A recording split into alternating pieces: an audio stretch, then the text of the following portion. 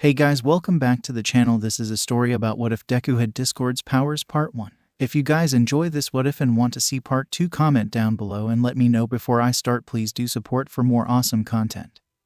And leave a like and don't forget to subscribe to my channel and also share this video with your friends and check out the description in my playlist. The author of the story 𝗵𝗲𝗺𝗺 from fan fiction. So let's start the video. The chaos begins. Discord sat on his throne as he laughed looking at the chaos around him. It was truly amazing. Rabbits with long legs running in groups, flying pigs, floating homes. You name any act of chaos that you can think of, and Discord has done it. Chaos is refreshing to the soul. An amalgamation of creatures said while smiling. He had the head of a horse, one antler on the right side, a horn on his left side, the right arm of a lion, and the left arm of an eagle. His left leg was that of a goat while the right was that of a reptile. He also had the body of a snake, the wing of a bat, and also a Pegasus wing, and finally a dragon tail. He then filled a cup with soda coming from a cloud. He looked in the distance and saw 6 shadows approach. He sighed as he knew it was the troublesome ponies that he had defeated before coming for more. What do you want this time? Discord asked as he drank the glass and threw the solidified soda, causing it to explode. The ponies looked at him and said, "We're here to defeat you, Discord, and send you back to your prison." He looked at them briefly before laughing out loud. He looked at them again and realized that they were serious. He then said, "You want to defeat me, but with what? Friendship." He then split his body into pieces as they rotated around them, and said, "Please, you can't. I destroyed your friendship once, and I can destroy it again." He then sat upon his throne as he said, "You know what? Might as well be done with it." He looked at them using his magic to grab their necklaces that contained the elements of harmony. His enemy, "Give me the hardest hit you have." The ponies then began to float in the air as they began to glow, each with a different color. Discord looked at them and knew he was in trouble. At the time this happened, he was trapped in a stone statue never to be seen again. In a moment of what can be called desperation, he created another version of himself and used his power of chaos to slow time in his world, so his version could find a new where his body could inhabit someone, so he could escape this place, and preferably not be turned into stone once again. The version then looked at the slowed down time, and said, "I truly love this world." He then shrugged and said, "Well, it's time for exploration." The other version of Discord began to swim through the multiverse, trying to find a world where his standards are met, but also he can have some fun. He began looking through one after one, till one caught his attention. "Oh, let me see here." He looked at a world where people find weird creatures and train them. He was excited about it but frowned when he saw most relationships with those creatures are mostly forged through friendship. He stuck out his tongue as he said. Next he then began to continue flipping through worlds till he saw another one. It was really interesting. There were kids with monsters that somehow evolved, fused, merged, and many more with some sort of device. He was about to go and possess someone but stopped as he saw that this world was also plagued with friendship. He sighed as he said, "Another waste of potential." He then flicked through worlds and was beginning to get disappointed moment after moment. Every interesting world he came across was plagued by the same trouble he had in his world, friendship. He looked back at his world and saw that his legs were slowly turning into stone. He then began scrolling through the universes to find one that suited his standards, or at least his criteria. He then spotted a very interesting universe, one where creatures known as humans evolved powers similar to the ponies. While it wasn't magic, it sure was amazing. He was about to go possess the strongest person there just on principle but stopped him. Sure, he was a god, but too much power could cause the body to be destroyed. He then smiled as he found his perfect target. A small boy was sleeping peacefully, and he could feel that no power was emanating from him. So he then quickly latched onto the boy. He couldn't help but giggle as the boy began to fight him using whatever little will he had. Discord smiled as he said to the child in his mind, "Try as you wish, but in the end, your body is as good as mine." Then he felt his body growing weak by the second. His powers were being absorbed by the boy, and he was being sucked too. He looked back into his world and he saw a horrifying sight. The reason he was being weakened was due to his original self being petrified into rock. He screamed in despair as he began to fade. "No, I was supposed to take control of you, not the opposite way around." The Lord of Chaos was then shoved into the child's subconscious as his original self was now sealed in stone. The child then began to giggle in his dream as his mother came into his room and said, "Oh, Izuku, you're such a wonderful baby boy. I just hope you have a wonderful future ahead of you." "All men are not born equal" was a phrase Izuku learned the hard way. Ever since that day, he went to the quirk doctor. His dream was ruined and shattered into a million pieces. He frowned as the memory hit him. A young Izuku was bouncing up and down with his mother sitting beside him and driving the car to the hospital. He was excited that he was going to get his quirk today. He looked at his mom and said, "Come on, mommy, drive faster. I want to see what quirk I have." His mother smiled at his excitement and said, "Calm down, Izuku. We're here." His mother said, as she stopped in front of the hospital and stopped the car. The mother then proceeded to grab Izuku's hand and take him to see the quirk doctor. They both walked to a waiting room and sat, or rather 𝐭 sat while her son bounced around the room playing with other children. She didn't get to dwell on the details as the receptionist announced, "The Midoriya family, please enter the doctor's room." The family then entered the room and went to the doctor, who said, "Are you here to get your quirk checked?" The boy smiled as he nodded his head repeatedly. The doctor then pulled out a syringe, took a blood sample from Izuku, and also led the little boy to the X-ray room and took his X-ray. The boy next to his mom as he jumped excitedly. The doctor then came into the room and asked his mother, "Ma'am, what is your quirk exactly?" The woman blinked as she answered him, "Well, my quirk is a simple attraction quirk. While I can attract any small object, my husband's quirk is fire breathing." She then took a distressed look as she asked, "Why did you ask, doctor? Is there something wrong with my Izuku?" "Well, ma'am, you see, there are certain cases where quirks tend to skip a generation, or the quirk bloodline is so weak that the individual doesn't manifest at all." The doctor then proceeded to show the woman an X-ray of Izuku's left foot and said, "You see, through version studies and research, we were able to find that children with no extra joint on their pinky toe will have a higher chance of manifesting a quirk." But he pointed at the boy's X-ray saying, "In this picture you can see that your son have this extra joint." 𝐭 then asked, "What are you saying, doctor?" He then looked at her and said, "Your son won't have a quirk." The doctor then looked at Izuku and told him, "Sorry kid, but you won't be able to be a hero if you're thinking about that. Better start looking for new careers." Izuku then let go of his All Might figure as the sad reality began to sink in. He looked at his mother, who was distraught as he was, and asked the doctor, "Are you sure that he won't be able to manifest a quirk on his own?"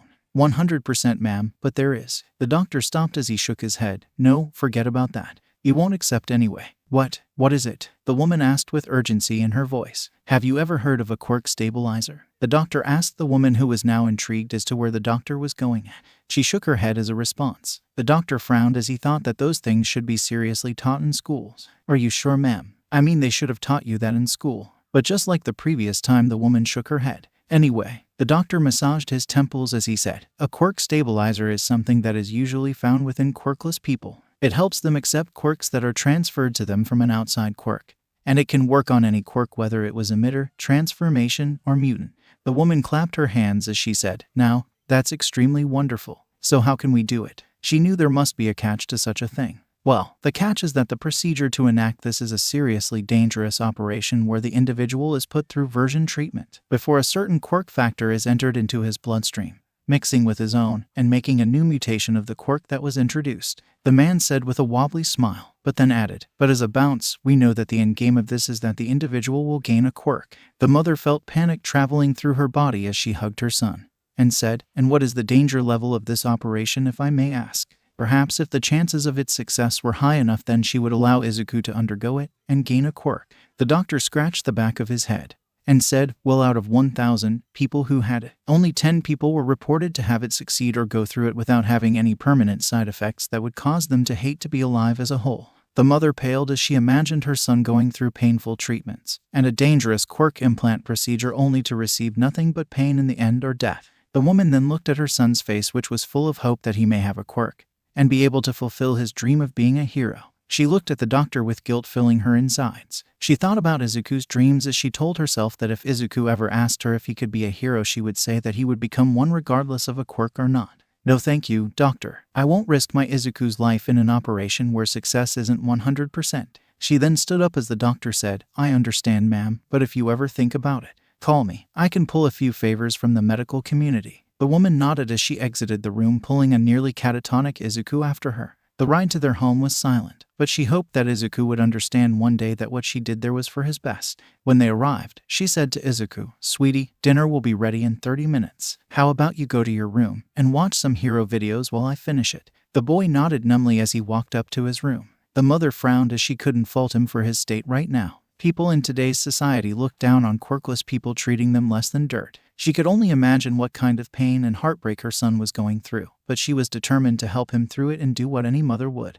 When she finished the dinner, she shouted, "Izuku, dinner's ready." She waited for a bit, but nothing came from her son. She then shouted again, "Izuku, dinner's ready." Again nothing, but silence. She walked up to his room, only to see the boy sitting in front of the computer screen crying his eyes out. The boy sat watching his favorite All Might video. He then slowly turned his chair to face her as he asked, "Mom, do you think I can still be a hero?" The mother looked at her son and was about to say yes, but she stopped. She knew that heroes died every day, and they were with quirks. Sure, some heroes fought quirkless, but they still had something up her sleeve to aid them. She then began to imagine her son dying because he became a hero fighting people who were stronger than he was. She then came down beside her son, remembering the promise that she said to herself during the doctor's appointment that she would protect his dreams no matter what. But it was easier said than done. She couldn't just offer her son to death just to let him follow a very hard dream. The boy looked at her with hope in his eyes, as he knew that his mother would believe in his dreams no matter what. The mother then hugged him as she cried herself, saying, "I'm sorry, 𝗧𝗵𝗲." 𝗧𝗵𝗲 just sat there silently as he said in his head, "Mom, this isn't what I wanted to hear." Both the mother and son duo continued to cry till 𝗧𝗵𝗲 cried himself to sleep, but during his sleep, he had a weird dream. He saw a weird creature that was a bunch of mixed creatures. The creature looked at him and slapped his forehead as he said, "Get a grip on yourself. You don't need this quirk thing as long as you have the element of chaos on your side." The boy then woke from his sleep as he was breathing heavily. His day was terrible, and he just had a very weird dream. He only hoped tomorrow would be better, but something told him it wouldn't. The next day came, and 𝗧𝗵𝗲's mom was packing his stuff to take him to school. She only hoped her son wouldn't have a hard time there, but she was sure that with his best friend there he wouldn't have too much of a bad time there. She walked up to his room and knocked on his door saying, "𝗧𝗵𝗲, come on. It's time to go to school." She waited for a moment before she knocked again, but got no answer. The mother then opened the door only to see her son sitting in the corner of the room hugging his knees, and still in his pajamas. The woman frowned as she said, "Come on, 𝗧𝗵𝗲, don't be like that." The boy looked at her and said, "But I don't want to go to school. Everyone is going to make fun of me." The woman then smiled as she said, "𝗧𝗵𝗲 would all might be afraid of people making fun of him." She then saw the boy start thinking, as he tried to come to a solution for his situation. He finally sighed as he said, "No, Mommy. Good, so let's pack your stuff so we can go to school." The boy sighed as he nodded his head. At the school, 𝗧𝗵𝗲 sat alone with himself as he contemplated whether he should tell his friends that he is quirkless. He knew that 𝐒𝐭𝐻 would help him, but at the same time, his best friend had recently become more aggressive toward him. He sighed as he couldn't think of anything. He then saw someone approach him. He looked only to see an ashen blonde-haired boy. He had crimson red eyes and was popping small explosions from his hands. This was 𝐒𝐻, better known as Katsuki Bakugo. The boy smiled at 𝗧𝗵𝗲 as he said, "So 𝗧𝗵𝗲, what is your quirk?" 𝗧𝗵𝗲 froze as he tried to think of a way to avoid this, but gulped as he knew that his best friend was going to find out either sooner or later, so he said in a very quiet voice, "I'm quirkless." The other boy frowned as he couldn't hear what 𝗧𝗵𝗲 said. He then said, "Speak 𝗧𝗵𝗲, I can't hear you." The boy then said, "I'm quirkless." Katsuki then stood there dumbfounded. Quirkless means he doesn't have a quirk, so he's weak, pathetic, and useless. So he asked, "So you're quirkless?" The green-haired boy then said, "Yes, I'm quirkless, but don't worry, I'm still going to be a hero like we promised." He was cut off as the other boy laughed at him. 𝗧𝗵𝗲 looked at him and said, "𝗂𝐻, why are you laughing at me?" The blonde-haired boy then said, "You want to be a hero. You're quirkless. You're nothing but a Deku. You can never be a hero." 𝗧𝗵𝗲 looked at him and said, "What about our promise, 𝗂𝐻?" The boy looked at him with a sneer. "You're truly worthless, Deku, and you think that you can be a hero. That's never going to happen. Do you know why?" The smaller boy shook his head as the bigger one popped an explosion in his face as he said, "Because you're quirkless, and quirkless people are nothing. But I can be the first quirkless hero," 𝗧𝗵𝗲 said, but was startled by an explosion in the face as he looked at the boy. The boy then scoffed. Katsuki then said, "Keep dreaming. You'll never be a hero. And if you ever did, you'll be nothing but a failure." The boy walked away but stopped as he turned again to 𝗧𝗵𝗲 and said, "From now on, you'll be known as Deku, a name worthy of a failure like you." As the boy left 𝗧𝗵𝗲 behind, 𝗧𝗵𝗲 couldn't help but feel betrayed at how easily his best friend left him behind.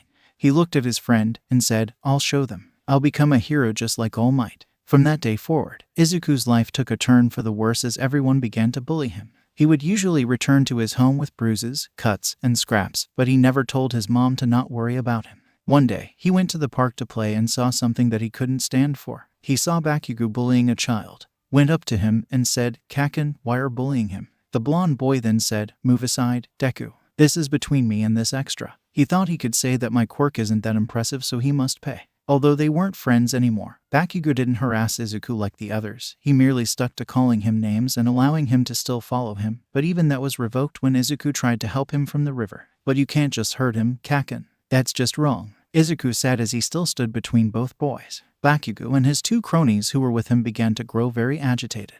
Bakugo then said, "Move aside, Deku. No, I won't let you hurt him. Heroes don't hurt other people." The blonde boy smiled evilly as he slammed his fist into his hand, causing a small pop sound to appear. He then looked at Izuku and said, "So you're planning to play hero, Deku?" The boy then looked at him with an evil stare. "Since you won't budge, why don't you fight us instead of this extra?" Izuku didn't have much time to think as the three rushed him and began to beat him up, and by the end of it, he was left covered in burns. And as if to add insult to his injury, the boy that he helped days later began to bully him too in order to avoid being bullied himself. Wonderful, just wonderful. In addition, after that day, Bakugo began to join his beating as he would train his quirk on him. It was painful, but he wouldn't let that stop him from being a hero, so the boy began to indulge in hero quirk analysis. He was able to dissect any quirk he came across, and he wrote down his notes in a notebook he always carried around with him. But one day during school something happened with Izuku. Although it wasn't something he would take a lot of notice to back then, it set a path for the future. It was a normal day at lunch, or at least as normal as it is for Izuku. He was sitting alone in the cafeteria eating his lunch as quietly as possible to avoid a second beating after his morning beating from Bakugo. For some reason, his mother still thinks that they are best friends, and he couldn't bring himself to tell her that he was bullying her because she saw Bakugo as another son of hers. Also, add to that, Izuku seemed to still think of Bakugo as a friend himself, and even Izuku just didn't want to ruin his mother's friendship with Bakugo's mom. He then picked up a glass cup of water and began to drink it as he looked at his surroundings. He saw that Bakugo just entered the cafeteria and began to pray to whatever entity out there that was hearing him that he wouldn't notice him. But to his surprise, Bakugo didn't come in his direction but instead was caught in the middle of a fight with another student. This by itself caused a huge food fight inside the place. The boy was lucky that he quickly hid under the table so he wouldn't be caught in the middle of the fire. But he sat under the table. He felt something weird with his body. It felt like some kind of energy, but he attributed it to his adrenaline and fear of being bullied. He then looked at the cup he was holding have turned from glass to plastic. He looked at it with an odd look as he asked himself, I swear you were just glass a moment ago." He then began to scratch his head in confusion but shrugged as he returned to his lunch. He only popped his head when the principal came in and left, given that if he saw him he would with no doubt try to pin it on him. However, Izuku just couldn't get this incident out of his mind, as it wasn't the first time it happened. He can remember other times from his childhood when he had objects only for them to disappear, change their state, begin floating away, or change their size slightly. When he usually told his mother, she usually attributed that to his imagination. He frowned as he walked to his class, and began to take notes about the new lesson he was having. However, deep in the subconscious, a voice yelled with desperation, "For the love of chaos, how can you be so smart yet so dumb at the same time? Geez kid, I honestly thought you would realize that you have my powers by now. But I'll give him a break, he can't harvest chaos as I did. Everything will happen in due time." He then looked at the clock as he said again, "I hope I can get freed soon enough. It's torture being here." A couple of years went by, and even with his counterpart's recent release from his stone prison, discord was still trapped within Izuku's subconscious. He sighed as he said, "Even though my original self is free now, I still can't emerge given that my powers merged with his body and are a part of him now. Heck, even I'm part of him now." He frowned as he realized that he was bumped down into an overrated training manual. He then looked through Izuku's eyes and saw something that made him yawn. "School again. Even though I'm stuck here and barely able to do anything and I'm bored, so how about the one how he to do the actual work?" He then saw the teacher enter, and the boy was so invested in his hero analysis for the future that his words were actually forming in midair. This earned Izuku in real life a yell from Bakugo, "Shut the hell up, nerd. I don't want to hear you speaking anymore." The boy flinched as he recoiled on himself as the entire class laughed at him as he nodded his head and said, "Yes, Kaken." Bakugo then yelled at him saying, "You damn shitty nerd. How many times do I have to tell you to never call me by that name ever again?" The smaller boy then slapped his hands over his mouth so he wouldn't make the already bad situation even worse than it already was. The teacher then said, "Midoriya, stop disturbing the class and stop picking a fight with Bakugo, or else you'll get detention today." The boy lowered his head as he said, "Sorry, sensei." The teacher then sneered at the boy as he said, "Don't let it happen again. Got it?" The teacher then stood and said, "In other words, let's begin today's lesson. But before we begin that," he then put a bunch of papers in front of his table as he continued, "Let's talk about your future careers." The students looked at him in silence, and he then threw the papers in the air as he said, "But how am I kidding? I know that you all want to be heroes." The students began to cheer as they used their quirks, but only 2 students were quiet the entire time, and one of them was Izuku as he didn't have any quirk to use in the first place. A voice then boomed through the entire classroom as Bakugo stood up and declared loudly for everyone to hear him, "Teacher, don't lump in with these losers. I'm going to be the next number hero and have all the power, money, and power. I'm going to be the best of the best." He then looked at his classmates and said, "Those losers will be lucky if they even manage to become some low-class hero who can't even hold their salt's worth." The other students began to yell at Bakugo, "What are you saying, Bakugo? Yeah, you're so full of yourself. Yeah, you can't just disregard us like this. 𝗵𝘃𝗂 then yelled, "Shut up, you stupid idiots. I'm going to UA, while you will go to some second-rate hero school." The students then began to gasp as whispers began to emerge through the entire class talking about 𝗵𝘃𝗂's declaration. "You in no way, that's too hard to try to. Yeah, I heard that their entrance rate is about 2%. Man, it's just too damn hard." 𝗵𝘃𝗂 then laughed as he said, "Yeah, I'm going to UA, the only school that will expect the future number hero to graduate from." He then stood on the table as he posed saying, "I aced the preliminary exams and going to enter UA and become the next #1 hero." The teacher then looked at 𝗂𝗍𝗂 and smiled wickedly. He then lifted a paper as he said, "Midoriya, didn't you sign up to UA too?" 𝗵𝘃𝗂 then froze as he looked at 𝗂𝗍𝗂, and the entire class began to laugh at the green-haired boy who tried to melt into the ground.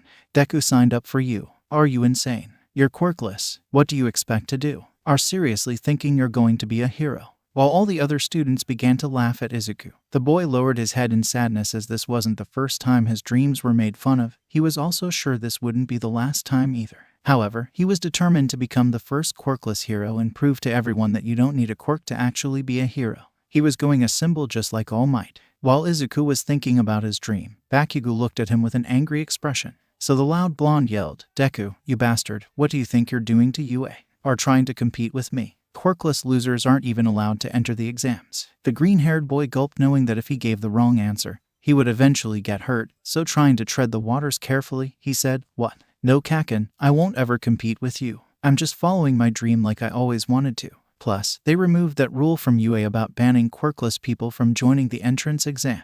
The blonde didn't seem to take this lightly as he thought this was some kind of declaration of war, so he yelled, "Deku, are you looking down on me? You think you can be a hero? Hell, you can't even be a clown." The boy then slammed his hand, making an explosion on 𝗂𝗍𝗂's desk, saying, "Don't even think about showing up to the entrance exam." Katsuki was about to do more, but he stopped when the teacher said, "𝗵𝘃𝗂, stop. I have a class to finish." The blonde boy then backed away, as 𝗂𝗍𝗂 breathed a sigh of relief. But he looked at 𝗵𝘃𝗂, whose eyes said that this wasn't over, not by a fat chance. The green-haired boy then looked at the board and sighed, hoping to avoid any further problems. Back in 𝗂𝗍𝗂's head, Discord slapped his head. Ever since he was able to retain his ability to think, he was always tired of that infuriating sight of 𝗵𝘃𝗂 beating his technical host. He saw this case way too many times. The bell will ring, 𝗵𝘃𝗂 will attack the boy, and the boy will run home crying about how he's going to prove he is a hero. "Come kid, work with me here. All you have to do is focus on all the chaotic energy around, and you'll be able to use." The former Lord of Chaos then tipped his chin as he said, "Well, to some extent at least.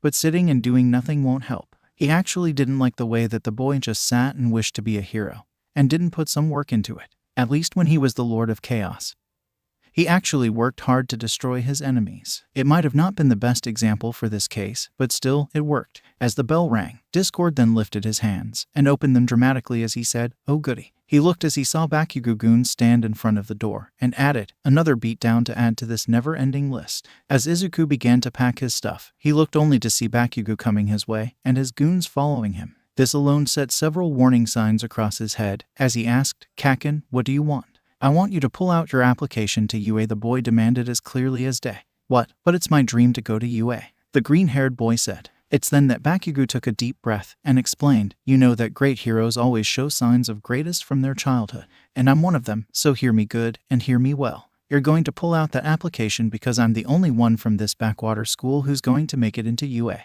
The blonde boy finished explaining as he grabbed 𝗂𝗍𝗂's shirt and threw him to the side of the room. To him, 𝗂𝗍𝗂 was worthless. A nerd going to UA would tarnish the reputation of his school, not that he gave a shit, but if the school's reputation is tarnished as trash, then so is his. 𝗂𝗍𝗂 didn't know what to say, but he suddenly felt someone take his hero notebook from his bag, and looked to see 𝗵𝘃𝗂's cronies holding his work as he mocked him. "What is this? A diary?" 𝗵𝘃𝗂 then took the book, and looked at it as he read, "Hero Analysis for the Future." He then looked at 𝗂𝗍𝗂, and said, "So you still didn't finish this creepy stalker habit of yours." He then added, "And how many times do I have to tell you that you won't ever be a hero?" he said as he torched 𝗂𝗍𝗂's notebook in explosions, causing the boy's eyes to widen as he saw his work all go to scrap while the blonde boy threw it to the fish down in the pond.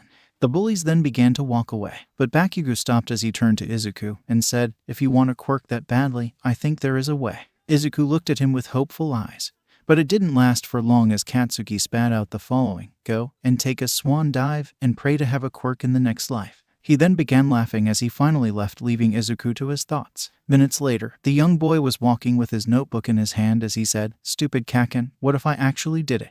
How would he then be a hero?" The boy was busy talking to himself. He didn't notice a sludge-looking thing emerging from the sewers until it was too late. The thing then grabbed onto him, and he said, "You're my hero, kid. Now, stand still, it won't hurt a lot. It's only 45 seconds and you won't feel anything anymore." Izuku, refusing to do, asked himself as he struggled trying to free himself, "Is this how I die? But I didn't even become a hero." As the lack of oxygen began to cause him to black out, he could barely make out a new presence appearing. And then everything went black. Izuku then woke up as he felt someone smacking him repeatedly on the cheeks. He groggily opened his eyes only to be greeted by a huge man. He wore a white tank top and green pants. But what was most striking about him was his blonde hair, which had two protrusions standing upward in a V shape. He was the symbol of peace, All Might. The boy marveled at the sight as he screamed, "All Might." He then began to bow repetitively as the blonde hero laughed. But deep within Izuku, the Lord of Chaos pulled out his tongue and said, "You're lame." This act began to send out signals to the outside world that began to make the hero uncomfortable with the boy. But he had to endure it. The boy then went to grab his notebook wanting to have an autograph, only to be shocked that it was already signed, thanking the hero as he did so. The hero then attempted to jump to get away from the boy, but Izuku latched onto his feet. After some time, the hero landed on a building. As he looked at the boy and scolded him, "Young man, I'll let you know that was very reckless of you." The boy looked down in shame as he said, "I know, but I have a lot of questions to ask. Please just hear out for a little bit." The hero then felt his limit nearing its end, so he said, "Quickly, young Midoriya, right?" The boy then nodded his head. The boy then as he asked, "Do you think that a quirkless person can become a hero?" He said as he bowed down with tears in his eyes. The hero was just there as he echoed lightly, "Quirkless, you say?" However, steam begins to erupt from him. Izuku, not noticing the hero's condition, then said, "Yes, I want to be a hero just like you. A hero who chases away bad guys with a smile." He then looked up only to see smoke emitting from a skinny blonde man, so the boy promptly yelled, "Where's All Might? Are you a villain?" The boy said as he backed away. The hero just sighed and shook his head as he said, "Boy, I'm All Might." He then spat out blood. After one long explanation, Izuku understood that All Might had a fight with a very strong villain 5 years ago that left him in this state after he received an injury that destroyed most of his insides. The hero then looked at the boy and said, "And as for your question, no, I don't think a quirkless person can be a hero. A hero must always be ready to put his life on the line. But don't feel bad, you can always be a cop. It's a fine profession. It's okay to dream, but be realistic." The hero then walked down the stairs as he closed the door of the roof of the building, leaving the boy staring into nothing as he felt his dreams get crushed. The boy then walked alone with his dreams broken, but he then heard a loud explosion. The boy went to the site of the sound. He then saw the villain that his idol caught trying to take someone hostage, with several heroes not attempting to do anything because they don't have the right quirk. The boy then saw the hostage. It was Kaken. He then realized that the villain must escape from All Might when he latched onto him. He then ran with several heroes trying to stop him. He was lost as he saw the chaos around him. He then saw something odd, some kind of waves in the air. He then grasped it and began to pull it towards him. Katsuki was not having a good day. He was being taken hostage by this shitty villain. He looked only to see Deku trying to save him. The boy then felt something begin to pull him. Or he was rather feeling funny. For one moment the villain was holding the nest. He was beside 𝗳𝗏𝗏, one of the heroes on the scene. He looked only to see Deku focusing on the villain, keeping in place. One question popped up as he asked himself, does Deku have a quirk? Izuku didn't know what he was doing, but he was doing it. First, he somehow managed to remove Kaken safely from the villain. Then he used telekinesis perhaps to stop the villain. He was struggling though. The heroes were just standing there not doing anything. Moments later, All Might appeared and defeated the villain. Izuku then fell on his butt as he asked himself, what just happened? The chaos spirit Izuku looked around in confusion, unable to understand what he had just done. Did he manifest a quirk out of the air? No, that was impossible. The doctor told him he will never manifest a quirk, or maybe he did have one, but the doctor lied to put him in a quirk surgery for a quick buck. It was all confusing. He then looked around him, and it was utter pandemonium. He then saw All Might talking with the press about the sludge villain. Inside him, Discord slapped his forehead as he said, well, I guess I have to talk to him tonight to explain what actually happened, or else he won't be able to use it ever again. Izuku then was suddenly pulled to the side by the heroes who began scolding him. It was first 𝗳𝗏𝗏𝗏 who said, what were you thinking, kid? You could have got hurt or worse. The hero then shook the boy as Kamui Woods came and said, now, no need to be so violent. I saw it on the boy's face. He was just panicked when he saw his friend in danger and helped him using his quirk. He didn't mean any harm. But what hero then came closer and whispered to Izuku, "If you want, I'll take in my agency for an internship when it's due time." 𝗃𝗏𝗄𝐻, who heard that, then yelled, "Hey, don't try and take him for yourself. I saw him first." The two heroes then began to bicker back and forth as Izuku still tried to understand what happened. Two heroes were fighting over him because he has a quirk. That was rather refreshing, to say the least. But he was approached by Backdraft, who gave him his hero card and told him, "See you in the internships." This was seen by the two bickering heroes, who yelled at the water hero, "Hey, get your own intern." The two then managed to suck the water hero in their mini brawl as they all discussed loudly who have the right to take Izuku under his wing but couldn't come to an agreement.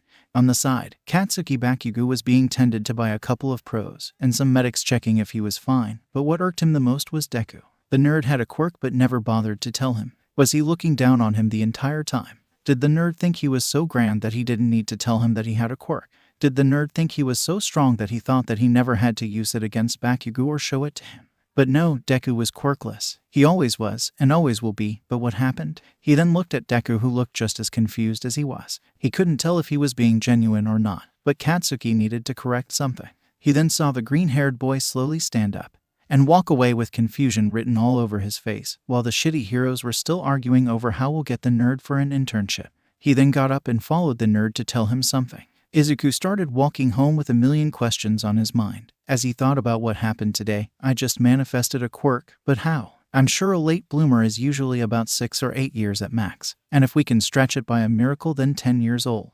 But is this a quirk, or is it something else? The feeling I got was odd. It was like I can see a disturbance in the ether, but what was that? The boy never saw someone walking behind till the figure yelled, "Hey, Deku." The boy then turned around, fear itched on his face as he looked at Bakugo, who was wearing the face of the devil as an expression. "Do you want anything, Kaken?" "Zip it, nerd," the boy shouted, causing the smaller one to salute him like a soldier and stand still waiting to hear what the other one had to say. "Listen here, you filthy piece of garbage. I didn't need your help today. Got it? I was saved by All Might, not you." The boy then began to walk forward, but stopped and said something, "And don't you dare start looking down on me just causing you to have a quirk, got it?"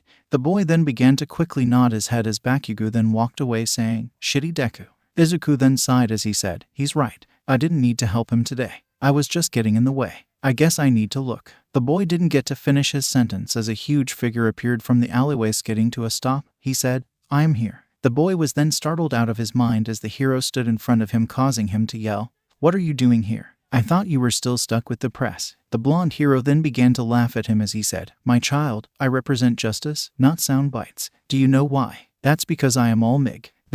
The hero then spat blood as he puffed back into his mini form, as Izuku became to call it Small Might. The terrified boy then said, "Are you all right, All Might?" Was he still sad that All Might causally steamrolled all over his dreams without giving it a second glance? Sure. Did he feel angry toward the hero? Well, he would be lying if he said no, but he understood where the hero was coming from. He only wanted to protect him. And if he didn't jump on All Might, the villain today would have never escaped from the hero. So then the boy bowed down and said, "I'm sorry, All Might. If I didn't hang on to you, the villain would have never escaped." The hero then looked at him and said, "My boy, first I'm fine, and..." The hero then adjusted his stand as he continued, "Second, I came here to apologize." They stood there dumbfounded for a moment, not believing what he just heard. All Might was apologizing to him, but why? He then said, "I'm sorry, can you repeat that?" The hero then smiled and said again, "I came here to apologize to you, my boy." The boy then looked at him as he said, "But why?" "I mean, it was because of me that the villain managed to escape from you. I should be apologizing." The hero then said, "While that is true, it was you today who was a true hero.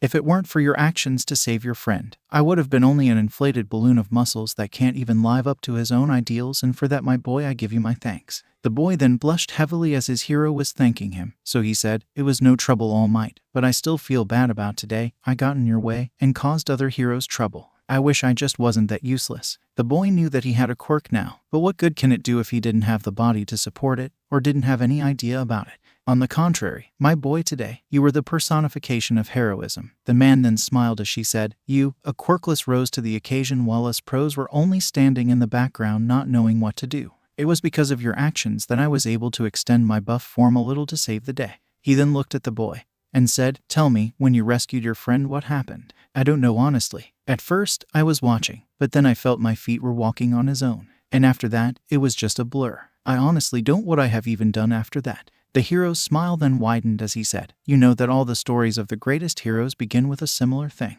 They all say that their legs just walked on their own. The hero then pointed his finger at Izuku and said, "You, young man, can also become a hero." The green-haired boy then fell to the ground as he cried his eyes out, finally having someone believe in his dreams. It was none other than his all-time favorite hero, All Might. It was really exciting to see the symbol of peace himself tell him that he can also be a hero. But then the hero added, "And I also came here to give you an offer." The boy's ear then perked up. What is that offer that All Might was talking about? But first, before I tell you, I recall that you told me that you were quirkless, so what happened today? Izuku himself didn't know what to answer. He was still in shock from what happened before. And what is happening? He looked at his hand, and then looked at a trash can lid. He tried to move it and succeeded a little in lifting it, before becoming exhausted and letting it fall. Inside him, Discord yelled, "What the heck was that? You have enough chaos energy in this world to last you for a decade. You're embarrassing me." The Lord then sat down and sighed, conjuring a to-do list, and putting on it long talk with the boy when he sleeps. Izuku then looked at Small Might and said, "I don't know.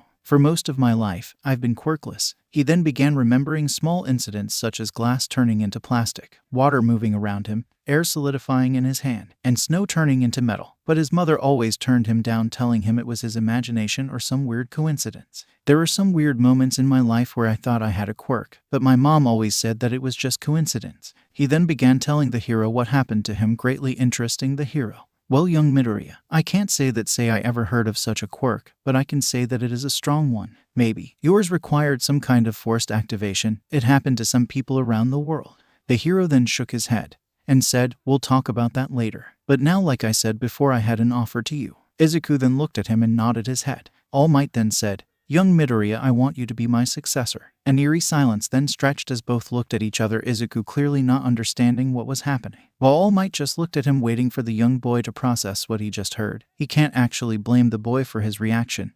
He had the same one when he met his master. Sensing that the awkward silence stretched good enough, the hero coughed in his fist as he said, "My boy, I understand that this might be a little overwhelming, but I think you're doing it a little." The boy then shook his head as he said, "I'm sorry, All Might, but it's just a little bit shocking that you want me as a successor. I mean, why me? While there are people with better quirks out there." Inside his head, Discord stuck out his tongue saying, "Chaos is way better than quirks." All Might then nodded his head as he said, "I can see where you're coming from, but after saying your actions today, I deemed you worthy of becoming my successor and having my quirk." Another eerie silence stretched as All Might sighed again, but Izuku snapped out of it as he said, "You want me to take your quirk? Is that even possible?" The hero smiled as he said, "Yes, I want you to take my quirk." He then asked the boy, "Do you know what my quirk is?" Izuku then put his fingers on his chin as he said, "Most people believe that it's some type of strength enhancement or augmentation type quirk." The hero smiled, "Well, that's not true. You see, anytime anybody asks or talks about my quirk on TV shows, I either crack a joke or change the subject entirely. My quirk is a special one. It's called One for All." Izuku looked at him with admiration as he echoed the words All Might said. The hero then continued explaining his quirk as his hand began to glow. "It's a quirk that can be passed down from generation to generation, each generation strengthening even further." The hero then looked at the boy who was going into some sort of mumbling spree. "A quirk that can be passed down to others. That's practically unheard of, but this doesn't mean that it's impossible." The hero then said, "You kinda overthinking it." The hero then saw the boy continuing his spree, causing the hero to scream, "Stop nerding out." The boy then snapped out of it as he looked at the hero and said while rubbing the back of his head, "Sorry." The hero then smiled, "No problem, it's overwhelming if you think about it." He then asked him again, "Do you want my awesome power or not?" The boy was about to say yes, but inside him, Discord's mind was running 100 miles an hour. He was afraid that the combination of those two powers will practically overwhelm the boy and destroy him. He then yelled, "Don't accept it. You'll die." The boy then flinched as he heard the voice, so he subconsciously said, "Am I hearing stuff?" Discord was shocked that the boy can hear him, but said, "No, you idiot. You're not going crazy, but that's a talk for a later time. Don't take the offer or else you'll die." Izuku didn't know what to do anymore since he was being offered an awesome power. But he listened to the voice in his head as he said, "I'm sorry, All Might, but no, I can't take it." "No, he's." All Might stopped a little because he thought he heard the boy say no, so he said quietly, "Can you repeat that, my boy?" Izuku sighed. He was his hero offering him his power, but he couldn't take it. He didn't know why he listened in the first place, but something told him it would for the best if he listened to the voice in his head. He then repeated what he said, "I'm sorry, but I can't take it." The hero was shocked. He imagined that the boy will jump at the possibility of having his power, but he refused. The hero respected his decision, but he needed to know why he refused, so he asked, "Tell me, my boy, why did you refuse to take my power?" I'm sure that if you have it, you could in the top of the rankings with no problem when you become a pro, aside from becoming the new symbol of peace. The boy looked at him as he contemplated an answer, but a question suddenly popped into his head. Did he really want his hero's quirk? All his life he wanted a quirk, but now he has one, so why take another? He looked at his hero and said, I know it may shock that I refused, but all my life I wanted nothing but to have a power of my own, and now I have one. So it feels wrong to take your power knowing that out there is someone with my same condition or at least a weak quirk who wants to be a hero. So sorry, but I can't take it. All Might smiled at the young man. He truly deserved one for all, but he respected his decision. The hero then buffed up as he said, All right, young man, have it your way, but still with or with my quirk, your body needs training. I mean, look at you. You look like a string bean. So tomorrow morning at 6 meet me at the beach so we can start training and see what this quirk of yours is all about. Izuku nodded his head as he walked home with the hero watching him. As he returned to his small form, he said, Good kid. He then looked at his hand. I'll look for about 3 more weeks, and if I don't find someone worthy, I'll go with Sir's choice. He then chuckled a little, saying, Maybe that will get him to talk to me again. The hero then buffed up again and jumped into the sky as he looked for a successor to give his power, not knowing he will meet him sooner than he expects. Izuku just returned home as he thought about today's events. It was truly mind-tiring what happened today. First, his ex-best friend tells him to kill himself. He was almost killed by a villain. He meets All Might. The hero crushes his dream. He then saves Bakugo by suddenly manifesting a quirk. And to top it all off, his hero offered him his power, but he refused today. He could say that today was among the 10 weirdest days of his life, if not the first. And the cherry on the cake, he might be going crazy because he was hearing voices in his head. The entity of chaos then slaps its forehead as it yells inside his head, You're not going crazy. I'm as real as they get. Apparently. This had the desired effect as Izuku crouched to the floor as he said in his mind, Geez, I get it sensitive much. He was shocked by the way he spoke to this voice, but he was cut from his thoughts when his mother came and hugged him crying, Izuku, are you okay, sweetie? I saw you crouching on the floor. Are you sick? Do you need medicine? Should I make some of Nana's old sickness soup? The green-haired boy cringed when that was mentioned since he tasted it. He passed out. No, I'm fine, Mom, but seriously no need for the soup, the boy said with a serious expression. He then softened his face as he said in a happy voice, In other news, I have a quirk. The woman froze. Her mind couldn't comprehend what she just heard. Her son had a quirk, but the doctor said it was practically impossible for him to form it naturally. Did her son join some weird government experiment so he can finally have a quirk? She imagined her son getting impaled by needles with tubes connected throughout his body, so she began to cry, Izuku, did you join some weird government experiment? Please don't say you did that, Izuku. The boy barely managed to move his mom away from him as he heard laughter in his head, so he said, No, Mom, I didn't take it from government experiments. He then waited for her to calm down as he said, First, you seriously need to calm down, Mom. Second, stop watching those conspiracy governments movies, they're messing with your head, he said as he pointed to a metal cap by the side of the TV, making her feel embarrassed. Lastly, I've manifested it naturally. Really? The mother asked, unsure how to accept this new information. Yeah, so what do you have for dinner? Izuku asked. The woman wanted to press further to know how it manifested, but saw her hungry son and said, Katsuden. The boy then quickly filled a bowl and watched the news that covered today's most important news. Opening the TV, it showed the following. We just had the following. All Might managed to take down a villain made out of slime after said villain took a school kid hostage. Another kid walked into the scene and teleported the kid to safety, and then held the villain till All Might took care of him. It then showed Izuku fighting the villain before the hero subdued him. Izuku. He then turned to his mom with a shocked expression. She then yelled, My baby. The woman then lunged at him and hugged him, breaking a couple of bones with the process as the boy tried to explain to her that he was just fine. After a lot of explaining and a lot of crying on 𝐭𝐸's end, Izuku finally managed to convince his mom that he was dandy fine and explained how he got his powers. His mom was just glad that he was okay. The boy, after a day of excitement, went to sleep, but he finally fell asleep. Another chapter of this weird day unfolded. The boy then woke up to an empty void in which he floated into, but then heard a voice say, I finally get to meet you after all these years. The boy then turned and was met by a goat thing. He wasn't too sure since the creature was an abomination which made Nezu's species look easy. But then the figure said, You mean that 𝗵𝗃 hero wannabe? The boy was shocked the figure can hear his thoughts, but the figure then answered, Of course, I can hear your thoughts. I am in your mind after all. The boy looked around. This was his mind. He honestly thought it would look more different, at least a little bit organized, not an empty void. Stop whining. I'm here to introduce myself, and you keep asking questions. It's distracting, to say the least. The figure said. Sorry, Izuku said before asking, And you are? Come on, kid. You know me. I always visit you in your dreams, the figure answered. Izuku then raked his brain as he suddenly remembered how the figure was and said, "You're that guy I always see in my dreams." "Yes, that's me," he said as his thumbs, which were a loinclaw, and an eagle's talon, popped out and pointed at the figure, who then formally introduced himself. "I'm 𝗧𝗵𝗲, the Lord of Chaos." The boy looked at him confused and asked, "So you're like my quirk?" 𝗧𝗵𝗲 then shrugged. "Call me your quirk, guidance, counsel, mentor, whatever suits your fancy, I don't care honestly." This shocked Izuku. If this wasn't his quirk, then what was he? Was this some kind of a mental quirk he was hit with? Was this some kind of hypnosis? Was this? 𝗧𝗵𝗲 then conjured a megaphone as he yelled at the boy, "Still in your mind, kid. Stop with the blabbering. You're annoying me." Izuku then felt the vibrations go through as his head began to hurt, causing him to fall through the endless void.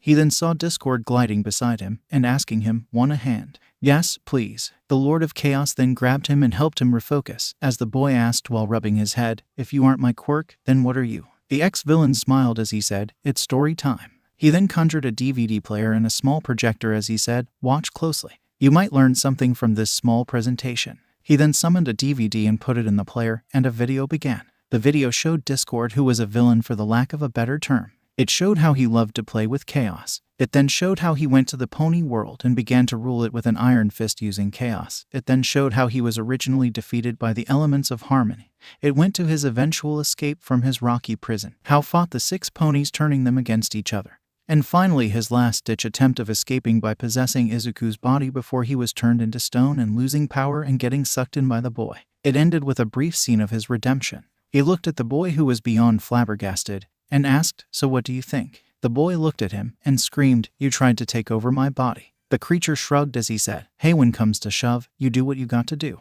It wasn't anything personal, it was just business." The boy then said, "If this was supposed to make me feel better, then you suck at this." It then hit the boy as he yelled, crawling backward, "You're a villain." The chaos spirit then shook his head as he said, "Ex-villain to be more precise." The boy then calmed down as he said, "That's good." 𝗧𝗵𝗲 didn't like that look as he said to the boy, "Don't look at me like that. Everyone has a rebellious phase, and I overcame mine. Plus, I don't have my powers anymore, you do." The boy's sweat dropped as he said, "I don't think a rebellious phase includes taking over a kingdom and ruling over them." He stopped for a bit before asking, "And what do you mean by I got your powers?" The chaos spirit then slapped him upside the head as she said, "Didn't watch the video. It's clearly shown that you sucked in my power, so I can do everything you can do." The boy asked with stars in his eyes. The ex-lord then said while moving his hand, "Not exactly. You only reach 50% or 80% of my power." Why? Because you're not like me. Look at me. My body is the representation of chaos while yours is normal. I guess if you take it all in, you might explode to bits and pieces," he said as Izuku had a mental image of him exploding. The boy then rubbed his body as he asked, "So aside from accidentally becoming confetti, what kind of powers do I have?" The spirit then smiled as he summoned a list and began counting. "Your powers as follows: omnipotence, chaos magic, reality restoration, size shifting, shape-shifting, gesturify, logic manipulation, telekinesis, hypnotic magic, telepathy, teleportation, creation, flight, replication, animation, appendage generation, anatomical liberation, object possession, transmogrification, matter ingestion, pyrokinesis, and thought generation, among many other powers. But seriously, wait for a while before you start using the first 3, okay?" Hearing no response, he looked at the boy, who had his jaw hit the ground from shock. He then went and tapped on his skull, opening it as he said, "Hello, anyone home?" He then shut the skull, causing the boy to snap back to reality. The boy then shook his head as he said, "I'm sorry, but that's a lot to take in. I have that many powers." The chaos spirit nodded his head and said, "And many more." He then threw confetti in the air as he said, "And I'll be your coach to train you in your powers, so get ready because it's going to be a laugh and a half." He finished as he laughed with the lighting in the background. The boy then asked, "Is lighting manipulation among my powers?" The chaos spirit nodded his head as he said, "Tomorrow, we start something simple like telekinesis or flight." He then stopped for a little bit, then he said, "You know what, let me think of something else. But I have training with All Might." He was then smacked upside the head as 𝗧𝗵𝗲 said, "Let me finish, I'll train you with him. While he focuses on the physical, I'll focus on the practical part." Okay, stop smacking me upside the head," the boy said as he pouted. He then added, "It hurts, you know." The ex-lord of chaos then smiled as he said, "Good, it's supposed to hurt." He then summoned a chair while putting Izuku in it. "Now sit, so I can explain how you access the powers of chaos. There are rules to access them. Izuku asked, confused. He didn't think chaos would be so picky or have rules. It is chaos after all. It kinda beats the entire point of being the Lord of Chaos if you follow the rules. The creature then said, it's more how to power up yourself. You know, like how some quirks require some power up or at least something to juice it, or some support item to make work perfectly. Your powers, at least for now, are like that. Discord knew that the boy was different from him to start with. He wasn't a being of chaos like Discord, so he can't naturally generate chaos, so the best way to have it is by absorbing it from nature. Okay, so it's like how the turbo hero needs orange juice to fuel up his speed, Izuku said, trying to get a clear idea of how his chaos powers worked in the first place. Discord then shrugged as he said, close enough. Discord then summoned a board, and was now dressed in a teacher's uniform as he began explaining the concept of chaos. Listen, boy, chaos is wherever something out of order happens. It could be on a planetary scale, universal scale, heck even on a multiversal scale, or something as small as an individual scale. The boy then began to write everything in a small notebook he summoned. But this caused Discord to laugh as he said, you know you won't be able to take them with you to the real world, right? This made a huge cloud of depression appear over Izuku's head over the thought of his precious notes being lost. While Discord sighed, we'll figure something out about this. He then yelled, now focus. The boy then focused again, as Discord continued to explain, for you, a beginner in chaos, to actually use the powers it comes with, especially the reality-bending ones, you must absorb the energy into your body and learn how to regulate it, or else it will probably lead for you to go nuts or crazy. The boy then cringed as he said, seems kind of bad thing going crazy in it.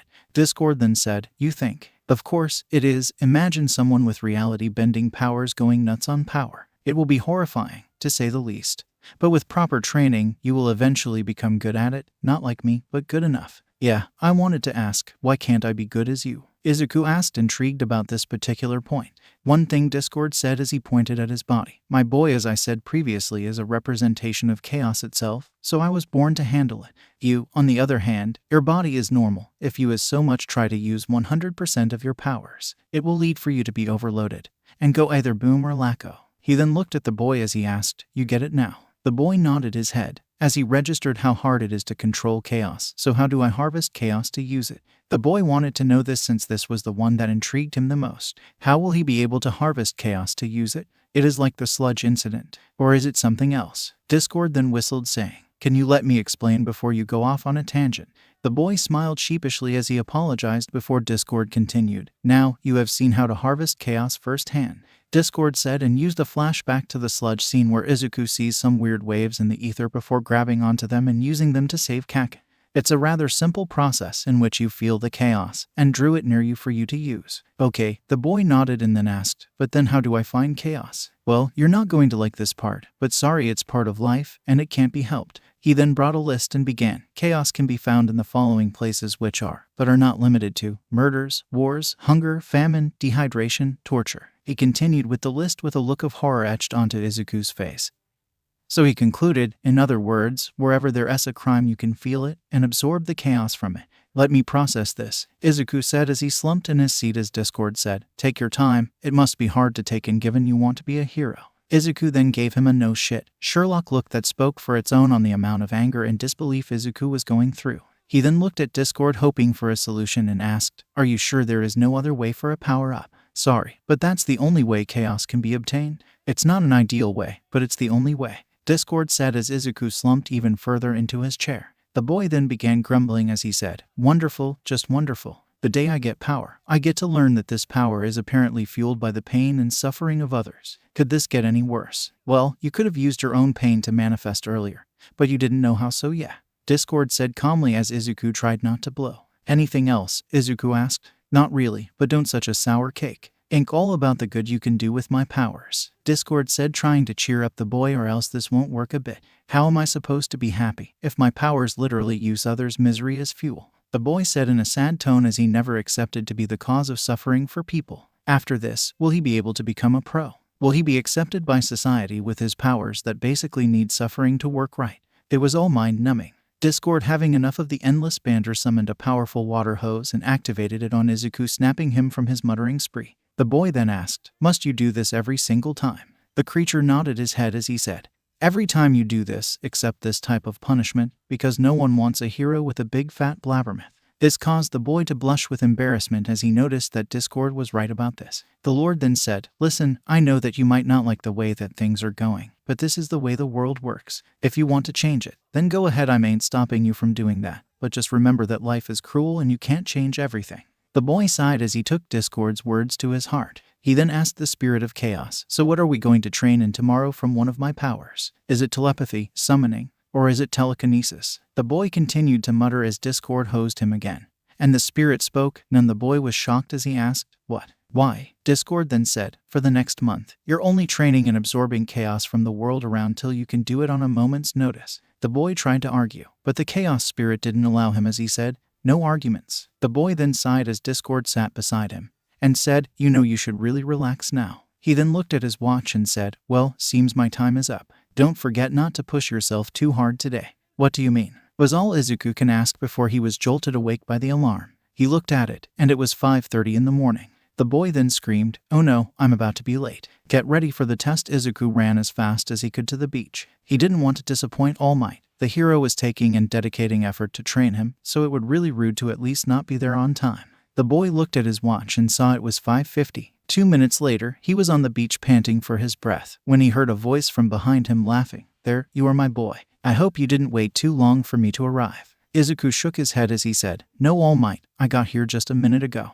He then looked around and saw the beach of garbage from the shoreside even to the water. He scratched his head as he said, "Is there a reason why you picked this location among all places there is?" The man laughed a little as he said, perceptive as ever, young Midoriya. "I picked this place because you are going to clean it up and return it to its formal glory." 𝗂𝐿 looked around and asked, "But why? I mean, can't we use some of the gems in your agency? It seems more efficient this way." The boy finished as he thought about training at All Might's hero agency. It was a dream go true. It was really awesome to think his idol training him at his agency. All Might continued to smile as he said, "Well, my boy, people these days tend to forget that heroes were and still are public servants, so that means they must serve the public above all others. That's why you will be cleaning this beach as a public service, and it would be also considered as training to grow your muscles given that there is trash of all sizes and shapes here." The hero then grabbed the boy's arms and said, "I mean, look at those thin arms. Do they seem like the arms of a hero to you?" The boy nodded his head as he agreed with All Might. He spent so much time in the past hoping to gain power that he forgot to train to be a hero.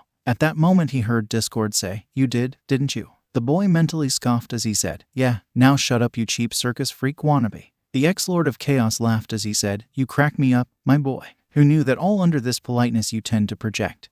There is a child who looks to talk back." 𝗂𝐿 then lowered and said nothing, as he felt All Might poking him. He then looked at the hero who said, "Are you all right, young Midoriya? You seem to have zoned out for a moment." The boy chuckled nervously as he weighed his options. Should he tell All Might about 𝗧𝗪, or should he keep it a secret? But if he told him, then the hero could find a way to help him use his power safely and train him. He was cut from his line of thoughts as the hero then asked, "There is also one more thing, young Midoriya." The boy looked at him and the hero asked, "What is your quirk exactly? I need to know so I can add training to my plans. That way you can build up muscles and train your quirk at the same time." The boy then said, "Well, my quirk, you can call it chaos." The hero looked to him and said, "Can you explain it further?" 𝗧𝗪 then said, "Let me explain it. I know it more than you do." The boy wondered how, but 𝗧𝗪 answered, "Even though I'm considered powerless, I still can affect my surroundings, and one of them is appearing on the surface of the water." The boy panicked as he thought about telling All Might the truth of his powers, but 𝗧𝗪 said, "They're going to know one way or the other, so stop panicking and take a deep breath."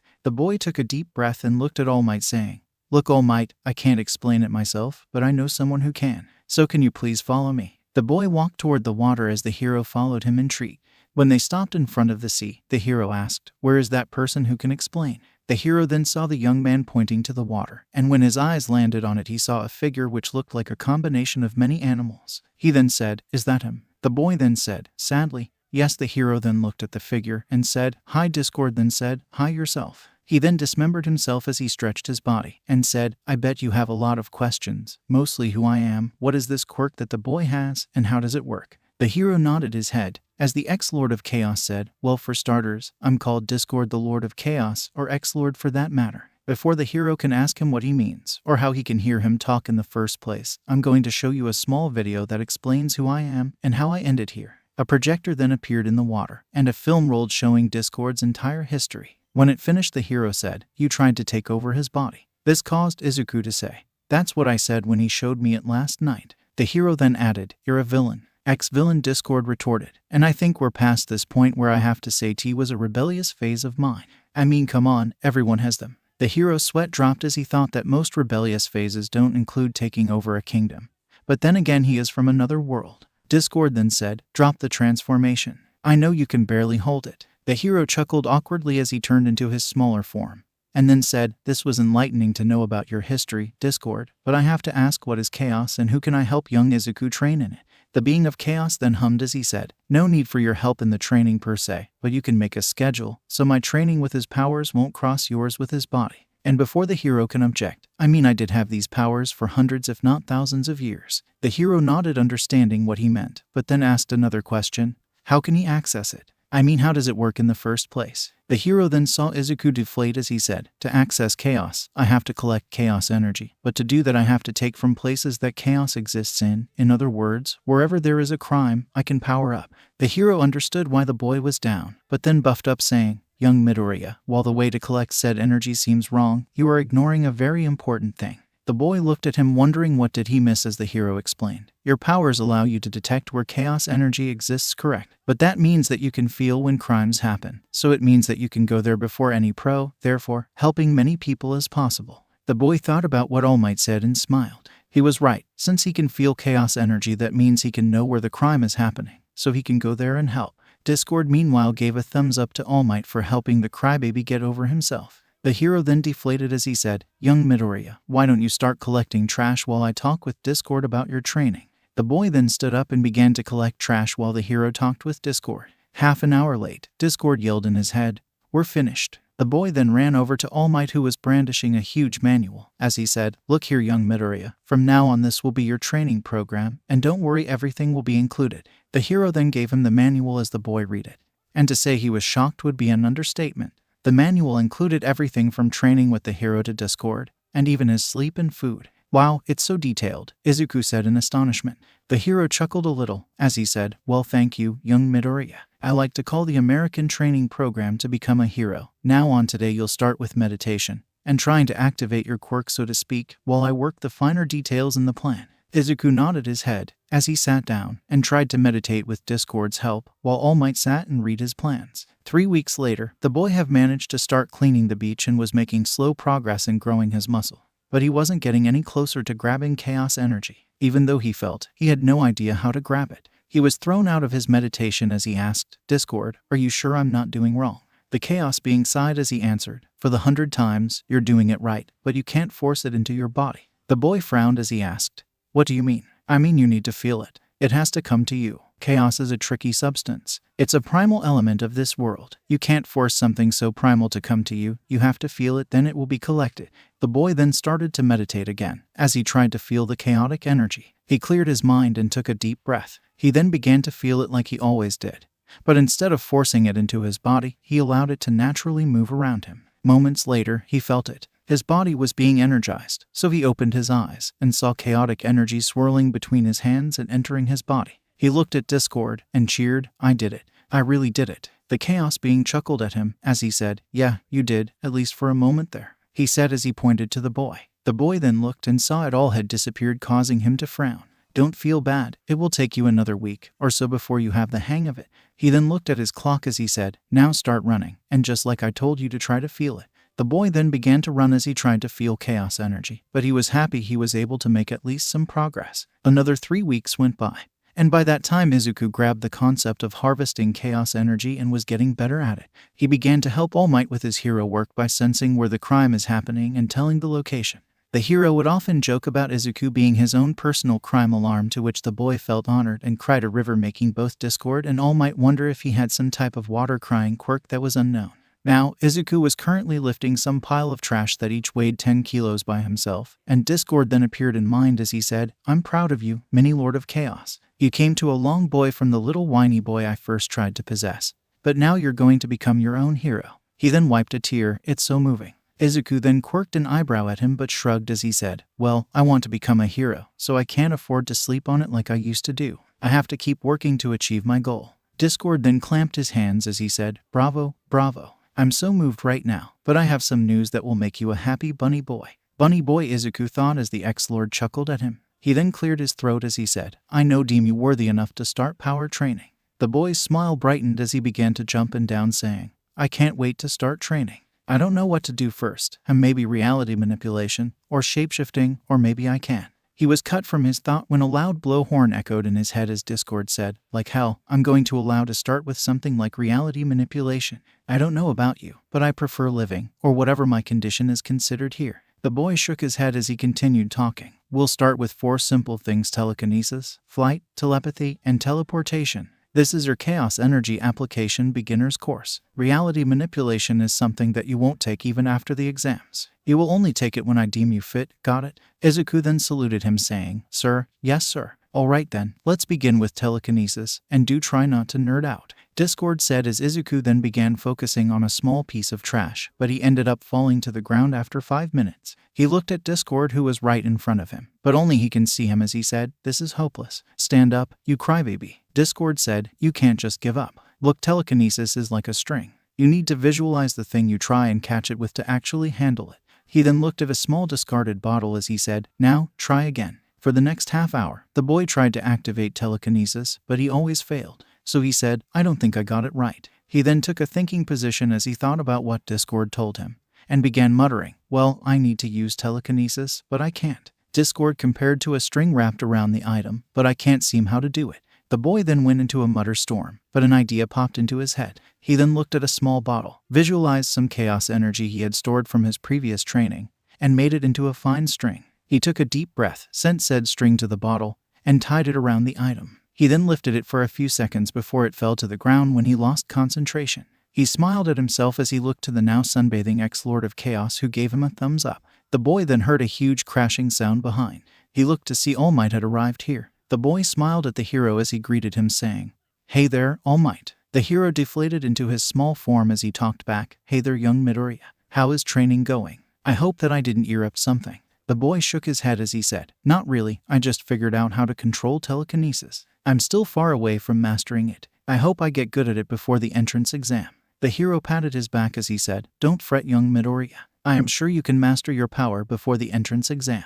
Keep working hard, and I'm sure you'll make a perfect candidate for the hero course. They would be blind not to see the hero in you. Thanks All Might. I just hope that I master the many powers I have before the entrance exam. I mean, there's so many to choose from, and I don't have too much time. He said, catching the hero's interest as he didn't know what type of power chaos came with. Discord then yelled from the side, Keep training, and you'll get there. Now go back to it, and start trying to lengthen the time where you hold something with your telekinesis. All Might then rubbed his chin as he said, Young Midoriya, I never asked, but how many powers do you have? Discord wasn't very obvious when he talked about them. He only said that I'm on a need-to-know basis. Well, there are many, and I can't count them here. The boy said as he scratched the back of his head. But to make my point clear right now, I'm training on the weakest skills, as Discord called them, which are telepathy, telekinesis, flight, and teleportation. I really need to get back to working on my telekinesis. So by All Might. The hero smiled a little, but he couldn't help but shiver a little as he remembered his old nemesis who had multiple abilities. And if he didn't know any better, he would ask young Midoriya if he ever heard of him, but after talking to the ex-Lord of Chaos himself, he couldn't actually say that the boy was lying. The boy then went to a bottle, visualized the string around the bottle, and lifted it. The boy then slowly walked to the trash can on the sidewalk of the beach and threw it in it. He smiled at his work and went back to working with his powers. He then tried to lift a TV, but Discord smacked him on the head as he yelled, Did you lose your marbles? You can't just upgrade like that. You need to work from the down up. Start up slowly, don't try to stress yourself, or you'll lose control. The boy frowned as he said, I was just going plus ultra. I mean, how can I get stronger if I don't push my limits? Discord then said, There's a difference between pushing your limits and going to an early grave. What's the difference? The boy asked, making the being of chaos facepalm. But he then said, The difference is that while the first you push your limits to a reasonable degree, the second is you put your health in danger. The skill needs to be sharpened at least for a week before you begin to lift things like 𝗃 or anything its size. Don't forget your body needs some rest. So next you try to go plus ultra, go at it at a reasonable pace. The boy nodded his head as he went back to lifting stuff, so he then tried lifting a broken toy, to which Discord nodded his head and gave him a thumbs up. The boy then began doing a similar thing with objects the size or close to a weight of a bottle. Meanwhile, All Might was watching him, as he was still thinking about the previous subject. Could this be some sort of trick by his nemesis? But the person in question died years ago. He then shook his head as he saw that he was trying to picture the boy as his enemy. Even though he had the conservation with Discord, he can't be blamed if he was a little paranoid. The guy in question practically was a monster who lived on making people's lives miserable. He was someone who needed to be erased from the face of existence, or else he would cause so much harm to the world in ways no one would see. He then smiled as the boy lifted a small hairbrush, put it inside a bag he was using, and go back to work. He then stopped as the hero approached and said, "Young Midoriya, so what will you do now that you have telekinesis? Will you keep moving forward, or will you stop here?" "No, I won't stop. I want to excel," the boy said with determination in his eyes. "That's the spirit, my boy. Now, let's go lift some weights, and you can use your telekinesis to help out a bit so you can increase your weight limit," the hero said as he buffed up to his strong form. The boy then went to a bar, and All Might then put 2 weights from it, and said, "Young Midoriya, this is a weight you can lift under normal circumstances, but now I want you to try and lift it with your telekinesis, and I will help if anything goes wrong." The boy looked at him and said, "All right, All Might, I'll try to do that." The boy then went to the bench, sat at it with All Might over his head, and watched him with his ever-present smile saying, "Don't worry, young Midoriya, I'm here for you, and I'll keep you safe." The boy nodded his head, and said, "All right, here's go nothing." The boy said as he lifted the weight, focused his telekinesis, and then let it down and began to do it again till he did about 20 lifts, and gave up. The boy then sat up and drank some water, as he saw All Might giving him a thumbs up and Discord now swimming, so he said, "This is going to be a long journey." 5 months later, Izuku was now proficient to an extent with his telekinesis, flight, teleportation, telepathy, and a couple more skills. He began last week to master Gesturify, and today he was working with Discord on shape-shifting. The boy heard the Chaos Lord saying, "Come on, put your back into it. Turn into a bunny." The boy then mumbled something under his breath, earning a smack on his head by Discord as he said, "Don't complain. I told you that shape-shifting isn't going to be easy. I told you that since you mastered the easier skills, we'll be going into more challenging skills. I mean, you did well with bubble prisons and other easy stuff. Now, I want to see your skills in shape-shifting. Don't forget that it needs more chaos energy. And in a fight, you can't just drain yourself. The transformation is easy enough, and even you know that. But your problem is saving energy, isn't it?" The boy nodded as he tried one more time to turn into a bunny. The boy then found himself collecting chaos energy from the world around him, and storing it in his body, and then took a deep breath. A moment later, he opened his eyes and saw that he was looking at everything from another perspective. Discord then summoned a mirror, and made the boy look at himself. He was now a small bunny with green and black hair and huge green eyes. The bunny then transformed back into Izuku and took a deep breath as he fell back. Izuku then said, "Man, that was tiring. I really thought that I was going to pass out." Discord then said, "Good. But now we're going to increase the size of your shape-shifting, and use it to haul whatever lift from the trash that is present on the beach." The boy nodded his head, as he sat down to relax a little, but then he felt something in the air. It was a disturbance in the air, and it was near him. It wasn't a crime, but Discord said that sometimes chaos could range from horrible things and small causal stuff. He stood up and went walking to the side of the beach, and in front of him, he saw a girl that was the reason for the chaos he sensed. The girl was looking around in confusion. Izuku couldn't help but blush seeing her. The girl was really cute. She was a medium-height girl with hoofed feet. She had long blonde hair and a small blonde tail. She had big round eyes which are colored a Prussian blue. She also had big ivory-colored horns which Izuku surmised must be related to her quirk. The girl looked at him and shrieked a little as he approached her. The boy then lifted his hands and said, "I don't mean any harm. Please don't be afraid." The girl then said, "Me not good at Japanese. Me not from here. I come from America." The girl spoke in broken Japanese, alerting him to the fact that she's a foreigner, and that she most likely speaks English. The boy then cleared his throat as he said in English, "Well, hello there, my name is Izuku Midoriya." The girl then brightened immediately, as she began jumping up and down with happiness, making the boy's heart flutter from how cute she is. She then said, "You can speak English." The boy smiled, "Yes, I can. Can you please help me out? I'm new in Japan, and I don't know anyone here. I really want to see more of the city, but my caretaker is always busy with her work, and she can't take me out." The girl explained, before gasping as she added, "How rude of me. My name is Pony Tsunotori. Nice to meet you, Midoriya, right?" The boy then nodded his head as he said, "Of course, I can, but let me ask my trainer if I can leave today." The boy then grabbed his phone and texted All Might explaining what happened with him, and the hero replied with a positive saying that the boy had already cleaned more than half of the beach, so he can take the day off, and help Tsunotori around the city. The boy then said, "I got permission, so let's walk around." The girl nodded quickly, as she walked beside him as they walked from the beach to the city, but Izuku then apologized. "I'm sorry if I smell a little, but I was working really hard on the beach with my powers. I really want to make it into the hero course in UA." The girl then smiled at him and said with happiness, I also want to go into UA. I came here to go there. Really? Yeah, I'm an exchange student. Which course are you in? Hero. The boy then brightened immediately as he began to mutter, Really? So what is your quirk? I mean, it must be really strong if you want to enter the hero course. The girl then said, Yeah, my quirk is named Horn Cannon. I can launch the horns on my head to hit targets. I can also control 4 horns with telekinesis at once. I can also use them for flight. It is really cool. What about you, Midoriya? What is your quirk? The girl asked him. The boy then said, Well, my quirk is named Chaos. It allows me to collect some type of power I like to call chaos energy. This statement was yelled at by 𝗧𝗵𝗲, who refused his ideas to be claimed by Izuku to impress some girl, and I can use this energy into a multitude of ways. The girl tilted her head as she asked, What can you do? The boy felt his heart melt as he looked at her expression, but then answered quickly, Well, I can do a lot of things with it, such as telekinesis, telepathy, flight, teleportation, pyrokinesis, cryokinesis, element control, and many more. The girl stared at him blankly as she then said, Your quirk is so awesome. I mean, to do all those things. This seems awesome. The boy then scratched his cheek as he said, It's not really all that awesome if you know where the power comes from. Where does it come from? The girl asked. It mostly comes from any place that chaos occurs in. I mean, any place that crime happens in, or something as simple as getting lost like you were. I can collect it and use it. The girl then hummed a little as she thought about it a little. I still think it's cool though. I mean, if you can feel it, you can reach the place and stop the crime. The boy smiled, remembering All Might's words from a couple of months back when he told the boy that this ability can be used wisely if he masters the ability to sense it.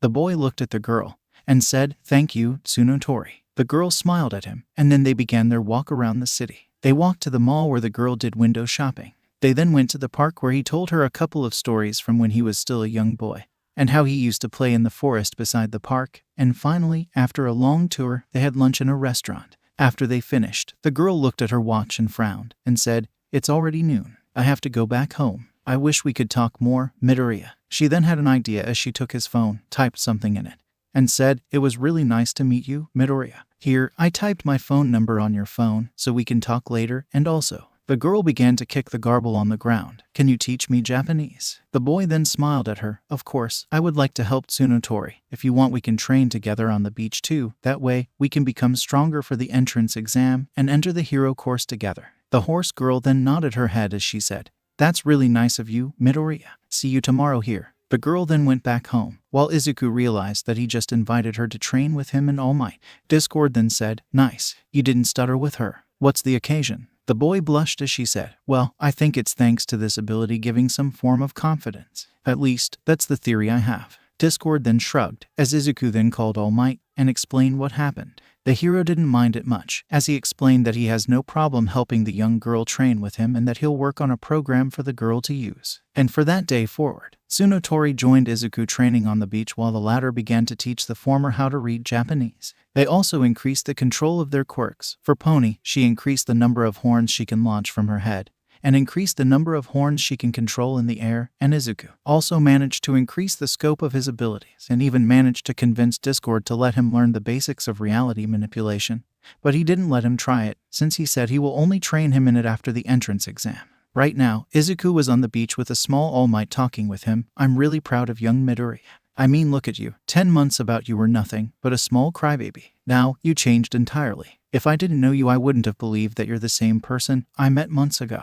The boy then smiled and said, Thank you, All Might. I'm really excited about the entrance exam, and I can't wait to get there. I really wish I do good on it. Well, I believe that you're going to do good, young Midoriya. All Might said, hoping that the boy will meet his successor during the exam, and he knew that both of them will get along with each other immediately. They then both heard a voice calling out for them. They looked and saw Pony running toward them. Hey, Midoriya. Hey, Mr. Yagi, how are you today? The boy blushed a little as the girl talked to him, and All Might laughed at the boy's reactions as he said, Good morning, young Tsunotori. I'm fine today. I hope you are ready to go to the exam. I have high hopes for both of you, and I know that you're both going to enter the hero course and make great heroes. The girl nodded her head repeatedly as she said, Yeah, I'm really ready. I'm going to totally kill it today. The girl still remembered the hard training she had, and she was really positive about today. She believed that today was going to be easy. She was sure that she was going to do great in the practical exam. That only left the theoretical exam, but she was sure that she was going to do great in it. She then looked at Izuku and said, Midoriya, are you ready to go to the entrance exam? I'm really excited, and I'm sure that we're going to do great." The boy nodded his head, smiling at her excitement, but also couldn't help but feel a little bit worried that something would go wrong, and he would fail. Pony saw this, and smacked the side of his head with one of her horns as she said, "No worrying now, Midoriya. I know what you're thinking, and I'm telling you right now that you're going to make it in the hero course." The boy's eyes widened, but he then smiled at the girl and said, "Thank you, Tsunotori. That's really nice of you to say. I believe that you're going to make it in too." All Might then looked at his phone and said, "Now, I believe that you two should seriously begin making your way to UA, because you still have about an hour before the exam begins." The two nodded their head, walked to the train station, and took the ride toward UA. They sat in silence as they waited for the ride to end. When they finally arrived, Pony grabbed Izuku's arms and dragged him like a ragdoll, with the boy flailing, trying not to hit anyone. The future hero students then stood in front of UA, as they both gaped at the huge size of the place, and Pony said in her native language, "Damn, that's a huge place. How much does it cost?" The boy only shrugged. She said, "I don't know, but most likely it seems that it must cost a fortune to be in this place. But this is UA, and their motto is plus ultra. So it's go big or go home."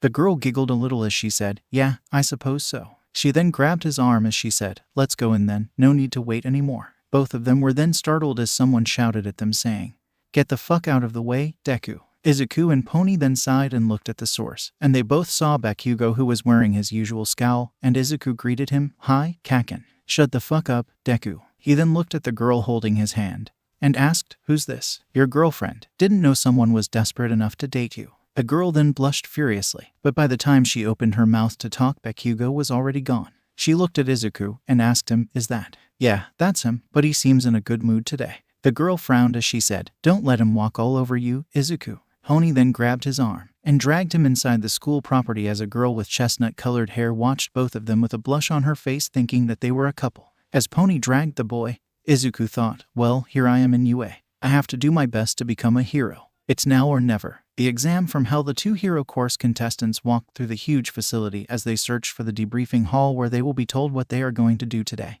And where will they go to take their tests? Izuku looked and saw a huge room, and grabbed Pony's arm as he dragged him inside the room. The girl smiled as she said excitedly in her native tongue, "I can't wait, Izuku. I'm so excited about the test. This is so cool. My mommy studied here in UA and became a hero. I hope I can make her proud." The girl finished grabbing Izuku's attention since he didn't know that her mother was a hero, so he manifested his notebook and pen. "So Pony, can you tell me who your mother is?" the boy said as he readied his pen to write down her quirk and analyze it. The girl giggled at his antics as Discord, who thanks to Izuku could manifest to others, appeared in front of her in his small form to stay away from people's sight and said, "Please don't encourage his antics. It's already troublesome enough. We don't need his girlfriend making it even further. Heroes shouldn't be 𝗵𝘃𝗻 who let out their secrets in the open." Izuku has long shared the origin of his powers with Pony and where it came from. To say the girl was shocked would be an understatement. But that didn't change the girl's mind about the boy, as he told him during their training sessions that he would make a hero regardless if he had powers or not.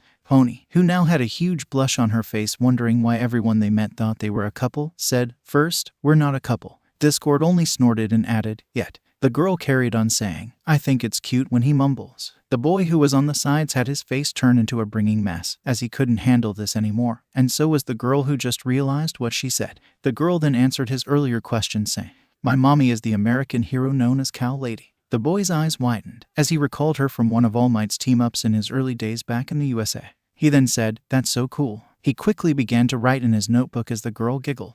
The lights in the entire hall then went out, as a single light was now beaming to a desk at the beginning of the hall. Moments later, a man who looked like he didn't get a good night's sleep in 3 days strolled inside the room, causing the horse girl to ask the boy, "Izuku, do you know who's the scary-looking hobo?" The boy shook his as he looked at the man that he couldn't help but feel that he knew from somewhere, but he couldn't remember where. "No, I don't think so, or at least I can't pinpoint where I saw him." The girl was shocked since she knew that Izuku knew about every hero there, including ones from outside the country. A cough drew everyone's attention as the homeless man said, "Good morning, problem children." This caused more than a few eyebrows to be raised at the odd naming. "Right now, you're all going to the theoretical part of the entrance exam, before you all go to the practical part. The rules to the theoretical part are simple for all of you. The test is 1 hour. All of you will keep your eyes on your own paper. You are to keep quiet at all times. If any one of you has a quirk that helps them in this, there's nothing we can do about it. And most importantly, if any of you as so much try to look at your neighbor's test, both individuals will be kicked out." And with that, the man walked away from the students, leaving more than a stunned individual. The students were then divided into multiple groups to go to the theoretical exam.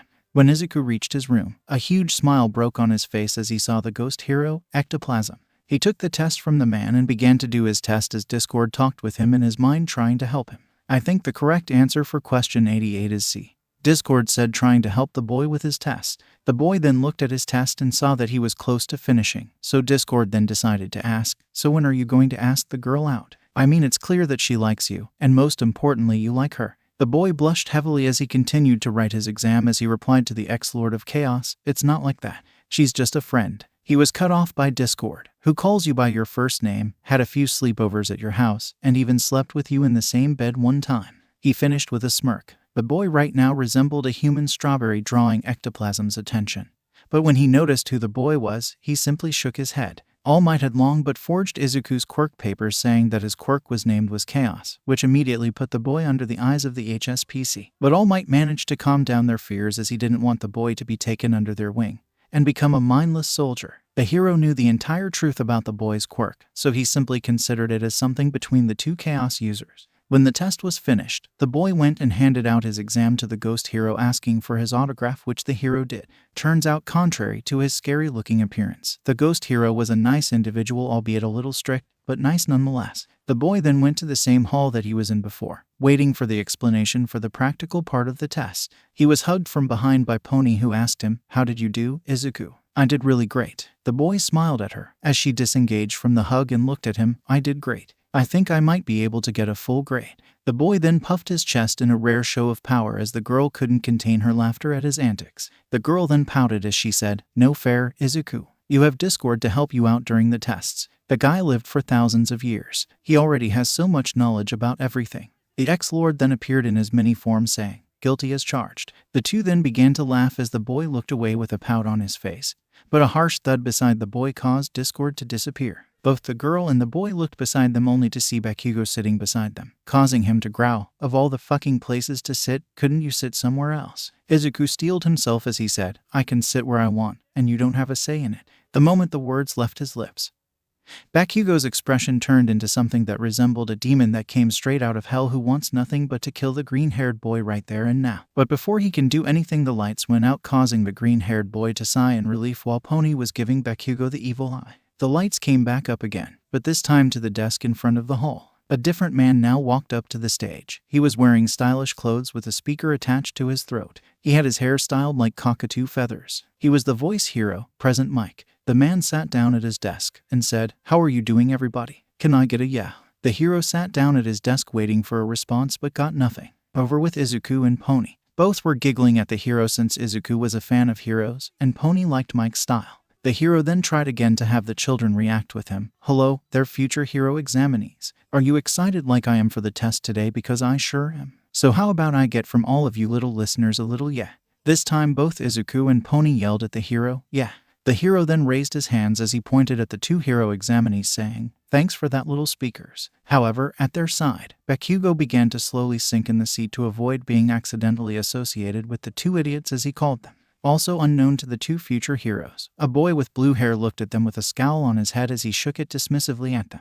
Izuku then said excitedly, "I just replied to Present Mike. This is so cool." He looked at Pony, who was sharing his exact emotions at the moment. As he carried on, "I listen to his radio show every day in the morning. It's so cool." Bakugo then slapped his forehead as he said, "Shut the fuck up, Deku, and put a muzzle on that girl of yours." Izuku had to grab Pony to prevent her from choking him. "He's about to start, so shut the heck up so I can listen to his explanation." He looked away from him as he said quietly, "Damn idiot. What did I do to ever deserve this?" The two hero students looked at the hero as a huge picture came from behind him. The hero then pointed to the screen and began his explanation. "All right, little listeners and the two little speakers, now let's get to the main event of this little seminar, shall we?" The voice hero then pointed to the screen behind him. As you can see, there are 3 types of robots that you can destroy. The first is the one-pointer. The robot had one wheel with 2 huge gun hands that protect it. And you have the 2-pointer, which is a little bit tougher than the first one, but it is still doable and easy to defeat. The second one seemed like a scorpion-shaped robot with a huge tail that was connected to its back. And finally, there is the 3-pointer, which is the hardest of the robots to beat cause it was made to present a challenge to you little listeners to see what you are made of. He then said, "Now please, everyone look under your desks, and you will find your assigned arenas where you will fight the robots." The students then looked and saw that the desk in front of them now presented them with small cards that presented them where they were going to fight. Izuku looked at his card and saw that he was in Arena B. He looked at Pony, who was smiling as he asked her, "Where are going to fight, Pony?" The girl smiled at him. "We're totally going to rock this, but get ready for me to defeat you," the girl said with a huge smirk. "Is that a challenge?" Izuku asked with a smirk of his own, but the happy mood was destroyed by Bakugo. "Can you stop flirting with each other? We're here to be heroes, not lovers." He then looked at the Izuku's card and said, "Seems that we're not in the same place. Pity, I wanted to kick your ass to the next century." Izuku then said, "I think that they separated people from the same school to avoid them trying to help each other." He then looked at Bakugo's card as he asked him, "Where did you end up getting it?"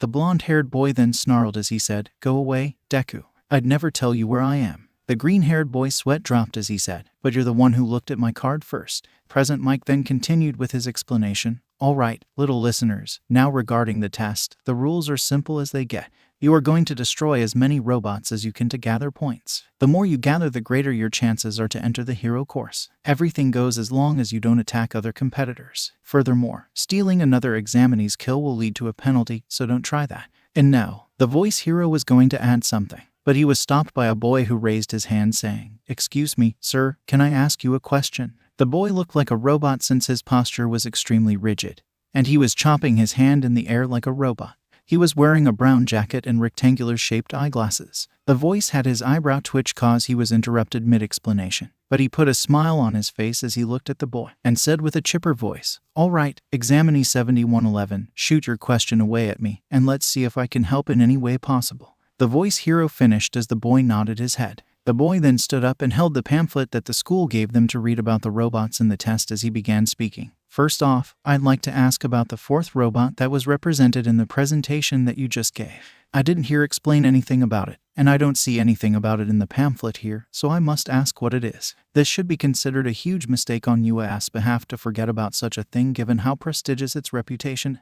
This caused Mike's brow to twitch again, but before he can answer, the boy turned toward Izuku and Pony saying, "And you two over there, the one with the green hair and the one with the pair of horns." Izuku pointed at himself as he asked, "Are you talking to me?" Pony, on the other hand, just blinked in confusion, as she was sure that both of them were quiet so no one heard them talk about the test. The boy then continued, "Both of you have been muttering and talking with each other this entire time. If you can't take this seriously, leave. This institution doesn't need freeloaders like you. The moment you came here, you were both distracting everyone from the beginning when you yelled." While Izuku felt embarrassed about what happened, Pony didn't have it as she yelled back, "What about you? You disrupted President Mike during his explanation. Plus, if you looked at the pamphlet, you would have seen it's called a zero-pointer. And tell me something, how did we bother everyone when you're the only one complaining? My friend mutters when he tries to strategize, so if anything, you're trying to distract him from doing his best, and everyone else." This caused Izuku to look at her with awe while Discord said in his head, "You sure you don't like her?" The boy's face turned red from embarrassment as he said, "No, of course not. I apologize for my accusation."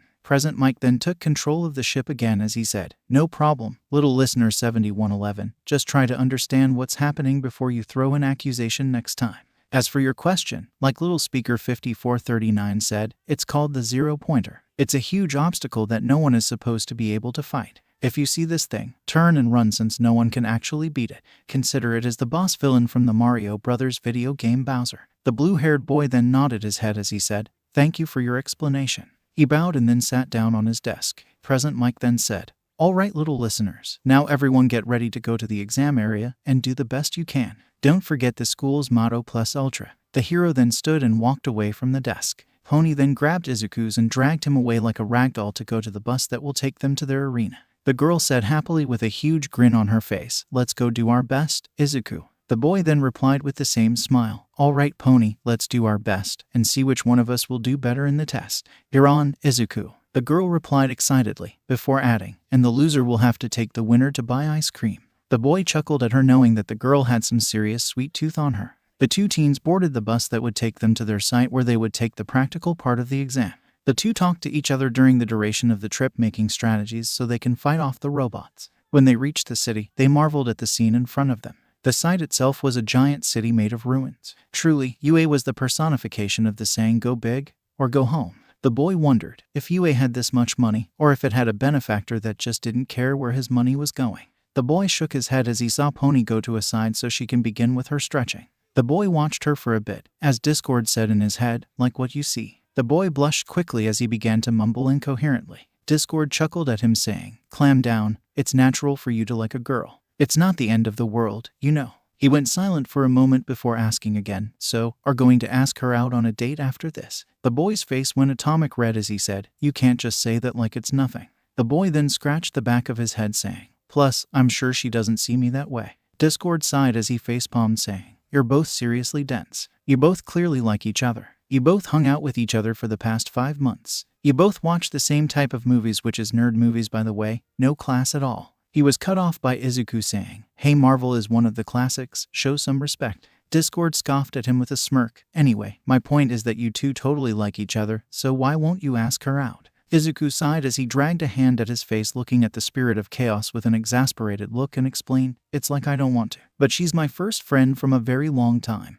I'm afraid if I asked her out that this might affect just drastically if she rejected me." The spirit of chaos nodded its head saying, "I get where you're coming from, but at the end of the day, you have to take leaps of faith to make things work. Playing it safely is good, but sometimes you need to take chances." The boy nodded his head as he understood his mentor of sorts' words, and said, "All right, have it your way. I'll ask her out when I get my results." He crossed his arms and looked away saying, "Are proud of yourself now?" 𝗧𝗵𝗲 laughed and said, "Of course, I can now add to my resume matchmaker." He then began to ask himself, "What name should I choose, 𝐒𝐻𝐢𝐳 or 𝗵𝗃𝗲? What to choose? What to choose?" The boy blushed at the couple's name as he turned around to continue his stretches. When he did that, he noticed a girl with blush marks on her cheeks taking breaths as she tried to calm herself. The boy smiled to himself as he remembered how he was a couple of months ago. The boy then stood up and went to the girl to try and cheer her up, so she wouldn't be too nervous when she goes to the test, but suddenly a hand clasped on his shoulder, taking him by surprise. Or it would have if it wasn't for the chaos ability of enhanced senses already warning him of the approaching presence. He turned to the individual that the boy who pony roasted in the hall during Present Mike's explanation.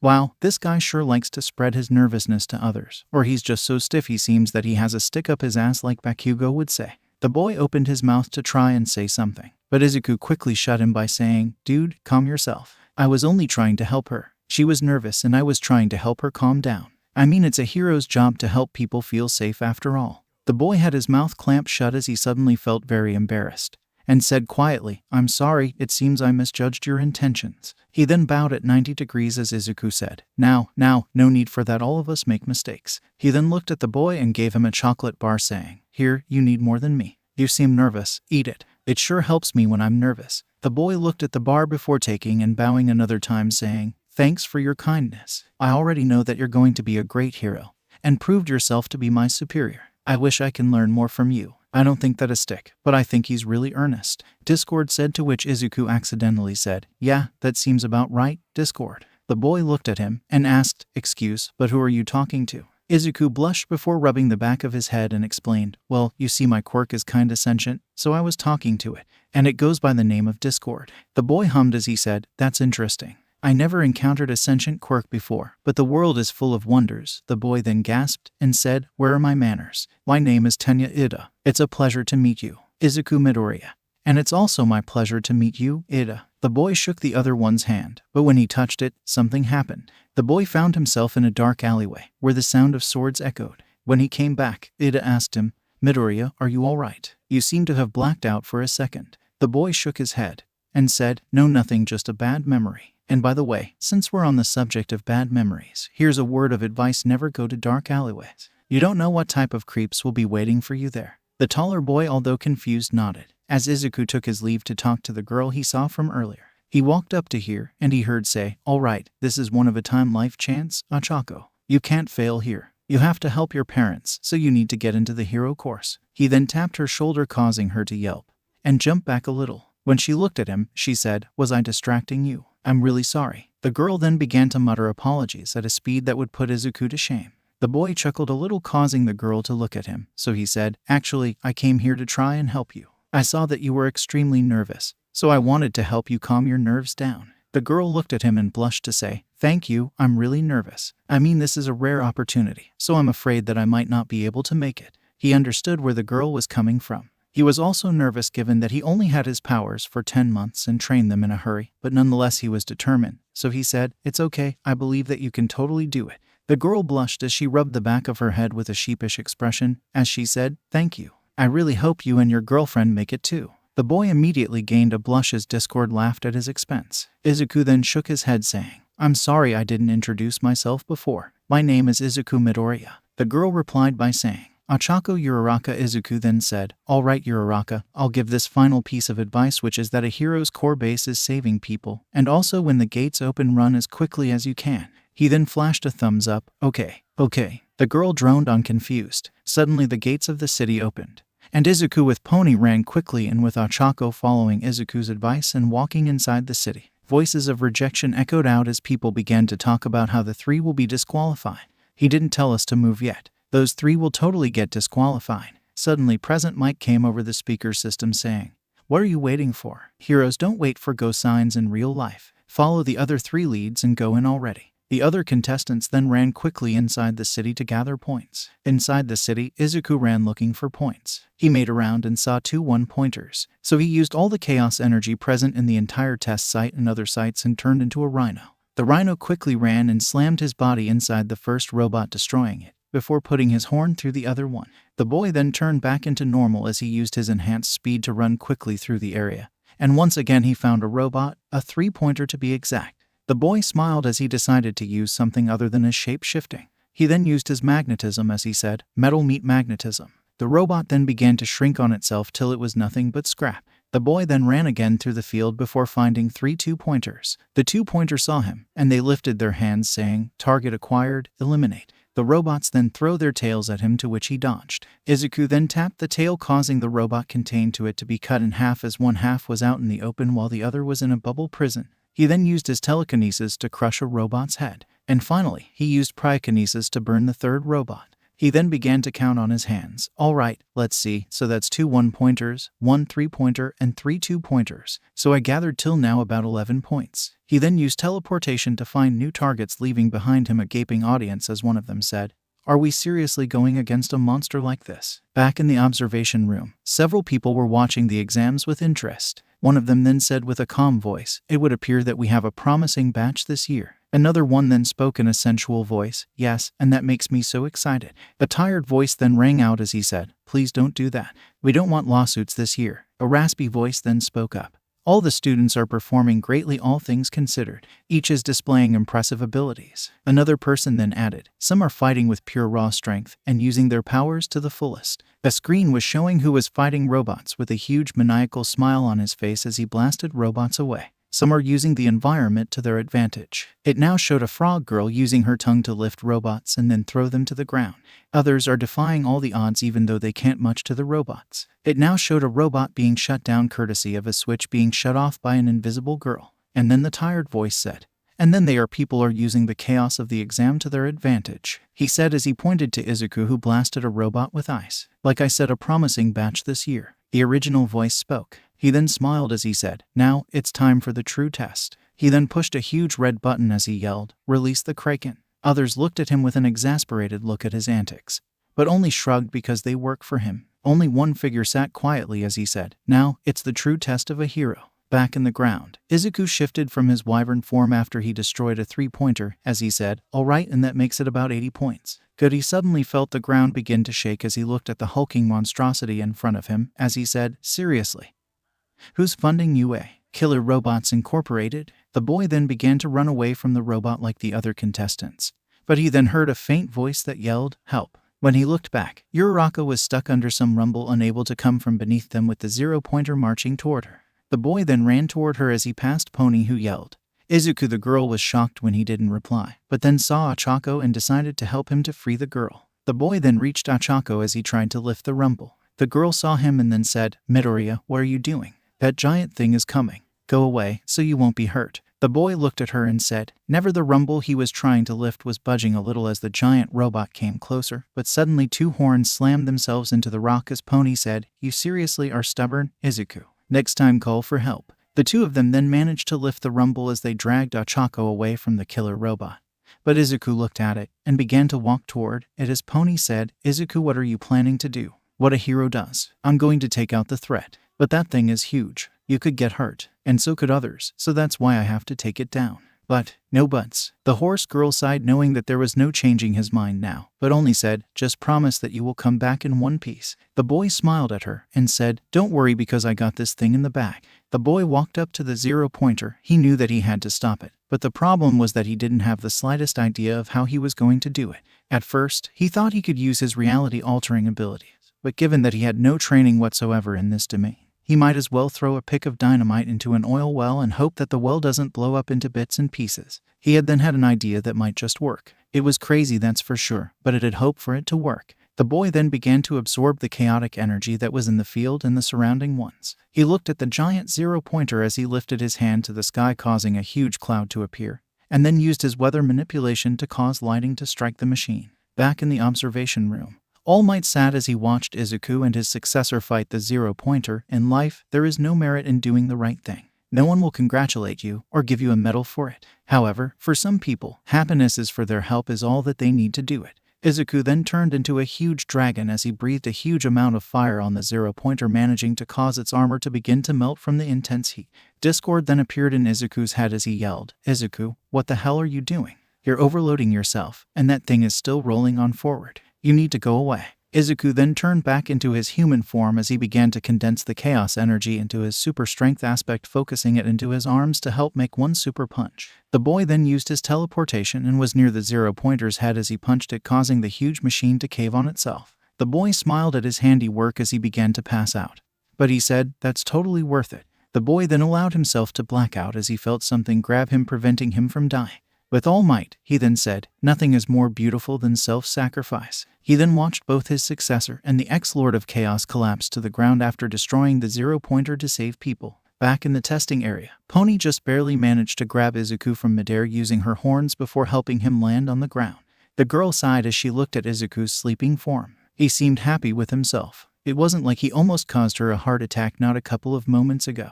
Well, training could be a good way to get back at him, but now she had one thing to do. She hugged the boy and began to cry, telling him how she was afraid that he was going to die, earning a couple of weird looks given that he was unconscious and couldn't possibly reply, but she didn't care. Moments later, Recovery Girl came and healed all the injured individuals, and robots took Izuku to the infirmary to let him rest since he overused his quirk. Pony tagged along to make sure that he was okay. 𝗂𝗄𝐿 went along to make sure that her savior was fine. An hour later, Izuku woke up groaning. He looked around only to see a very pissed-off Pony looking at him with 𝗂𝗄𝐿 sitting there with worry in her eyes. Pony then yelled in English saying, damn it Izuku, how many times do I have to tell you to stop doing stupid things? The boy scratched his head saying in Japanese, as much as I had Discord tell me that I'm an idiot when it comes to social skills. The girl nodded her head saying, exactly, so stop doing it, okay? The boy nodded his head, knowing deep down that he was going to break this promise very soon when school starts. He then said, how many points did you collect? The girl then smiled saying, 60 points. The boy then replied, 80 points. The girl pouted, no fair, Izuku.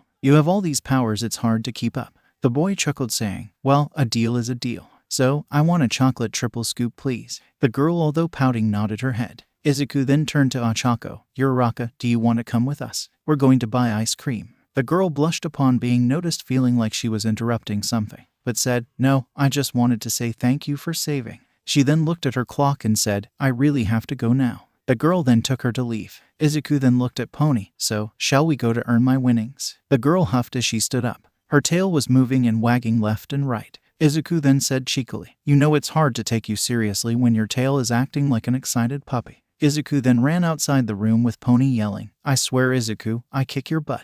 This the last time you compare my tail to a puppy. Recovery Girl could only smile as she said, young love leap of faith, it's been a week since the entrance exam, and Izuku was waiting for the results. Every day, he would go down to the mailbox and check the letters to make sure that it doesn't get lost. Finally, one evening when he had Pony over for dinner, the boy sat staring blankly over a piece of fried fish, causing Discord to say, hello, are you there? The boy didn't respond, but then his mother said to him in worry, Izuku, are you all right? You've been at that fish for a while now. Pony then added, I really think you should calm your nerves regarding the test results. I did receive mine. It's only a matter of time before you get yours. Discord then appeared on the tables and said, tell him, sister, I've been trying to calm him down ever since he came from the exams.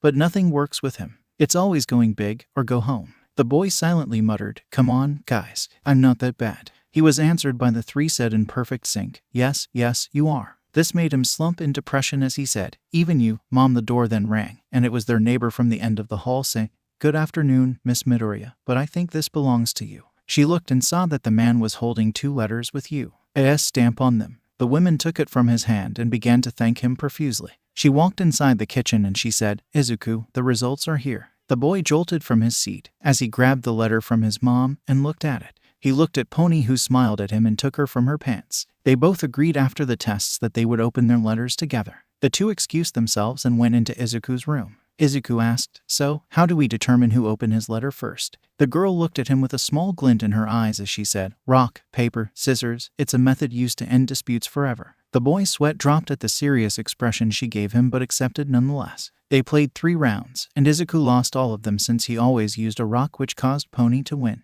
The girl then opened her letter, and a small disc rolled from it. The disc displayed an image of a small rodent-like creature that seemed to stand on its legs. This caused the girl to be confused as Izuku then explained, "This must be the mind hero, 𝗫𝗫. His quirk is high specs. He could make me look like a caveman learning how to use fire." This shocked Pony, but 𝗫𝗫 began to speak. "Hello there, young Tsunotori. I bet that you are wondering who I am, or to be more exact, what I am. Am I a dog, a bear, or a mouse? Well, that doesn't matter. But I am the principal and my name is 𝗫𝗫, like your good friend Izuku Midoriya must have told. And to him, I say, please don't sell yourself short. You're quite smart yourself. And no, this isn't live." This shocked both teens that he anticipated their discussion. "But now let's get to the real deal, like you kids like to call it. For beginning, you did marvelously on your written test, scoring an 88%, which enabled you to gain a seat in general studies. But you aimed for something higher, the hero course. In the practical, you managed to gain about 60 villain points, which were enough to earn you a seat in the hero course. But what kind of hero school are we if they only think about how hard you can punch? You also gained through various heroic acts about 60 recuse points, earning a total of 120 points, being the 3rd person to score higher than All Might this year. Miss Tsunotori, I'm excited to see you in school next semester. And by the way, the second one continues information about your dorm room and your class." The video ended as Pony looked at Izuku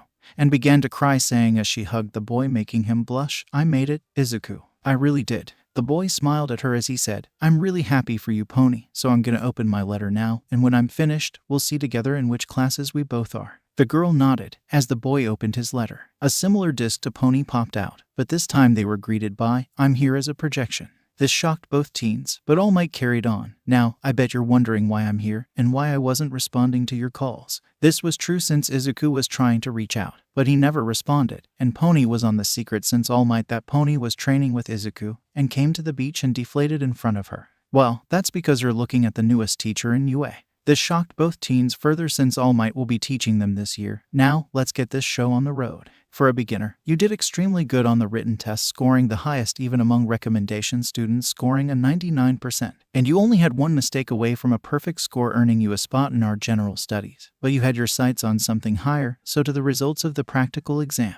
You scored about 80 villain points higher than anyone else. However, during your test, you displayed various feats of heroics action, such as saving young Uraraka from the 0-pointer. And this earned in total 100 rescue points. This made you score higher than me and set a new record in the school. Young Midoriya, welcome to your hero academia. The two looked at each other, and Pony smiled at him, saying, "Congrats, Izuku. I'm really proud of you." The boy smiled as he wiped some tears away as Discord appeared, saying, "Congrats, and for that, you'll begin reality bending training starting tomorrow. But remember what we talked about." The boy then gained a blush as he looked at the horse girl. He sighed, knowing that the former chaos user was right. He looked at the girl as he took a deep breath, saying, "Pony." The girl looked at him and said, "Come on, Izuku, let's open the dorm letters and see which class we're in." The boy gently held her hands, making her blush as he said, "I really need to tell you something." The girl nodded as she mentally thought, "Is really going to happen? You see, ever since I met you, I've been having these weird feelings toward you. You've been my first friend in 10 years ever since I was diagnosed as being quirkless. You accepted me regardless of my eccentricities. At first, I only thought of it as admiration, but over time it became clear that it was more than that. I tried to tell you how I felt on different occasions, but I was always afraid that you might reject me. But I can't hold it in anymore, so I'm going to ask you, Pony, will you be my girlfriend?" The boy said as he closed his eyes, expecting the worst. What he didn't expect was the horse girl grabbing him by the face and smashing his lips into hers. He was shocked for a moment, but then allowed himself to melt in the kiss as he was entranced by the softness of her lips. The girl broke away from him with a blush, trying to breathe as she said, "What took you so long? Of course, I'd be your girlfriend. You don't know how much I love you, Izuku." You're my first friend in Japan. Everyone used to laugh at me and my inability to speak Japanese when I first came, but you didn't. You took it and became my friend, explaining to me everything. You helped me with my quirk and supported my dreams. You're everything I want in a boyfriend. The boy then felt his tears well in his eyes as he thought this moment, in general, will never come. Both Izuku and Pony then kissed each other for a second time. And Izuku said, how about we go next week on a date to the amusement park? The girl nodded her head as her phone binged, indicating that she got a massage. She looked at it and saw a message from Ochako saying that she passed and earned the third highest score, 102, greater than All Might. Both Pony and Izuku then looked at the dorm letters and opened them as they looked at the card and said in sync, I'm in class 1A divided by 1B. Pony pouted quickly as she said, man, I really wanted to be with you in the same class. The boy gently caressed her face as he said, don't worry. We could still see each other at the lunch breaks or in the dorms. He then read the dorm notice that said he must be in his dorm during the next 2 days, unlike Pony, which said in the next 2 weeks, and Nezu wants to speak with him. The girl nodded her head as she said, all right, but you owe cuddles. Both of them began to giggle as they left the room, with 𝐻𝐭 waiting patiently for the results as she asked, did you get in? The boy smiled at her as he said, of course, and I came first and destroyed the school record. Pony then added, I came in second, and also scored a mark higher than the original record. 𝐻𝐭 felt her eyes stung from happiness, but the two still had more news for her as they both held each other's hand and held small blushes on their face as 𝐻𝐭's mind began to piece it together quickly. Izuku began speaking, Mom, Pony, and I talked for a little and we're a couple now. The woman blinked once, then twice, and then a third, causing both teens to worry as Izuku said, I think we broke her. The woman screamed loudly as she said, my baby finally has a girlfriend. And then the waterworks began flooding the apartment. They spent the entire night celebrating their success and their new relationship.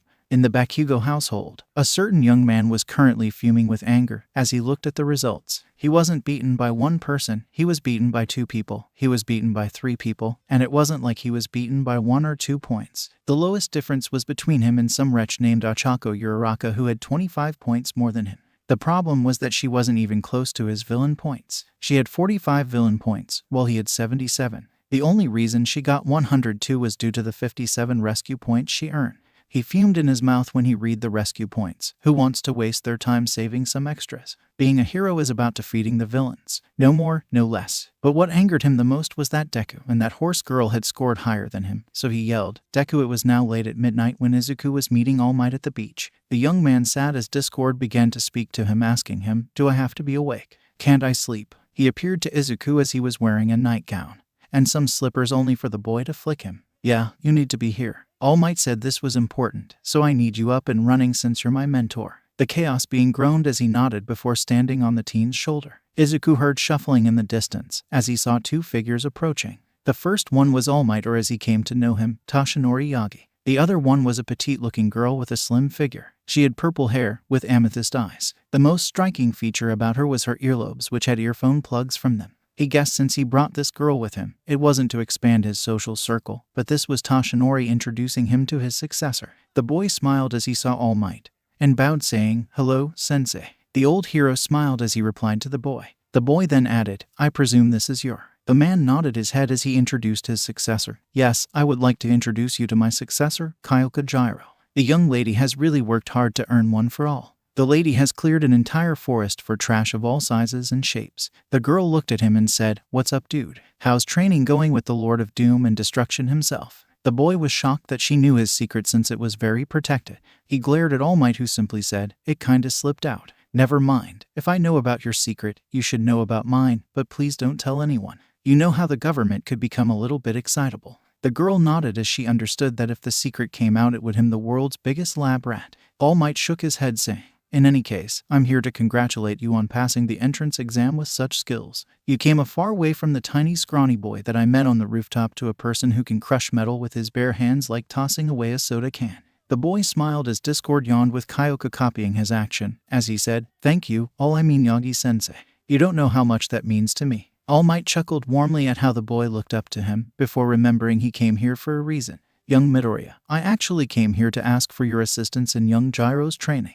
The boy looked shocked but nodded. I tried to help and gave her advice before she went to the exam, but it didn't work out as I planned, and there might have been some injuries. The man then flinched as the girl poked him with her earphone jack, saying, destroying my arms aren't some injuries. The boy decided to ignore this as he asked, so what was the advice? Maybe I can build something from there. The girl blushed as she turned her face away, remembering how embarrassing his advice was for a girl like herself. The man then said, I told her to clench her butt cheeks and yell smash from the depth of your heart before she went to the exams. This caused both 𝗂𝗃 and 𝗃𝗧𝗏 to stare blankly for a moment before doubling over with laughter as 𝗂𝗃 said through laughs, all right, that's funny, Yagi-sensei. Now seriously, what did you say to her? The boy noticed the sheepish look the older man was holding as he said, oh my goodness, you told her that, didn't you? He laughed for a bit more before 𝗃𝗧𝗏 poked him, telling him that a scary aurora is present.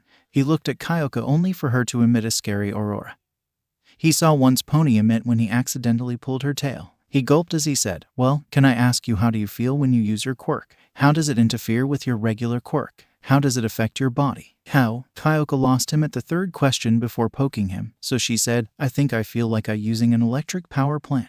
My regular quirk became stronger. For example, I usually burst amplified versions of my heartbeat through a speaker. Now, I can emit it through my earphone jacks, though it can only stun them for a moment. Okay, now regarding One for All, I need you to focus on activating it now and try to do it all over your body and decrease the power. The girl nodded her head as she began to imagine the power plant supplying an entire concert with energy, and she began to glow with purple lighting. She grunted a little before saying, that's much like it. I think I feel better now. All Might interested asked, how much do you think you can handle right now, young Kyoka? The girl replied by saying, I think I can handle about 5% right now. The old hero smiled and said, I couldn't ask for any more. 𝗂𝗃 asked them, All Might, why didn't you ask the spirits that usually accompany you? I mean, they must know about One for All. The blonde man was shocked as he said, what spirits, young Midoriya? The ones that were with you and now are connected to Gyro. This caused the girl to say, wonderful, I'm haunted right now by ghosts. All Might came up with an explanation. I think those are the vestiges of One for All that are with you, young Gyro, so there's no need to worry about them hurting you.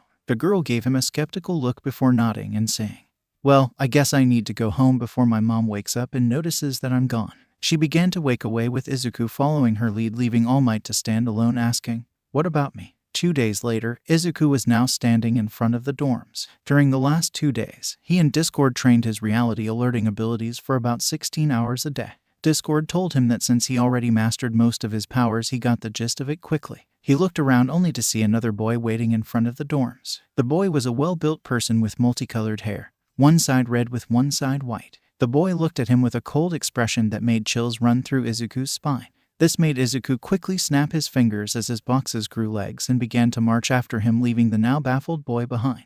Once he arrived at his room, he began to work on it, putting on posters, arranging clothes, and setting his table. He promptly began to put some security measures inside his room. Using his chaos powers, he began to arrange his room, making an endless stairwell here, a volcano there appearing from the ceiling that drips lava into a pool. A bunch of man-eating zombies inside a cage was prompted. In some place, multiple doors led to many different places. A chair made from clouds, a portal on the ground with a portal above it that causes the user to fall to no end, a small petting zoo. And lastly, a waiting room that looks like an underwater aquarium, and a huge forest maze with glowing eyes in it for intruders. He walked from inside his room, leaving it without attendants. He needed to put some more kinks for the room to recognize intruders and guests, but he didn't think it was necessary right. He walked out of the room, not noticing a yellow caterpillar walking inside it. He walked outside only to be greeted by a new face. The new person was a girl who had quite a mature physique. She had cat-like eyes in addition to hair being tied in a spiky ponytail. The girl was standing beside a moving truck full of boxes, causing 𝗃𝗧𝗏 to say, she really went plus ultra, bringing all of her stuff here. Does she know that the room is small? I mean, we were able to do all our stuff with reality and dimension manipulation. The girl looked in his direction before coming over and saying, good morning, my name is 𝗵𝗲. It's a pleasure to meet you. The boy smiled back at her as he said, the pleasure's all mine. 𝗂𝗏. My name is 𝗂𝗃 Midoriya. Do you need help with your stuff? The girl blushed a little before looking away and saying, if it's no problem. The boy smiled and snapped his fingers, making the boxes grow legs as they began to unpack themselves, manually shocking the girl. She looked at him and asked, what is your quirk, Midoriya? The boy waved his hand saying, I'll tell you later. It's a secret for now. He then looked at all of the stuff being unloaded, and he said, are you sure your room can fit all these things? I'm sure the room is quite small for these things. The girl frowned, but the boy said, I have an idea. They walked inside the dorms and they were greeted by the boy from before, who said, hello, 𝗂𝗏. It's nice seeing you again. The girl bowed as she said, hey, Todoroki. It's nice to see that you passed the recommendation test. The boy simply nodded before saying to 𝗂𝗃, are you also a recommendation student? The boy shook his head before saying, No, I'm a regular student, but they said in my results that I need to come here in 2 days, so I packed and came here as soon as I can. The boy nodded before asking, have any of you seen our homeroom teacher? The two shook their heads as Todoroki said, weird, he said he was going to inspect our rooms. When he finished mine, he went to Midoriya's room. This caused the boy's eyes to go side as he yelled, he did what? Izuku began to run to his room with the other two right on his tail, wondering what caused him to be so afraid. Once the boy reached his room, he opened the door, revealing a swirling portal that shocked the two. The boy then put his inside the portal and yanked something. It yanked a man with long black hair. He had a tired expression on his face and seemed like he has been lost for weeks on end. On his neck was a gray scarf and he was holding a coconut. The man looked at the green-haired boy and growled, what the heck is that? My room. You did say in the letter we can decorate as we want. Izuku said, only for the man's eyes to glow red. But he noticed that his power has no effect on the boy nor the hell room he just escaped. He sighed, saying, fine, but why was there a maze full of monsters? The boy chuckled, saying, to throw off intruders. Logical enough. Now, I need go to start preparing training for lost time. I've been lost in there for about 3 weeks. He was then cut off by Todoroki saying, it's been only 15 minutes. Peaky, the time is distorted in there. He then walked away. He then added, Yaoyorozu, I want to your room when you're finished. He looked at his coconut and said, let's go, Emmy. Both of the students then looked at Izuku, whose hand was glowing in front of the room. Good. Now if anyone enters the room with hostile intentions, they will enter the maze. He looked only to see two confused and bewildered expressions. I can guess I have to explain my power now. The two weakly nodded their heads. Well, my power is called chaos. In simple terms, it's a reality manipulation power. It only activated recently. The two nodded. Before Momo said, were you going to use your power to expand my room? The boy nodded. But then Momo did something that shocked both boys as she lifted her shirt, making them both look away.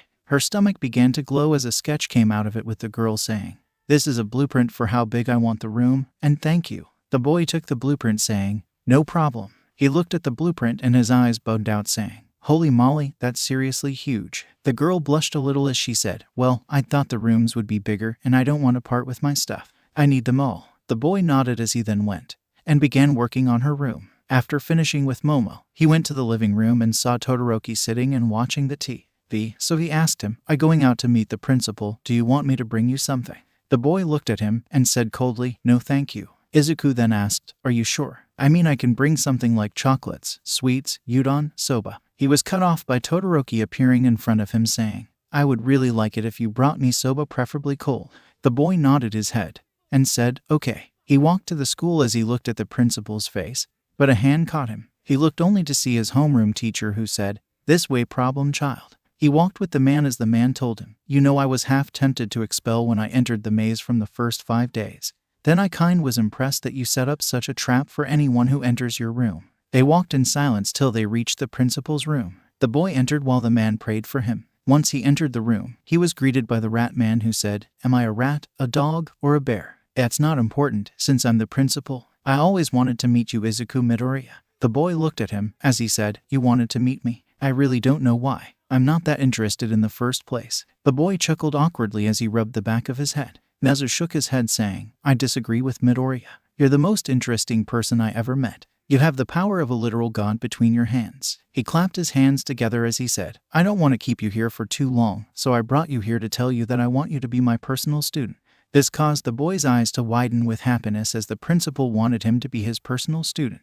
Nezu then said, now, I'm sure you're happy and all, but I need you to go. And next time you come here, I want to talk to the being that calls himself Discord. The boy walked out, saw his homeroom teacher waiting for him, and asked him, what did the demon rat want from you? He wanted me to be his personal student. The man's eyes went wide from fear as he said in a tired tone, I don't get paid enough for this shit. The man walked away sighing and talking to himself, leaving Izuku confused as to why he was sad. The boy merely shrugged as he went and bought some soba for Todoroki and walked to the dorms. In the next few days, more students began to drain into the dorms, whether be it 1A or 1B. Momo then set up a meeting between both classes at the end of the week, so both classes can meet each other and mingle. The room in Alliance Hyde. The room was full of students from both classes as they talked with each other. Izuku meanwhile brought a pinata from his room, which started to give candy to whoever it passed by. The boy went and hugged his girlfriend, who hugged back. Inside the room, all the students gathered in a circle as Momo spoke, good afternoon, everyone. My name is Momo Yaoyorozu. And I set up this meeting so both classes can meet each other and so that we can have a nice relationship between both classes. She looked at everyone and said, please everyone introduce yourself, your quirk, and whatever you like. The girl then said, I'll begin. As I said, my name is 𝗵𝗲𝗧𝗵𝗲. My quirk is creation, which allows me to turn lipids in my body into non-organic material as long as I know their chemical structure and formula. I like reading romance novels and drinking tea. The girl finished with a blush as she got a whistle from a green-haired girl with sharp teeth. Said girl stood up and said, I'll go now. My name is 𝗬𝗏𝗧𝗏𝗏𝗧𝗏𝗏𝗧𝗏𝗏𝗧𝗏, and my quirk is lizard tail splitter, which allows me to split my body into multiple pieces. I really dinosaurs. She then looked at Todoroki and sent her head flying to him in front of his face, saying, and cute boys too. This comment made a couple of girls blush, but Shoto merely blinked as he stood up, saying, my name is Shoto Todoroki. My quirk is half cold, half hot, but I only use my mother's quirk. This caused him to earn a couple of weird looks, and I really like soba. He finished as a boy with blonde hair wearing a smug expression stood up. The boy introduced himself. Greetings, my fellow 1B comrades and one of filth.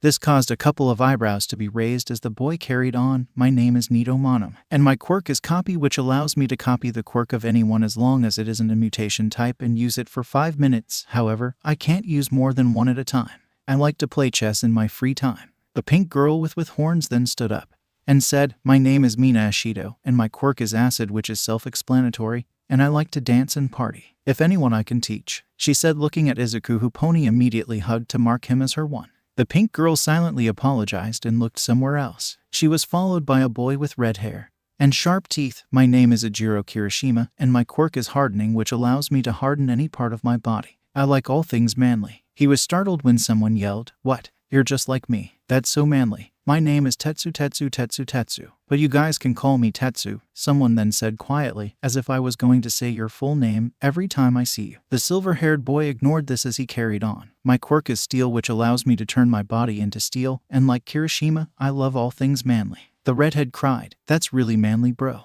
This caused Tetsu to also cry, I know, bro. One girl wasn't amused by the show, as she said, so they're multiplying now. Heike. She had orange hair which was tied in a sideways ponytail. Alright, my name is Itsuka Kendo, and my quirk is big fist that allows me to increase the size of my fist and with it my strength, and I like motorcycles and coffee in the morning. This caused Tetsu to comment, she is addicted to it. The girl mock gasped at the accusation. A boy with yellowish green skin and mandibles stood up from his seat and said, my name is Tagaru Kamakiri, and my quirk is razor sharp, which allows me to create sharp blades from my body. I like swordsmanship and bug collecting. He went to sit down, but he then added, don't open the bugs enclosures in my room unless you want the dorms to be invested with bugs. Kyoka, who was sitting beside Momo, then introduced herself, hey, my name is Kyoka Gyro. My quicker is earphone jack. Not impressive, I know, but recently I found out that other than listening and emitting my heartbeat, I can use it to strengthen my body, increasing my speed and strength. I like punk rock music. The introductions continued to follow, and new faces arrived late to the gathering, such as Tenya Ida, Achako Uraraka, Denki Kaminari, and Koji Kuda from 1A, and Ibara Shizaki, Rin Hiryu, Manga Fukudashi, and Juzo Honuki from 1B. Finally, it reached Pony, who said, I'm Pony Tsunotori, and I'm an exchange student from America. I came here recently, but I learned the language thanks to my boyfriend Izuku. The mentioned boy blushed. My quirk is horn cannon, which allows me to launch the horns in my head and control at least 3 pairs of them with my mind. I like manga and anime. Izuku, who had his blush diminished, said, my name is Izuku Midoriya, and my quirk, so to speak, is chaos, which is in reality is a reality manipulation power. I sense something I like to dub as chaos energy, which I absorb and then use it in different forms. He was cut off by a girl who had silver hair who introduced herself as Ryoko Yanagi. What happens if there isn't chaos? Does that mean you're quirkless? The boy shook his head as he explained, I used to think the same thing, but I couldn't any further from the truth. Chaos is something primal in the world, for before there was even order, chaos existed. Even when the world as we know it dies, I still have energy. This caused a few raised eyebrows as Ibara asked, do you mean that your quirk makes you immortal? The boy chuckled, I don't like to think about that. Pony hugged her boyfriend, knowing that this was a sensitive subject for him since he learned the fact that he may outlive all his loved ones. But she made a deal with him to make her immortal like he was. Ibara, noticing how sad he suddenly became, apologized, saying, I'm sorry, Midoriya. It must be a real sensitive thing. The boy waved his hand, saying, no problem. I already got past that, but it still feels funny. However, I like quirk analysis. Izuku's eyebrows then began to twitch as he felt like someone was in his room. He then remembered that he saw his neighbor looking funny at his room before he left for the meeting when he said he was going to see his girlfriend.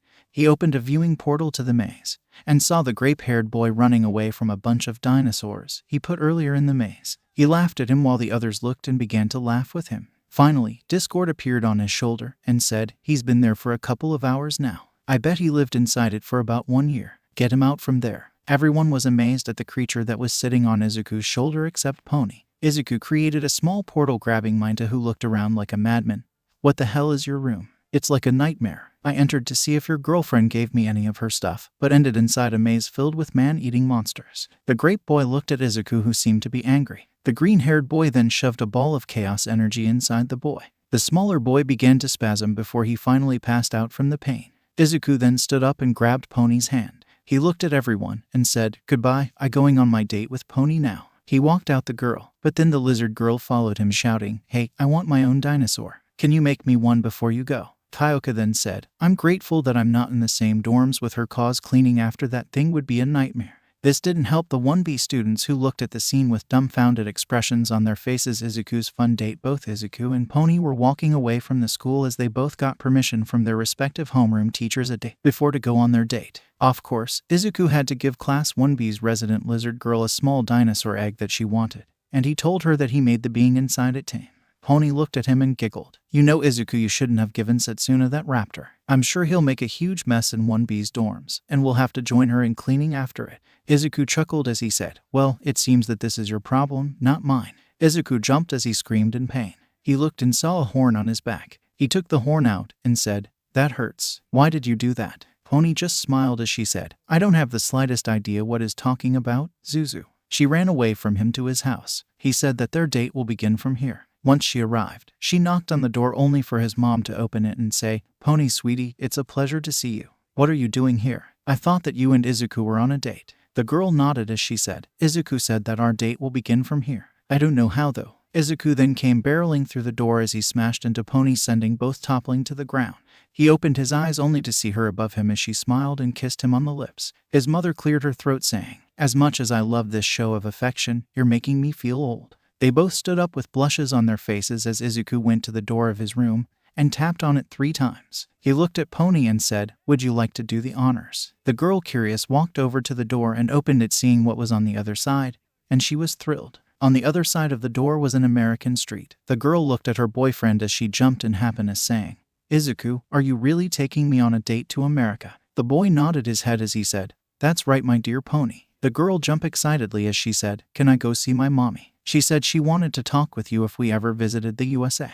The boy began to sweat bullets because to him Pony's mom, cow lady, was terrifying as hell. They usually talked to her with Pony on the phone, but he couldn't help but feel that the woman wanted to skin him alive for dating her daughter. The boy gulped as he gave her a shaky thumbs up. They then walked through the door connecting to the other side as 𝗧𝗑𝗄's mom said in astonishment, "Doors that lead to other countries. Can't say I expected that, but what can I do?" "Well, it's time to go back to training, I presume." The couple began to walk through the streets with Pony telling him every little thing about every corner in her country, with 𝗧𝗑𝗄 mentally saying, "She's really excited about our date. I'll give her that." The girl asked him as they walked through a park, "Where are we going, 𝗧𝗑𝗄? You still haven't told me, what did you plan for today?" The girl began to poke playfully him in the cheek while the boy chuckled as he detached his fingers and began to tickle in her stomach as he knew that she was ticklish. The girl doubled over as she laughed, unable to control herself on the soft grass of the park. 𝗧𝗑𝗄 eventually stopped as he said, "Only a little bit more. I promise that you'll be going to love it." The girl smiled as she said, "I always believe you, 𝗧𝗑𝗄." She stood up as she grabbed his hand, and they walked together while she held his hand and leaned toward him. They walked for a bit more before reaching a place that Pony only read about in reviews. 𝗧𝗑𝗄, is that Michael's Quirk Coffee Cafe? The only cafe in the world that allows quirk usage. She looked at her boyfriend, who smiled at her as she began to jump in happiness as she said, "But that place is expensive. How were you able to book a date there?" The boy chuckled as he said, "Well, I booked it 4 months ago. I wanted our first date to be someplace you really like, so I might have paid a fortune for it." The girl grabbed his face, kissing him as he mentally said, "Totally worth every penny." They both entered it and were escorted to their seat, where Pony was looking around in awe as 𝗧𝗑𝗄 leaned in and said, "If you keep looking at the place like that, people will think that you never entered a coffee shop in your life. Cool your jets a little." The girl blushed a little as she said, "I can't help it. This place is like a dream that every girl from Texas wishes to go to on her date. I mean, I still couldn't believe you booked a place for us. It's really astounding." The boy chuckled as he said, "Well, you're here now, so stop acting like that, or you'll never let me bring you to a high-class place like this ever again."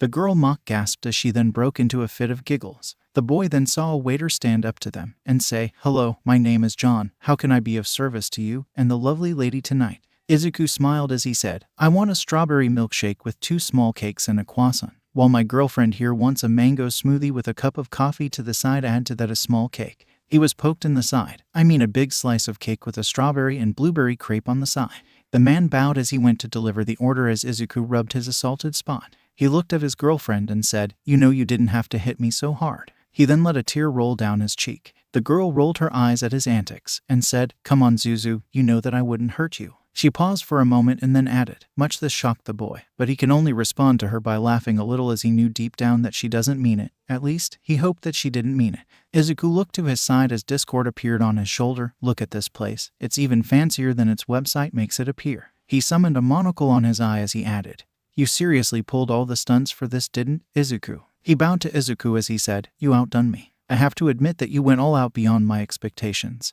But you're still missing something." Discord smiled as 𝐒𝐬𝐽 rolled his eyes, knowing what the ex-Lord of Chaos wanted. He told him that he wanted him on the first date to make magic spells to turn the tea and coffee into singing versions of themselves. "No, I won't use my powers to turn tea, coffee, and sugar into singing versions of themselves." Discord summoned another version of himself and another followed by another, as they all began to beg him. 𝐒𝐽 hated Discord's ability to use minor powers such as levitation, multiplication, and the ability to disconnect his body. 𝐒𝐽 was snapped from his thoughts when a waiter came up to him and asked, "Can you please stop using your quirk? It's disturbing the guests." 𝐒𝐽's brows furrowed as he said, "I'm sure this place allows quirk usage." The waiter forced a smile as he replied, "As long as it doesn't annoy the other customers." 𝐒𝐽 frowned as he added, "But I can't help it. This part of my quirk," he pointed to Discord, "is sentient, so I can't control it that much on what it does and doesn't." The waiter's fake smile depended as he said something that 𝐒𝐽 didn't hear much. But he frowned back when he said, "All right, just keep it down. People are trying to enjoy themselves." 𝐒𝐽 nodded his head as the waiter went away. 𝐒𝐽 said, "What an unpleasant person." Pony nudged him, "Come on, Zuzu. I'm sure he was just trying to do his job. You know how hard it is these days to find a paying job." She put a finger to her chin. "I remember when I was 13 I worked at a supermarket. It was really frustrating how customers would come up to me crying and complaining about the smallest of details that weren't even my responsibility. Sometimes I really just wanted to bash their heads in." 𝐒𝐽 and Discord both sweat dropped as the former said, "You didn't like that place, did you, Pony?" The girl nodded her head in affirmation, as 𝐒𝐽 made a mental note not to get on her bad side ever. She asked him, "What about you, 𝐒𝐽? Did you ever work somewhere before UA?" The boy shook his head, as he remembered his quirkless days, or rather his powerless days, since he is technically still quirkless, but with chaos powers to level the playing field this time around. Not a lot of people hire quirkless people to work, and if they do, they usually will fault them for anything and kick them out at the first chance they had. He looked at Pony's eyes, who started to fill with tears as he said, "But that doesn't mean I'm sad or bothered by that." The horse girl smiled slightly but still felt bad. She used to hear about quirkless people and their trouble outside of America, but she always thought that they were being exaggerated given that her country gave quirkless people the same rights as quirk, and it was a serious crime to discriminate against them so naturally. She thought that it is the same in other countries. But sadly the reality is a bitch that loves to smash her expectations into a million tiny pieces, because the day she arrived in Japan, she saw the truth. She saw a bald old man getting kicked by a store owner who yelled at him to never come back because he was quirkless. When she asked if he was okay, he shrugged, saying that he got used to it at this point, and for her not to bother herself with him since she's a foreigner. And they'd pick her. "I'm sorry, 𝐒𝐽, but I just hate that you used to be treated badly for something you can't even control." The boy smiled at her words as he said, "Well, now don't feel bad. I mean, it's a thing in the past now, and we're here to enjoy our date, not to cry, so let's do that." She detached his finger as they went and began to tickle her in her stomach, causing her to laugh uncontrollably for the second time this evening.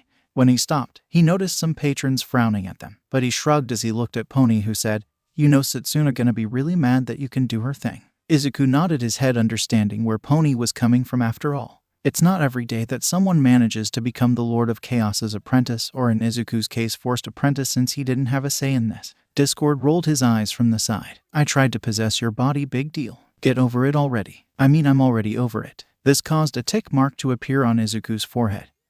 As he said, "That's because you weren't the one being possessed, I was." The two began to argue back and forth, with Pony laughing at them before she decided to intervene. "I'm wondering if you two share the same body. Does that mean you two share thoughts?" Both of them nodded with Pony gaining a smirk. So Discord, does Zuzu ever have perverted ideas about me? The ex-Lord of Chaos, ever so happy to cause chaos, smiled as he opened his mouth to reply before 𝗂𝐿 slammed both his hands on him, causing him to puff out of existence as his face held a very heavy blush, making Pony laugh at him as she said, "That's all I need to know." This made green-haired boy's head heat up like a lobster thrown in boiled water, so he tried to defend himself. But the universe had another thing to disturb him. Their waiter came holding their food as he set it down on the table and said with a smile that seemed a little too fake for 𝗂𝐿, "Enjoy." The green-haired boy took his croissants and examined them before he bit down on them, enjoying the taste. Pony did the same as she took a bite out of her cake and smiled, saying, "This is really tasty. I wish I can eat from it forever. It feels like it jumped into my mouth." 𝗂𝐿 laughed as he said, "You know I can make it move into your mouth with my chaos magic, but it would make so much attention."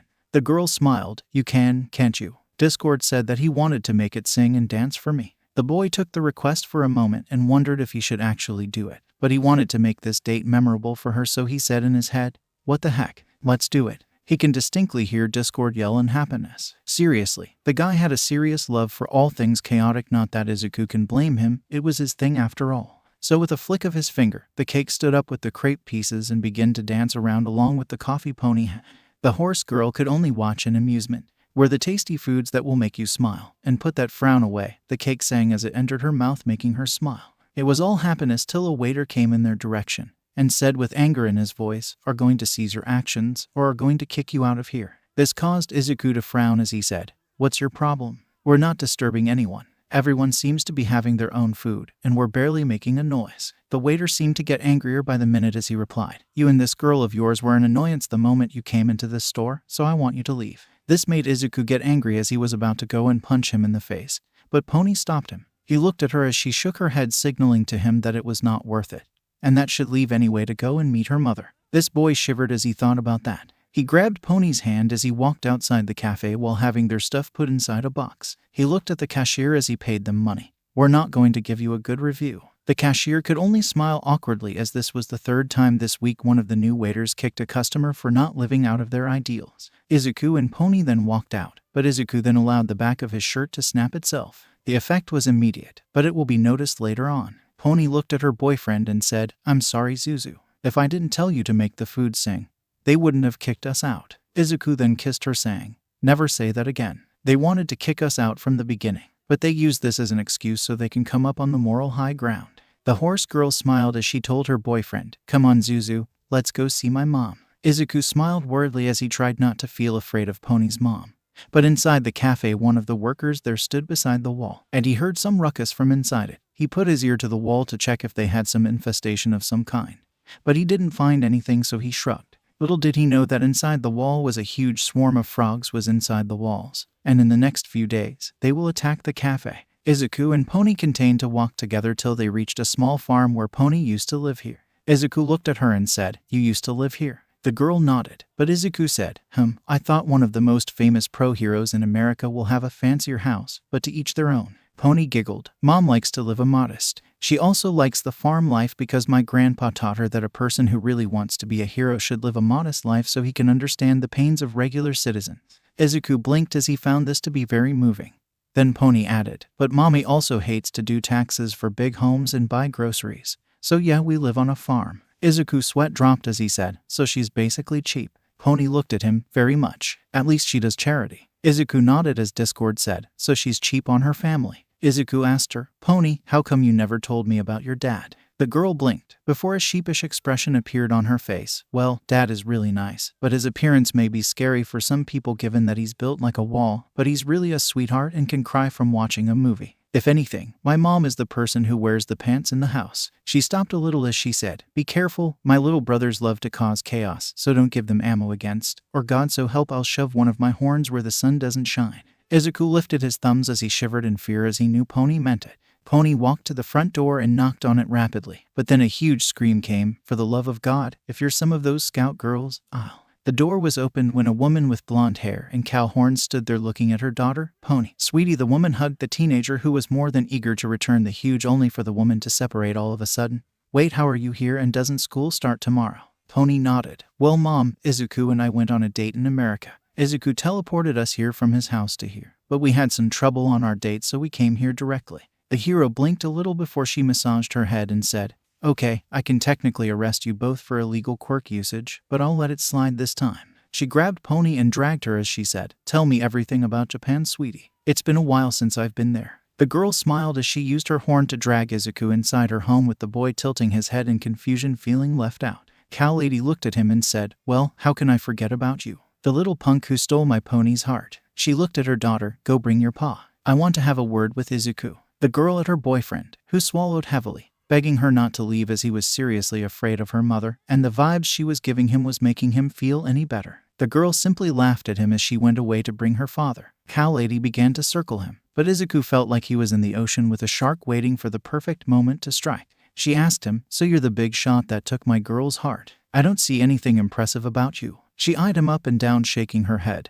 "What does she see in you?" 𝗃𝗧𝗏 popped on his shoulder with a small bowl of popcorn. "Well, it all goes back to the fact that he wasn't one of the people who tried to trick your daughter to go shady places with him. The shadiest place he took her to was the beach that they cleaned together." 𝗂𝐿𝐴 grabbed him and began to shake him as he asked, "Whose side are you on?" The heroine then slammed her foot into the ground as she shifted into her minotaur mode and grabbed the boy, who squeaked, asking him, "What are your intentions with my daughter? And you better be honest with me, because if you thought Pony's horns are painful, wait till I use you for target practice with mine. I just want to make her happy. I don't want anything other than that." She eyed him for a moment as she asked, "Are you sure?" The boy nodded fearfully, but suddenly she let him down as she hugged him, saying, "Welcome to the family, kid. And from now on I'm 𝗵𝗃." 𝗂𝐿𝐴 stood there as he said quietly, "What the fuck just happened here?" 𝗂𝐿ady heard him as she laughed at him. Her daughter told her that her boyfriend was a bundle of nerves, but she didn't think he was so funny to toy with.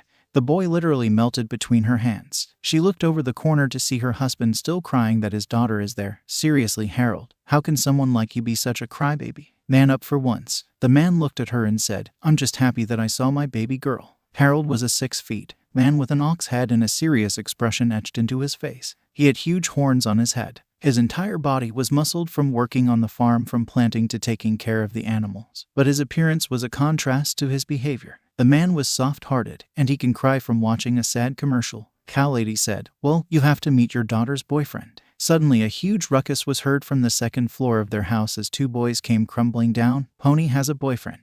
Who in their right mind would want to date her?" The girl frowned as her brothers snickered at her. Meanwhile, 𝗂𝐿𝐴 was standing on the side, confused about what he should do. 𝗃𝗧𝗏 then appeared and said, "I suggest we book it with her." 𝗂𝐿𝐴 replied, "I think that they might chase me to Japan, and I don't want to risk it, honestly." The ex-Lord of Chaos nodded as he also felt confused. Pony saw her boyfriend standing there, not understanding what was happening. She went and grabbed him, saying, "𝗂𝐿𝐴, this is my family," she said, pointing to everyone. This 𝗃𝗲, the huge man, smiled at him, which 𝗂𝐿𝐴 found unsettling given his scary appearance. But he couldn't judge people on their appearance. "My ma," she said, pointing to 𝗂𝐿ady. "I hope she didn't mess with you too much. It's kinda her thing to scare people. That's why we put a scarecrow that looks like her." This caused the woman to frown. Pony then took an unimpressed look as she pointed to the 2 boys to the side, saying, "And these dorks are my younger twin brothers, John and Jack." The 2 frowned at the less than respectful introduction as they said, "Hey, at least we didn't spend most of our childhood watching manga hoping for it to become one day real." Pony then sent 2 of her horns to skewer her brothers, who ran away.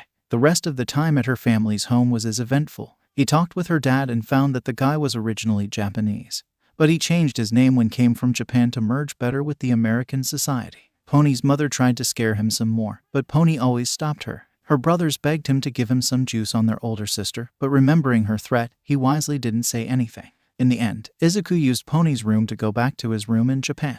They walked to you as they went to the dorms so they won't miss the curfew. 𝗂𝐿𝐴 looked at Pony, who was smiling happily as she leaned her head against his arm. He asked her, "Did you like our date?" The girl looked at him, smiling. "Of course, it's the best thing ever. You also got to meet my family. And my parents think that you're so cool, so that's something." The boy chuckled. "Well, I can't say I didn't like them, but your mom is seriously scary." The girl laughed at him as she said, "Well, look at the bright side. She didn't chase outside the house like the last boy I brought over." 𝗂𝐿𝐴 laughed for a moment before his head registered her words, and felt a shiver of fear run down his spine. 𝗂𝐿𝐴 walked to her dorms. The moment they entered, they saw 𝗃𝗠𝗏 snuggling with a baby raptor that was wearing a diaper of all things. Kendo looked at 𝗂𝐿𝐴 and Pony. The girl quickly went to 𝗂𝐿𝐴, saying, "Why did you give her this?" The boy chuckled as he said, "She asked nicely." The orange-haired girl tried to grab him, but he disconnected his body, causing Takage to yell, "Hey, that's my thing." Kendo shook her head. "No, 𝗂𝐿𝐴, I want you to tell 𝗃𝗠𝗏 to give you the baby raptor." This thing will cause a huge mess. She looked at the girl who was holding the baby dinosaur tightly like she was holding her own flesh and blood. The boy walked away as he said, "Sorry, but that sounds like a you problem." He looked at Pony and kissed her on the cheek. 𝗧𝗍𝐿 tried to lunge at him, but he jumped. "See you tomorrow, my little pony." He ran away as Kendo followed him, demanding he come back here and face her like a man. 𝗬𝗏 looked at her and gave her the baby dinosaur, saying, "It's your time to watch over Rodney." The horse girl could only look at the baby dinosaur, which cooed at her, causing the girl's heart to flutter. Maybe it won't be so bad. She looked only to see a pissed off 𝗧𝗍𝐿 coming back from her failed attempt to catch 𝗧𝗍𝐿. The second day came, and everyone was getting ready for their first class, and 𝗬𝗍𝐿 himself was extremely excited. He was bouncing from side to side, causing small tremors of reality shift to occur. 𝗧𝗏𝐿 appeared and whacked him on the head. "Enough. I think you almost changed the entire history of the Middle East and Russia during your excitement tremors." The boy nodded as he sheepishly focused to turn everything back to normal. Once it was done, he went to 1B dorms to take Pony to her first class for the day. When he knocked on the door, he was stunned when a missile of orange hair collided with him. He looked up to see Kendo with a smirk on her face as she held him with her giant hands. "You can't escape now, can you?" The boy simply phased through her hands, causing her smirk to fall as she said, "Damn it, this is seriously cheating." Then 𝗧𝗍𝐿 inflated his hands, causing a cloud of despair to appear on Kendo. "Now I'm never going to stand out." 𝗧𝗍𝐿 laughed. "It's nice to see you too, Kendo." The girl tried to smile, but couldn't as she said, "Please take that dinosaur back. 𝗬𝗏𝐿 is forcing us to take care of it and scoop away its poop." 𝗧𝗍𝐿 smiled as he said, "How about I make 𝗬𝗏𝐿's room a habit for her pet?" The orange-haired girl smiled. "Great, do it now. Shouldn't we wait for 𝗬𝗏𝐿 to come out first?" Kendo shook her head as she said, "No, do it now. Because of her, I lost all of my coffee yesterday trying to take care of her mini monster. I want my vengeance." 𝗧𝗍𝐿 shrugged as he transformed the girl's room into a jungle. 3 minutes later, a scream was heard as 𝗬𝗏𝐿 came down looking like a mad woman. She looked at Kendo, who was laughing with 𝗧𝗍𝐿 standing beside her. She yelled, "That's not funny. I honestly thought that I was lost in the past if it wasn't for the instructions the nerd left me to find the door." Kendo bowed. "Consider this was vengeance for my coffee that disappeared yesterday due to your dino monster. Seriously, I had to go through an entire batch to keep up with it." 𝗬𝗏𝐿 frowned. "He's a baby. He has a lot of energy. Well, now, he's inside your room in his habit. Don't worry, only you and him live there. Isn't that right, Midoriya?" The boy nodded as he saw Pony. He grabbed her hand and quickly left 1B's dorms, leaving both girls to argue. He kissed Pony as he said, "Ready for the first day of you?" "I know I am." The boy was bouncing with excitement. He looked at the huge building that is 𝗬𝗍𝐿. He was excited as he walked the halls where people like All Might, Endeavor, 𝗏𝗏𝗏, Best Jeanist, and many others walked before him. Pony nodded. "I'm so happy. I can't wait to see and experience all the training that Ma went through here before she went back to the USA with Pa." 𝗧𝗍𝐿 nodded, remembering that the real reason Pony's father left Japan was because of her father. He fell in love with her, and he decided to live with her in her country. Both of them walked in the hallways as 𝗧𝗍𝐿 watched the classes. He then said, "Wow, this place is really big. I think I might get lost." 𝗧𝗏𝗏 appeared, saying, "Impossible. You have a GPS in your mind. Use it to navigate this maze." 𝗧𝗍𝐿 laughed at him. "It was just a metaphor. I know I can't get lost here. It would be embarrassing, to say the least." The guy trained with the Lord of Chaos, or ex-Lord in your case, and All Might, the greatest hero of all time, got lost inside his hero school. Pony nodded. "Agreed. It sounds kinda pathetic when you put it that way, but smile because I know today is going to be awesome."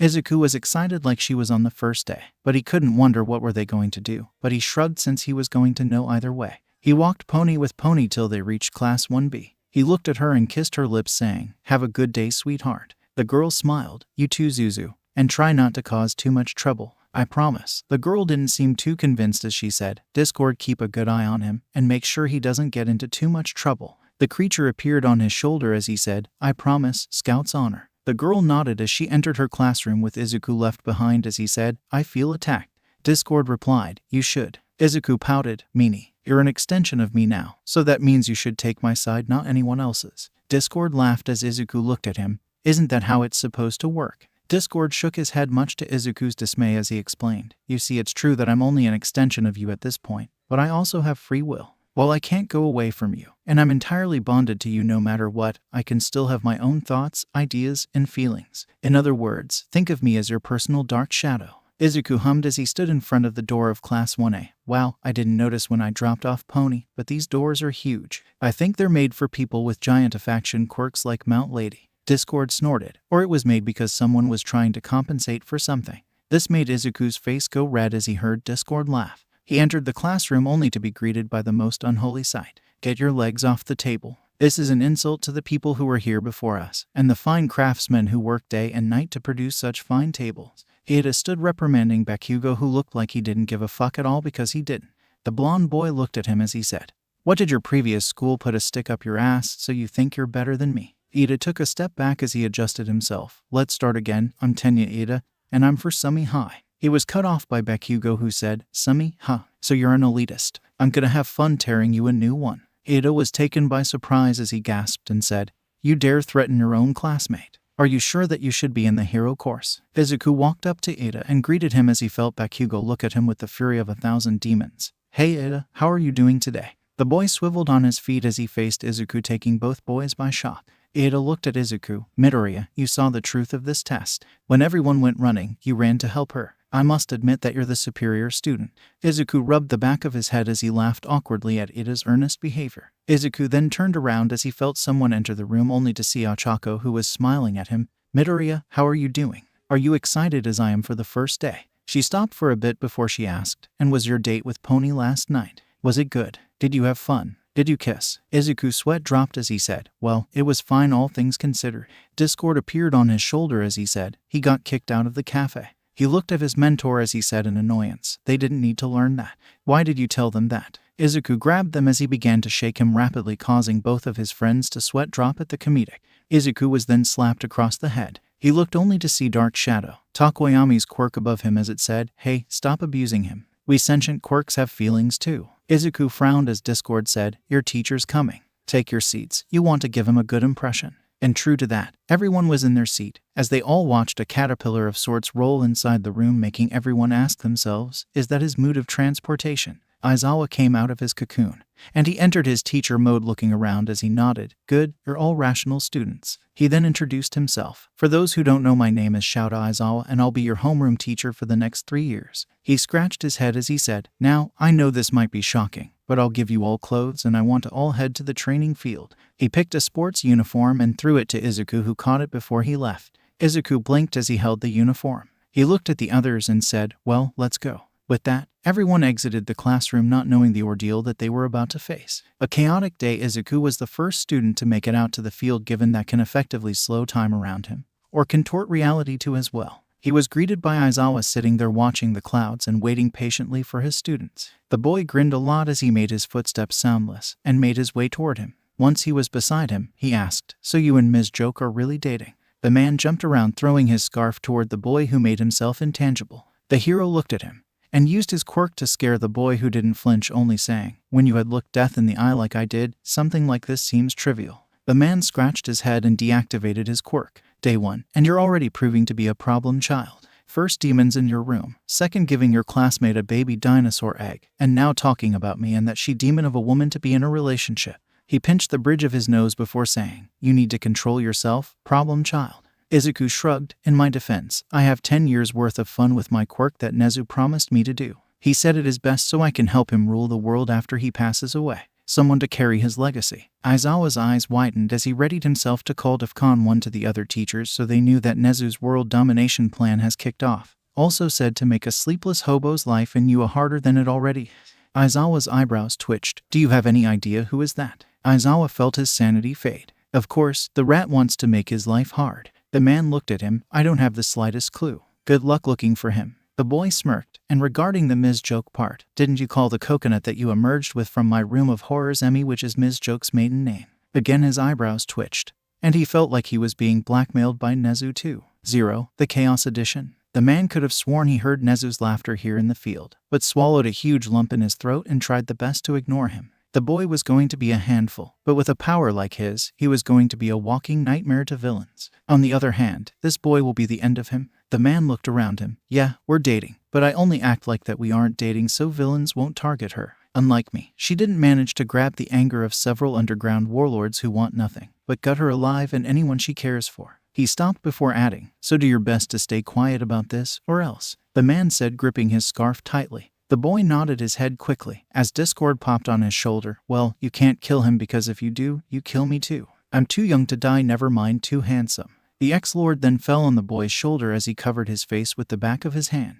Aizawa looked at him with an unimpressed look. Couldn't you have given your power to someone more rational? You instead gave them to a child who Nezu took him under his wing to unleash his legion of terror and demons on us. I'm sure I can hear the horns of destruction from here. The chaos being shrugged, I didn't have time. If I tried to be picky, I wouldn't have made it at all. Plus admit you know you like him, and he's going to be your best student, he said as he jumped on Aizawa's shoulder, who quickly swatted him away with a doubtful look on his face before a smirk appeared on his face. Yeah, he'll become my favorite student given if he can survive today, the erasure user said as Izuku glared at Discord before grabbing him and began to yank him back and forth in panic for setting his teacher on him while the chaos being defended, saying that the boy already did so by scaring him. Aizawa smiled in satisfaction as the two began to strangle each other, leaving him alone for the time being.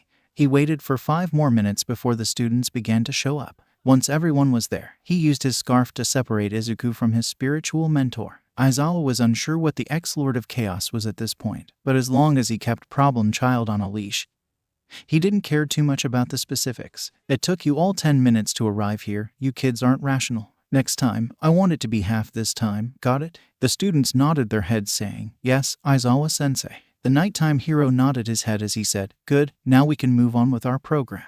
Today, you'll all be doing a quirk apprehension test. He was cut off by Ochako, who said, Sensei, but we're going to miss orientation. The man looked at her and said, this is UA, and its teachers are given special privileges to run their class as they see fit. Plus, we don't have time for such needless things. You can all catch up about your fashion clothes when we're finished here. Also here in UA, we work in a free teaching system where the teachers are given the freedom to do whatever they want. If you want to hit the big leagues, you have to forget about such complimentary ideal stuff. He looked at the students. Any more questions that need to be asked? Good, he said, before carrying on. You see, the Ministry of Education has a flawed idea that people are equal, so they cut quirk usage in PE. This is an outdated method and an ineffective one. Here you'll be forced to give your all, so get ready. But before we start, how about a small demonstration? He looked at Izuku, throwing him a ball he was holding. Izuku frowned at Aizawa's words regarding being born equal. It felt like the man was satisfying all the torture he went through just for being born quirkless, unlike everyone else. He didn't hear Aizawa's orders the first time till Discord slammed him on the head saying, go to the circle and mope later on. The boy slowly made his way to the and stood in it as Aizawa said, Midoriya, you came the first in the entrance exam, right? The boy nodded his head. Good. I want you here to throw the ball with your all to gain the furthest distance you can muster. The boy nodded and began to wonder what should he use. Telekinesis, fire, teleport. There are so many options to choose from, and all would guarantee a good and remarkable score. He was cut from his musings as Aizawa said, come on, we don't have all of the day.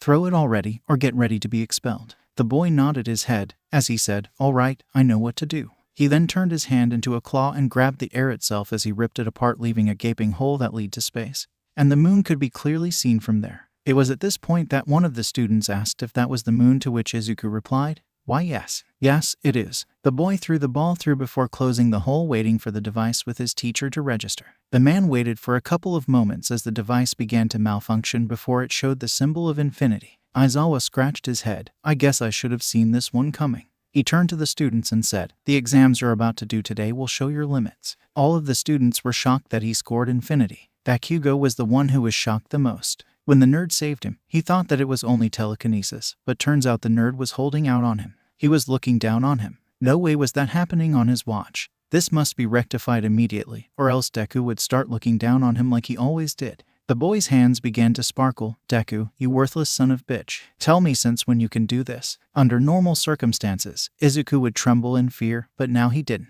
Was it that he was technically stronger than Bakugo? Perhaps. Was it because Discord had long sessions with him telling him how the blonde is a sociopath with a complex the size of his own head? Maybe. Or was it because the boy didn't feel threatened anymore by the blonde since he can send him from where he came without breaking a sweat? Yeah, that's why. Izuku merely snapped his fingers, rewriting reality itself, making the blonde decide not to attack him, and to only brood on anger. Aizawa blinked in confusion as he tightened his hold on his capture scarf. He could have sworn he saw Bakugo try and attack Midoriya, but now he was standing there and perhaps boiling in anger. But why was he standing? He looked at his problem child and knew that the boy must have rewritten reality to make Bakugo only see. The man promptly shrugged. As long as it keeps his work easy, he doesn't care. The students overcame the shock of the infinity score as they all began cheering.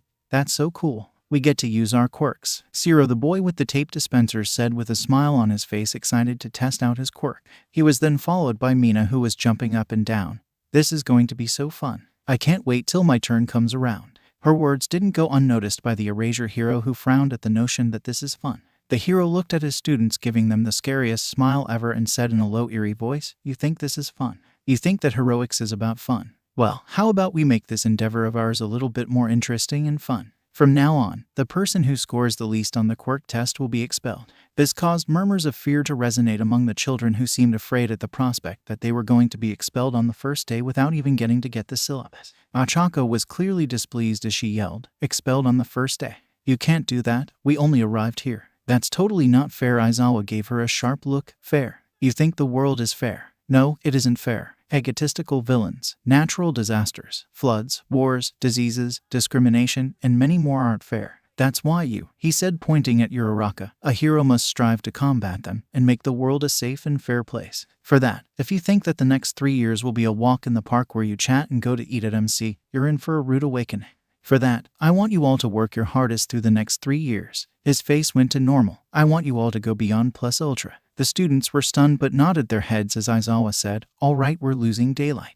Get your asses in gear so we can move to the first test." As the students moved to the first test, 𝗂𝗧𝗪𝗄 looked at Izuku and said, "Man, this is really nerve-wracking. I mean, a test with the threat of expulsion is not what I expected on the first day." Izuku nodded his head, though he silently gulped, since he heard a particularly nasty rumor about his homeroom teacher that said he expels anyone with what he calls no potential. The boy shuddered at another rumor that he expelled an entire classroom last year. Honestly, he didn't want to find out if both are true or not. Ada then gave his 5 cents. "Honestly, I don't approve of this public hazing, but if it must be done so we can be better heroes, then so be it," the boy said as one hand adjusted his glasses and the other was chopping the arm. Izuku's sweat dropped as he thought, "I wonder what Pony is doing right now. I bet their teacher is currently putting them two through the ringer. I only hope she survives today." Back in the cafeteria, Nezu was still giving his speech. Pony, due to how long it took, put her head on Ibara's shoulder and fell asleep, with the religious girl herself falling asleep on her too. Back with Izuku, the tests began with the 50-meter run.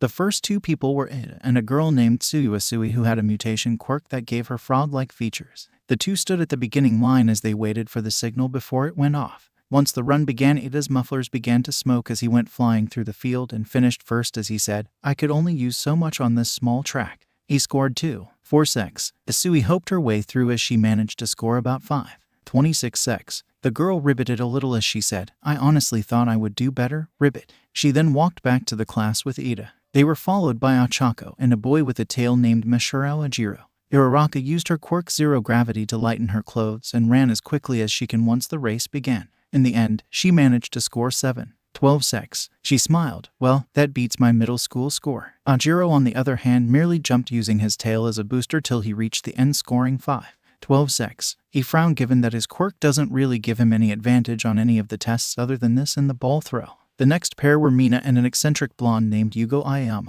The blonde used his quirk Naval Laser to propel himself forward. It seemed that he would come first, but he then stopped and fell over since he can't use his quirk for more than 1 second.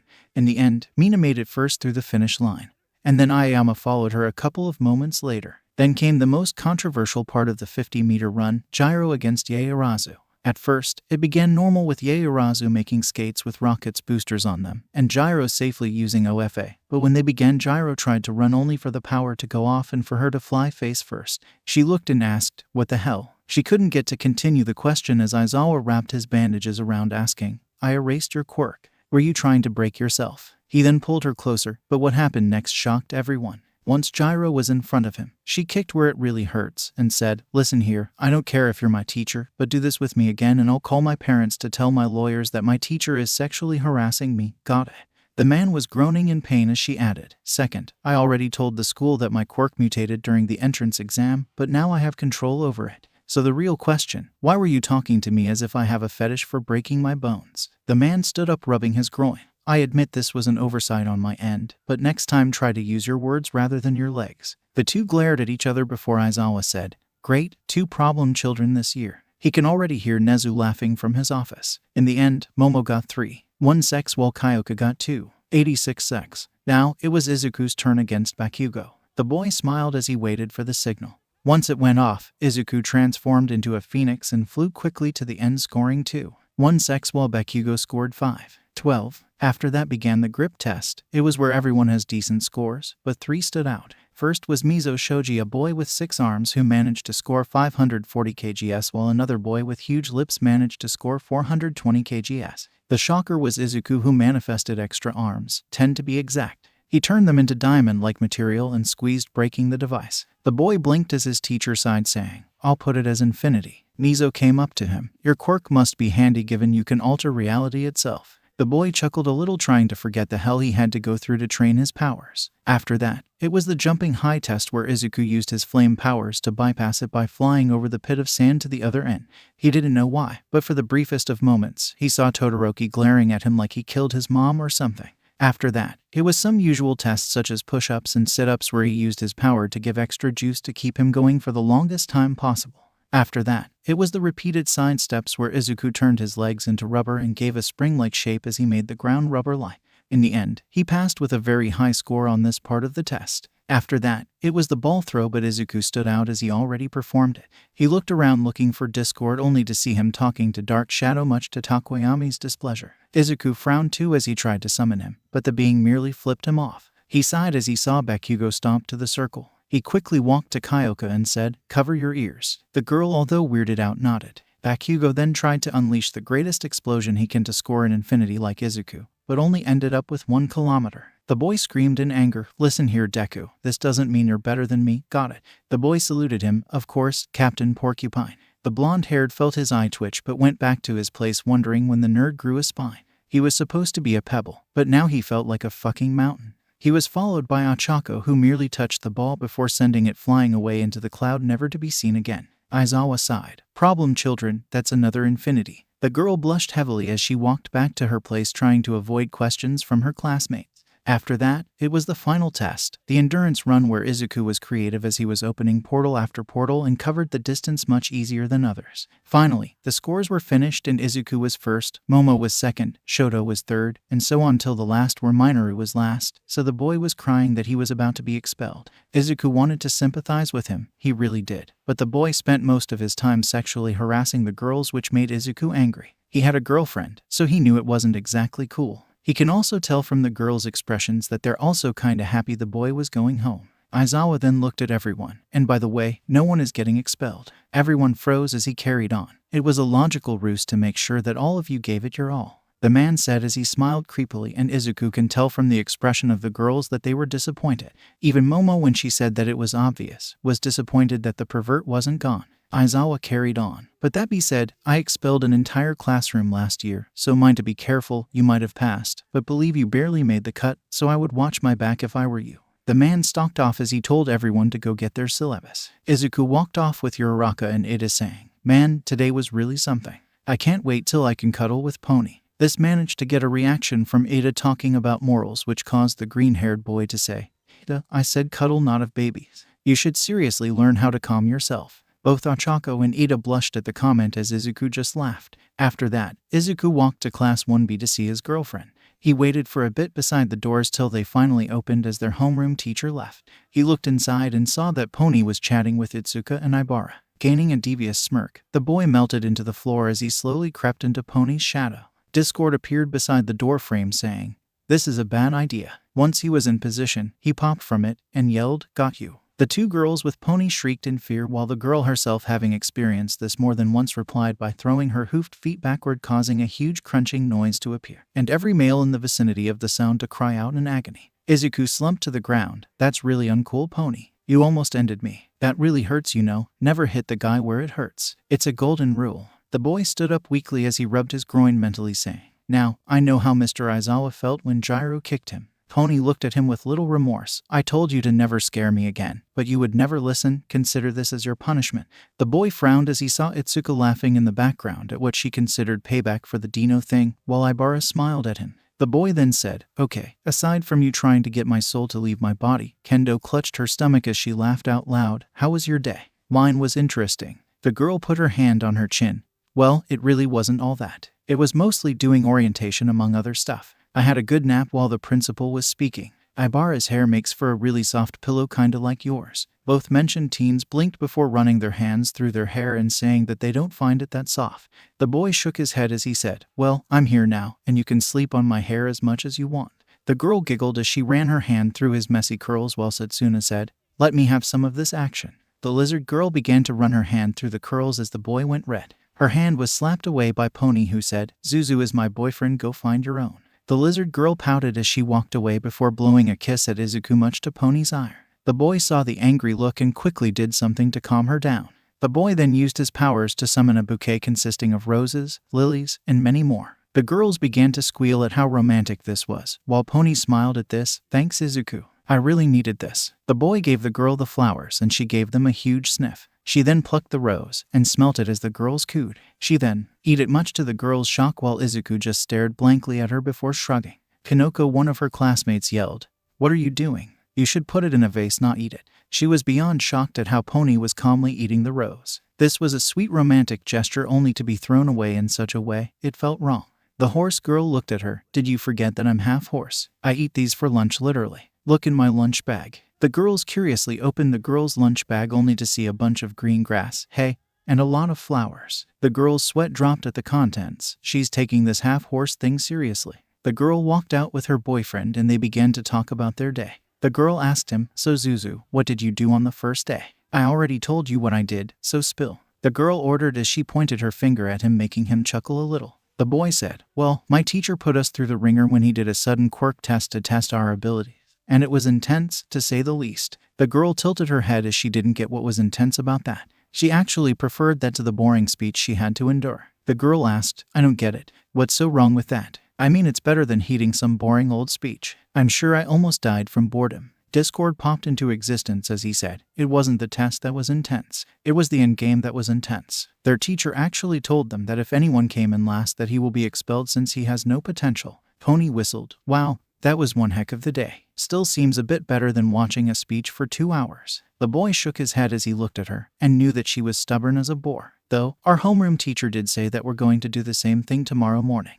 "Really? Did he also threaten you with expulsion?" The boy wondered out loud as the girl shook her head, causing the boy to deflate, making the girl giggle. "No, our homeroom teacher said that it's just a test to see how creative we are with our quirks. It seems really fun. Good thing I ended with him, not yours." The girl chirped happily. "Yeah, you have a nice guy. And I had ended up with a quirkist bastard who wants to make everywhere revolve about quirks." The boy looked away. "Seems a fair trade." The girl tilted her head. "Quirkist? Yeah, turns out our teacher believes that our society revolves around quirks. He said, and I quote him, 'The Ministry of Education is irrational for not allowing quirks to be used during PE and a false notion to give people that they are born equal.'" The boy looked away, remembering all his other teachers. "He reminded me of all my other lousy teachers. He sounded like some lame distro supporter who was thrown into our time." The girl rubbed his shoulder as she understood that even though Izuku wasn't technically quirkless now, it was still a sore subject to him. The girl hugged him as she asked, "Do you think that people are equal, quirked or not?" "I do. Being quirkless or not, we all have the same right and have the same chances in life, so don't care what this jerk says, Zuzu."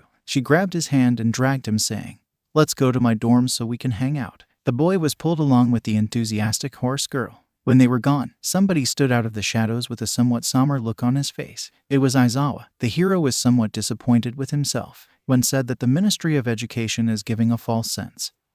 He hadn't taken into consideration what Izuku might think. He was already told by All Might as well as the other teachers where the boy's powers actually came from. Like others, he was disturbed regarding the villain thing, but calmed down once he was told that the villain was now nothing but a nuisance/mentor to the boy. When he talked about the ministry, he didn't mean that quirkless people were less than those with quirks, but he meant that the ministry is holding people back, not allowing them to show creativity with their gifts. Maybe he should have said something other than people aren't equal. Now, he had to deal with a student of his who at most doesn't respect him.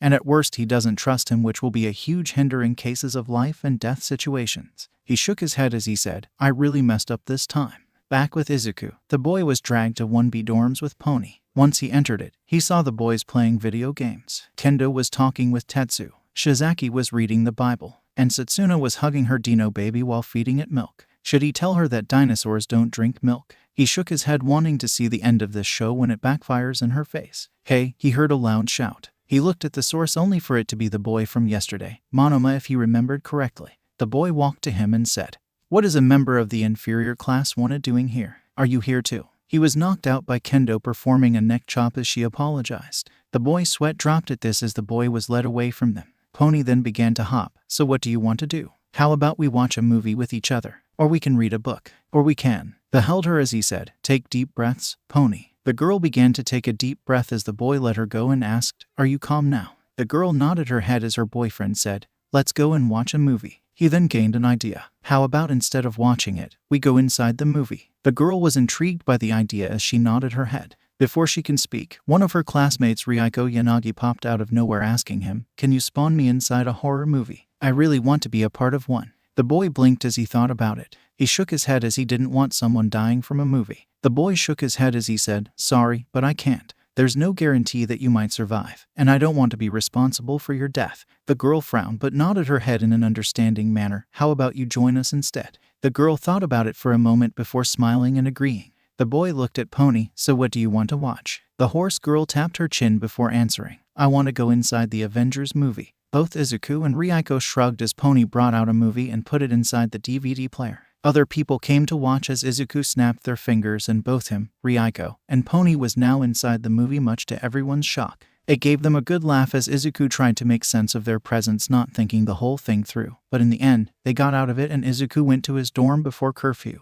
The next day, the Chaos user was sitting in class as he tried to keep up with Present Mix, who was giving them a lecture about English grammar. It was boring, to say the least, but he was listening intently to him. He didn't want to get on his teacher's bad side at the end of the day. Today was boring, to say the least. One would think that being in the hero course might mean doing awesome stuff. But at the end of the day, they were still high school students as they had to take regular courses. The boy looked at the board where the voice hero was explaining before the bell went on, signaling the end of the period, much to the boy's relief. The boy was jolted out of his thoughts when Uraraka asked him, "So who do you think is going to be our teacher?" "Deku." The boy blinked at the nickname. "Where did you hear that?" The girl blushed as she said, "Well, I heard that blonde guy says that to you after we finished the quirk test yesterday, and I thought it was cute. It has a 'you can do it' vibe, if you know what I mean." The boy smiled as he said, "Well, it actually means useless." This made the girl gasp, "But you can call me that since it sounds nice coming from you." The girl blushed as Izuku teased her, "Don't tell me that you're having a crush on me now. Pony might be jealous if she hears about this." The girl began to wave her hands as a huge blush emerged on her face as she tried to defend herself from the accusations.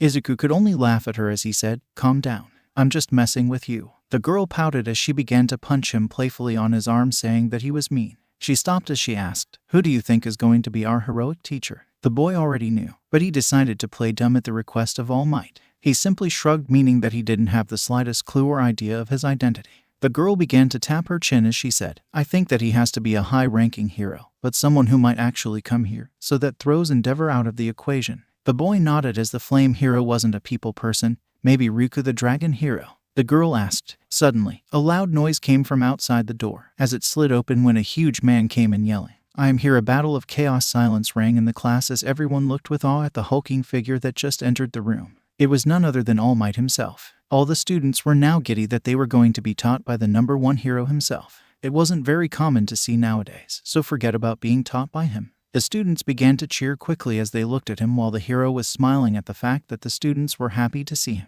Hiroshima stood up quickly, exclaiming, "All Might's going to teach us this year. That's so manly." Asui followed him, adding, "Look, I think he's wearing his Sliver Age suit. Neat, ribbit." All the students then began to give hums of approval and appreciation toward the hero, who beamed in happiness. "Ha!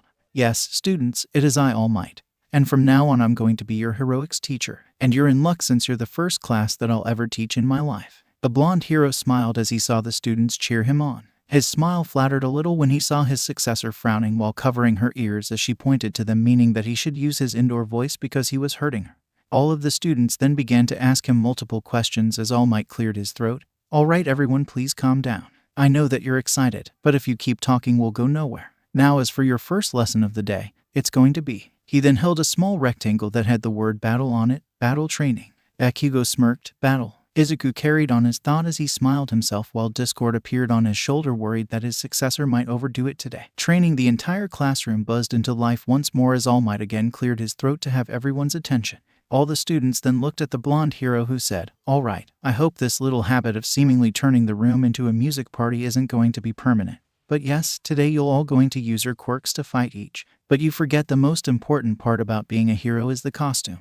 No hero worth his salt is good without a good look." So now, he pressed a button on his phone and the ground beside each student opened up, revealing a case. "Take your costumes and go to the changing rooms so we can begin with the activities in ground beta." The students quickly took their hero costumes, running for the changing rooms as fast as humanly possible with side smiles on their faces so wide, All Might smiled himself. Once everyone was out, the hero deflated for a bit, saying, "The youth of these youngsters sure gives the power to carry on with my duties of being the symbol of peace, but alas, it soon may come to an end." In the boys' changing rooms, the boys were all changing their clothes quickly so they can begin their lesson already. Kirishima looked at Izuku and said, "Wow, Midoriya, your costume sure isn't all that flashy compared to your quirk, though it certainly matches with your plain look, I guess." Izuku's sweat dropped as he replied, "Thanks, I guess." Izuku's costume was made of a plain-looking shirt with Discord put on its back. Of course, the shirt had some padding to it to protect him from stabs and bullets. He also wore jeans. The boy looked at Kirishima's costume as he said, "I think yours also look cool." The hardening boy blushed as he said, "You think so? I think it looks a little bit plain compared to the others." Kirishima was wearing black baggy pants in addition to arm braces. He also wore a head brace but also had a shirt tied to a belt that had the letter R in its center. Izuku looked around as he surveyed his class's costumes. Some were plain looking like him, such as Shoji and Sato, who were both wearing full-body jumpsuits with different colors. Some were interesting, such as Todoroki's. The boy had to raise an eyebrow at the ice. Was it to scare his opponents, because if anything it made him look ridiculous? Or Mintus, he got the fruit reference, but did he really have to emphasize that much on protecting his groin? It made him look sad and desperate. Others were cool, such as Takoyami's cape. Even though it was very simple, he still found it cool, or Kaminari's punk rock outfit.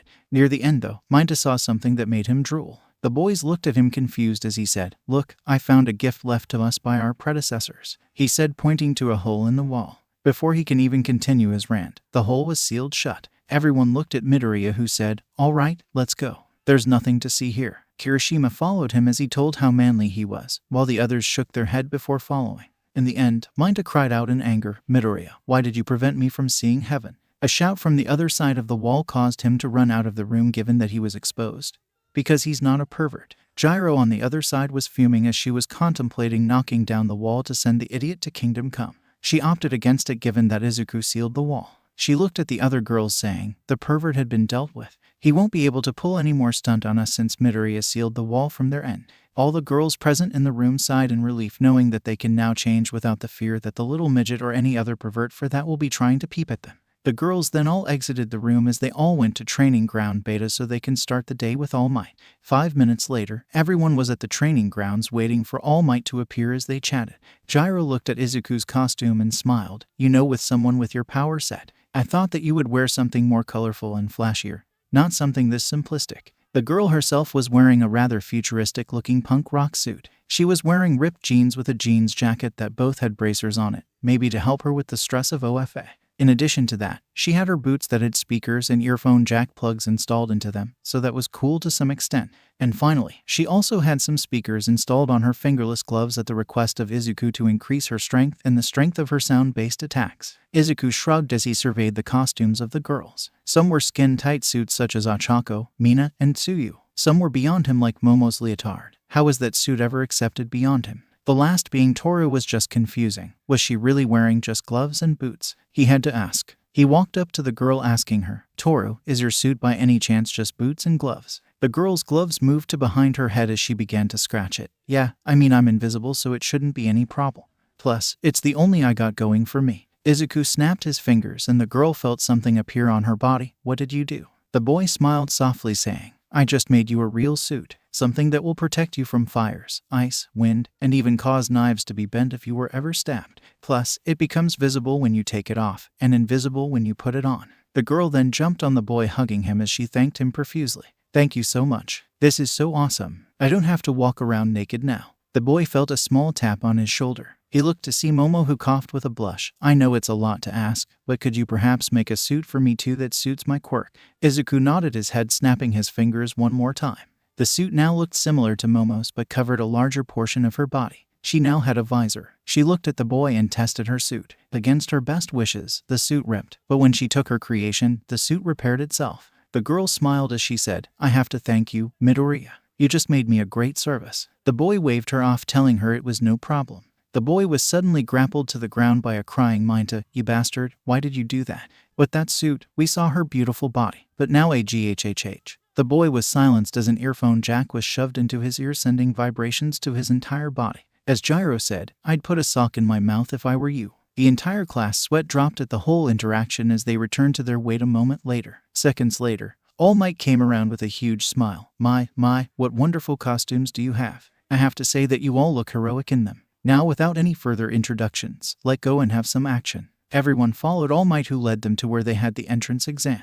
Ida raised his hand. Sensei, are we going to fight robots again? The blonde hero shook his head as he said, No, young Ida. Today you'll all be participating in an indoor fighting simulation. Murmurs began to raise among the students, wondering what he was talking about till Tsuyu raised her arm. All Might told her, Yes, young Asui. Tsuyu asked, Sensei, isn't this, I don't know, a little bit extreme and advanced? I mean, shouldn't at least have some experience beforehand? Everyone nodded, with the girl at her reasoning seeing that she was right, but the blonde hero smiled at the girl. The hero then replied, While what you are saying is true, however, the experience that you're talking about will be gained through a first-hand application. You will all fight to learn how things are done, given that most hero battles are fought indoors rather than outdoors. All the students nodded as Asui apologized for the interruption, and All Might went back to explain today's lesson. You see, today you'll all work in the bomb stimulation. There is a nuclear bomb inside the building that you, the heroes, are supposed to find while fighting the villains. You must do it on time, or else the timer inside the weapon will blow up, killing everyone and everything. The students nodded as they began to ask All Might questions, from how much is the time allowed to win the fight to whether or not they were going to be expelled. The hero then whistled as he said, Calm down everyone, I don't have super hearing, only super strength.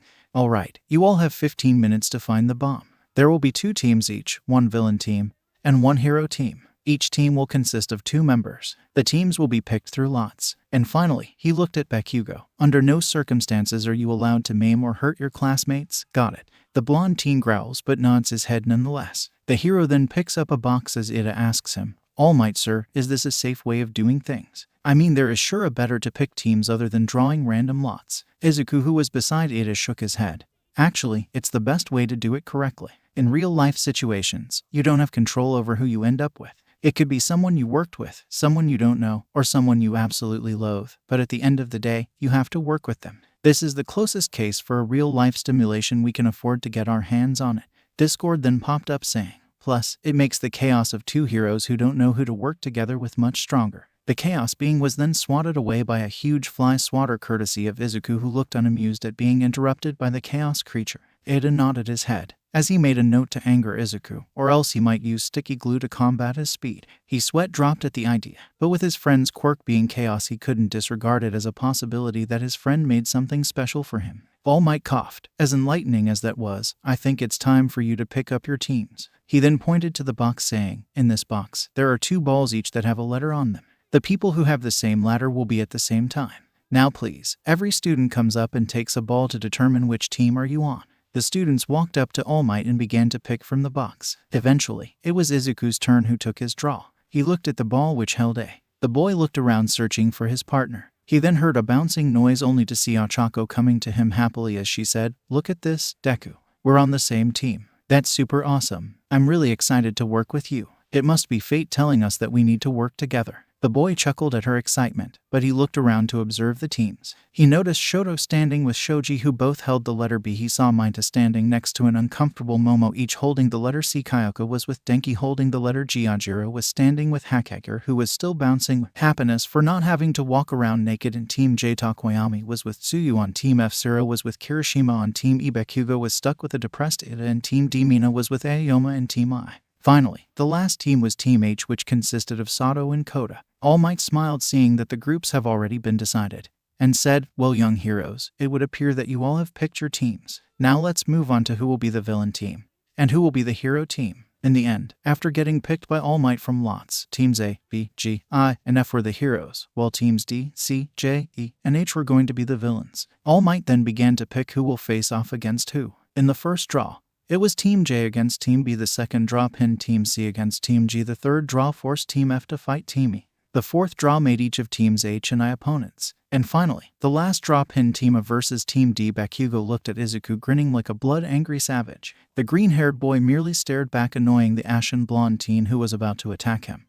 But he took a deep breath and only gritted his teeth. All Might then used a randomizer to see which teams go first, and it was a versus D. All Might walked up to both E and 𝗵𝘃𝗀𝗀 saying, Heroes, today you must think like a villain to help the purpose of the exercise. You both have 5 minutes to formulate a plan to counter the heroes' plans. Use that time wisely. He then handed them a small map. This small map is the structural design of the building that you're going to work in. The bomb is on the first level. Feel free to move it. Good luck. The hero moved away as 𝐻𝐸𝐫 said, as disappointing as it is that I'm the villain, I must work to the fullest to protect the 𝐻𝐸𝐫 family name. He looked at 𝗵𝘃𝗀𝐿. 𝗵𝘃𝗀, we must work together to find a way to defeat Midoriya and Uraraka. The explosive teen ignored him as he walked toward the building, causing 𝐻𝐸𝐫 to sigh, saying, this will be harder than I expected. On the hero's team, Izuku stood with Uraraka after All Might briefed them on what to do. The girl asked him, Deku, it seems that 𝗵𝘃𝗀 is out to get you. Do you know why? She then tilted her head, making her look cute a little. Somewhere Pony felt the need to punt her boyfriend. The hero wannabe looked at her. It's just, I don't know. I think it's because for most of my life I was quirkless. And now that I have a quirk, he thinks that I didn't tell him or something because I look down on him. He thinks that if I breathe the same area as he does, that I'm somehow standing in his way of becoming the #1 hero. In short, he's an egotistical prick. He saw the girl barely able to contain his laughter as she said, it was so serious and sad. And then suddenly you said that he's just a prick, and the situation lost all of its seriousness. She wiped out a tear from her eye as she added, so today is a fated battle between men. Izuku waved his hand, telling that it was more or less so. Discord had already told him that he'd have to face 𝗵𝘃𝗀𝐿 sooner or later, and from the looks of it, it seems that it is sooner than expected. The boy then began to discuss a plan with Uraraka. Though the girl refused that, he sent 𝗵𝘃𝗀𝐿 into the void of nothingness when they see him. Something about him getting hurt. In the end, both agreed on something and began to wait for their time to begin. Moments later, the horn rang, signaling them to act, to which Izuku was the first as he carried Ochako on his back as he sprouted wings from his shoulder blades and flew toward a window on the second floor. Back with Ida and 𝗵𝘃𝗀𝐿. So what's the plan, 𝗵𝘃𝗀𝐿? The boy looked at him with no interest as he asked, do you think that Deku is somehow strong with that broken quirk of his? The Armored 10 didn't know where he was going with this, but if that meant that they can finish the exercise, he said, I believe that Midoriya is quite strong given that his quirk can bend the laws of nature to its will, but nothing can't be beaten. 𝗵𝘃𝗀𝐿 scoffed, you don't know nothing, 4 eyes. By the time I'm done with him, he'll be nothing but a smoking piece of crap. Inside the building, both Izuku and Ochako were navigating through the maze that is the testing area. Izuku looked at Ochako as he said, so we know that they have the bomb somewhere on the 4th floor thanks to my floating eye. He recalled an eye he summoned to his palm, much to the girl's disgust. We also know that 𝗵𝘃𝗀𝐿 is coming straight for me, so I think that the best solution is for you to head to 𝐻𝐸𝐫 while I deal with 𝗵𝘃𝗀𝐿. The girl nodded her head, and Izuku suddenly popped an energy shield. 𝗵𝘃𝗀𝐿 jumped from the corner yelling, Deku, you cheating fuck. Tell me, how did you get a quirk this strong? The boy across him shrugged. God thought it would be cool to reward me for handling all of your shit for years, I think. If anything, the reply made 𝗵𝘃𝗀𝐿 angrier. The blonde teen snarled as he said under his breath, oh Deku, you did it now. I'm going to make a scarf out of your guts. The boy then lunged toward Izuku as he ready to right hook, but the green-haired boy ducked under it as he grabbed the arm and tossed 𝗵𝘃𝗀𝐿 over his shoulder, saying, I've literally been studying you for years. You didn't think that I'm going to miss that you use your right arm in a big opening. The blonde teen laid there on the ground growling like a wounded animal. 𝗵𝘃𝗀𝐿 then stood up and blasted himself toward Izuku, who teleported to the side, avoiding 𝗵𝘃𝗀𝐿 and his follow-up blast. The boy then sent a concentrated blast of flames at him, causing the blonde to roll away from the attack. He then saw Izuku from the corner of his behind all of a sudden as he twirled a capture tape around his wrist. The boy blasted the capture tape, freeing himself. However, Izuku frowned, snapping his fingers as he rewrote reality, putting 𝗵𝘃𝗀𝐿 inside the capture tape of All Might said, young 𝗵𝘃𝗀𝐿 has been captured. 10 minutes are left. 𝗵𝘃𝗀𝐿 stood there stunned that the nerd managed to beat him. He can vaguely hear Izuku talking to the brown-haired girl, Uraraka, I'm done with 𝗵𝘃𝗀𝐿. How are things on your end? The girl replied through the line saying, I'm fine. I found the room of the bomb, but I didn't enter it yet. Do you want me to wait for you? Izuku checked his choices as he came to a decision. Please stay outside the room till I reach it. The girl gave him an affirmative. In the watching room, Kirishima stood there disappointed. Damn it, I thought there was going to be an awesome fight between 𝗵𝘃𝗀𝐿 and Midoriya. But in the end, Midoriya managed to slip the type on 𝗵𝘃𝗀𝐿's hand. Not really. Everyone turned to Shoto, wondering what he was talking about. No one noticed, but I did. In the beginning, 𝗵𝘃𝗀𝐿 managed to dodge the attack. But suddenly he found himself inside the capture tape. I think that Midoriya simply rewrote reality, making it so that 𝗵𝘃𝗀𝐿 got in the tape. The boy tapped his chin, saying, I have to admit it is a smart strategy against low-case villains, but I doubt he'd be able to do it with strong villains. He must have some limits to his power. No one is invincible after all. Kirishima then said, what? He rewrote reality to catch 𝗵𝘃𝗀𝐿. That's not cool, man. He should have fought him like a man. This is not manly at all. All Might then interjected, young Kirishima, While it's true that some may see it as a coward's way to settle things, however, as heroes we must limit the damage as much as possible. We can't always have flashy fights, especially if they're hostages, got it? The boy nodded his head. Momo then added, it seems Midoriya also knew that Bakugo would go looking for him, even though he managed to dodge his attacks skillfully. This means that he planned this from the get-go. I must admit that he really saved time by not engaging Bakugo in combat, and just captured him immediately. Back in the building, Izuku was slithering on the walls like a python snake. He appeared beyond 𝗂𝗧𝗏 as he hissed, 𝗂𝗧𝗏, I'm here. The girl squeaked in fear as she saw him, but then composed herself as she remembered who she was talking to. The girl pouted as she said, Deku-kun, you almost gave me a heart attack. Next time, come as a cute little cat, dog, or something, not a freaking python. The boy laughed as he turned back, nodding his head. He then looked at Ochako seriously, so he's in there. The girl nodded her head, as Izuku told her to be quiet. He then turned intangible as well as invisible, poking his head inside the room where he saw Ida doing something so ridiculous that he almost laughed, blowing away his cover. The speed teen was standing there monologuing to himself, I'm the villain of this exercise. I feel so bad, but I can't fail because I'm an Ida. And we rise to the occasion, so I won't shame my family's name. So today, to become a hero, I will embrace villainy. He then let out a dramatic laugh as he said, look at me, I'm incarnate of evil itself. Izuku pulled his head back quickly as he controlled his laughing, making Ochako look at him with confusion.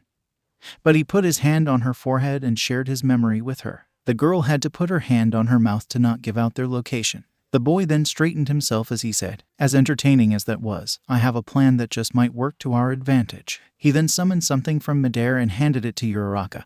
You will use your quirk to make you float while I distract Ida by talking to him while you pour this on the ground. Once he's stuck, we'll go bagging and tagging him, and then we'll catch the weapon. Ochako looked at the item and saw it was glue. Are you sure, Deku-kun? I mean, won't we be caught in it too? The boy shook his head, pointing to the label of the glue. And when Ochako saw it, she almost laughed at how funny the idea was. Deku, you sure are right. Izuku entered the room as he looked at Ida. Ida, give up. The room is surrounded, and heroes are on their way. Give up the bomb, and I promise you, for the sake of our old friendship before you turn to villainy, that I'll make sure that you're rehabilitated back into society. He discreetly heard Discord say in his mind, you're taking this way too seriously. Ida looked at him and turned, using the most ridiculous villainous voice, Midoriya, my dear old friend, have you come to see the destruction of the world? Well, you might honor our old friendship. I don't, since I'm a villain, so I'll make sure to destroy you piece by piece. The armored teen didn't notice the glue that was pooling beside him, courtesy of a floating Ochako. Izuku then said, let's fight then. Ida then began to move, but suddenly felt stuck to the ground. He looked at Izuku, demanding an answer. What did you do, hero? What kind of trick is this? Izuku shrugged as he said, nothing much really. It's only glue to keep you from going anywhere. He then walked to him and said, now hold still while 𝗂𝗧𝗏 and I put our capture tape on you.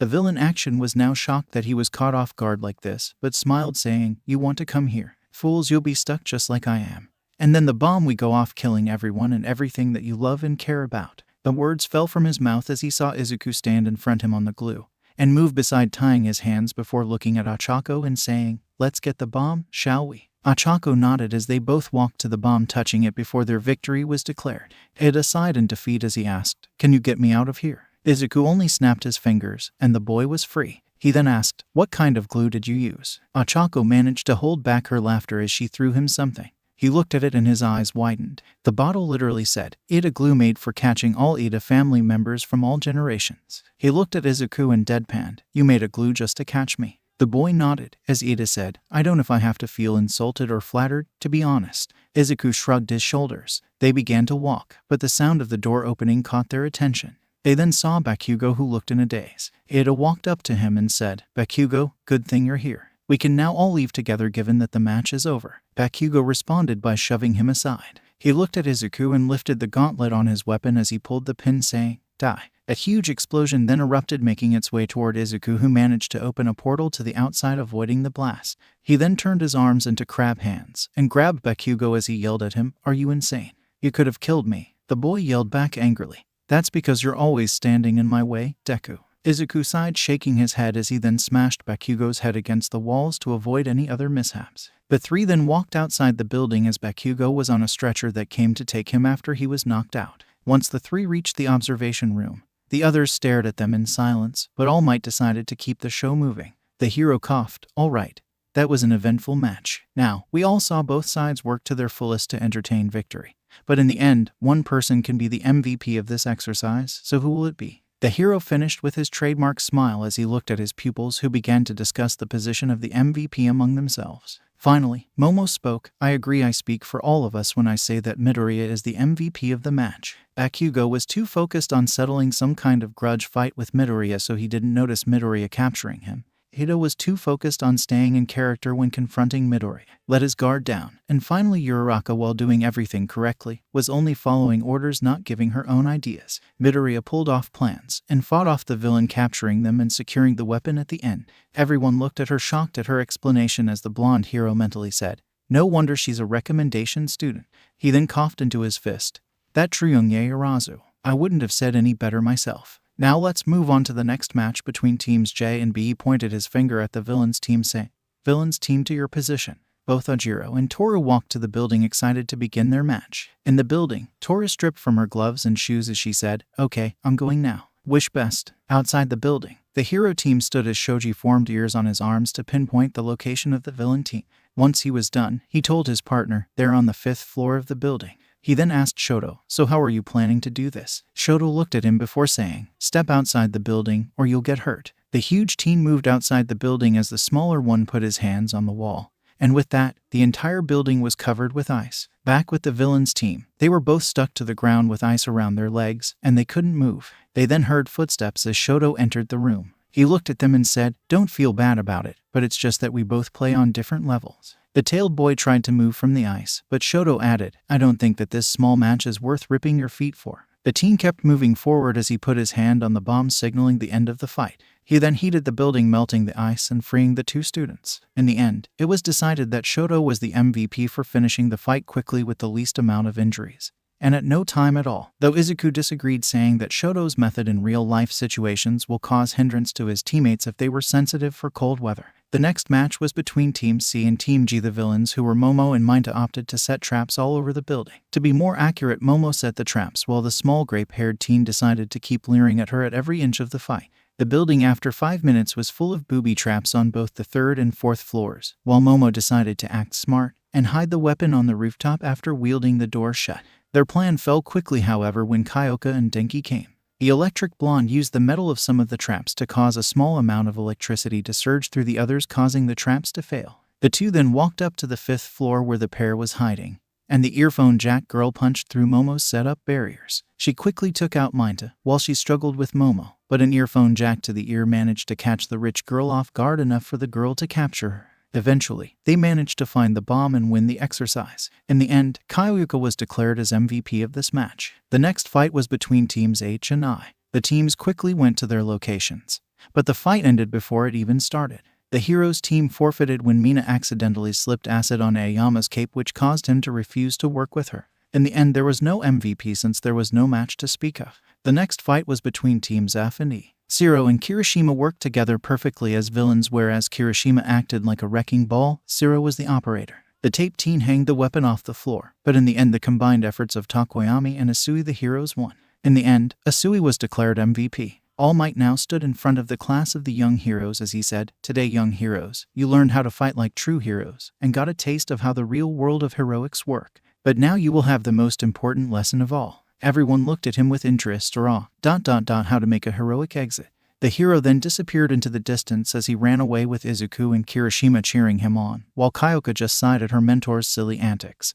But even she found him to be a bit amusing at times. After that, the students went back to the changing rooms to get out of their hero costumes. Later that day, the students were lounging in the dorm's common room when the door of their building was opened to reveal a tired pony. She walked up to her boyfriend, who was on the couch, before flopping onto him. The boy chuckled as he asked her, "First heroic lesson?" The girl nodded as she hugged him, saying, "I got stuck with Captain Blade Arm. He didn't let me do anything except tell me to sit tight and watch the bomb." The boy scratched his head as he tried to remember someone that fit the description. He then asked, "Do you mean Kamakiri?" The girl nodded, and the boy patted her back, saying, "Don't worry, Pony, I'm sure you're showing off your skills later on. You're strong and you know it." The girl nuzzled her face into his chest as she hugged him happily, while several people around him blushed at the display of affection. Though one was angry, Mineta then jumped on Izuku's head, saying, "I want a hug from a girl hot like Tsunotori." Izuku then snapped his fingers, turning the boy into a 2D paper. The 2D Mineta smirked, saying, Now I can see the girl's panties. His vision was then blocked by something slimy as he heard Izuku say, "Those are huge slugs. Have fun with them. They have a highly stinging acid that comes off their slime." Mineta then began to scream in pain as Izuku and Pony left the building. As they were walking, Pony asked Izuku something. "Izuku, you said your powers can help you do anything, right?" The boy nodded, not knowing what this was about, but he was taken aback by the girl's next phrase. "Can you turn me into a real pony like the ones from Discord's home world?" Both Mentor and Mentee looked at her shocked as they said a single, "Huh." The girl explained, "You know I'm half horse, half human, but I always wanted to see how it feels to be a real pony." The boy was about to refuse, but smirked as he said, "As you wish, my princess." The boy snapped his fingers as Pony transformed into a real pony. The horse in front of him had blonde hair all over her body, the same Russian blue eyes and the same ivory horns on her head. The boy then said, "Let's go to your dorms." The girl nodded as she said, "I can't wait for everyone to see me." The two walked till they finally reached the 1B dorm. The boy opened the door and entered with Pony following him. Setsuna was the first to greet them, but she froze when she saw the horse and was able to connect the dots as she fell over laughing. Everyone came to see what happened as they saw Midoriya with the pony walking beside him till Ibara asked, "Midoriya, who is that?" She pointed to Pony. "You already know her," he replied. Everyone stood silent for a moment as they allowed his words to sink in. Suddenly a couple of students bursted into laughter while Yui went and began patting her. Izuku felt a malicious aura around him. He looked around to see an unamused Kendo looking at him with a strained smile. "How long will she stay like this?" The boy lifted 6 fingers, making her slump as she said in a depressed voice, "Come on, Midoriya. I already have 19 babies and one overgrown one to look after. Why do you have to make my job harder?" The boy laughed as he patted her back. Everyone then asked Pony questions to which she happily answered. And in 6 hours she was back to normal, much to her annoyance.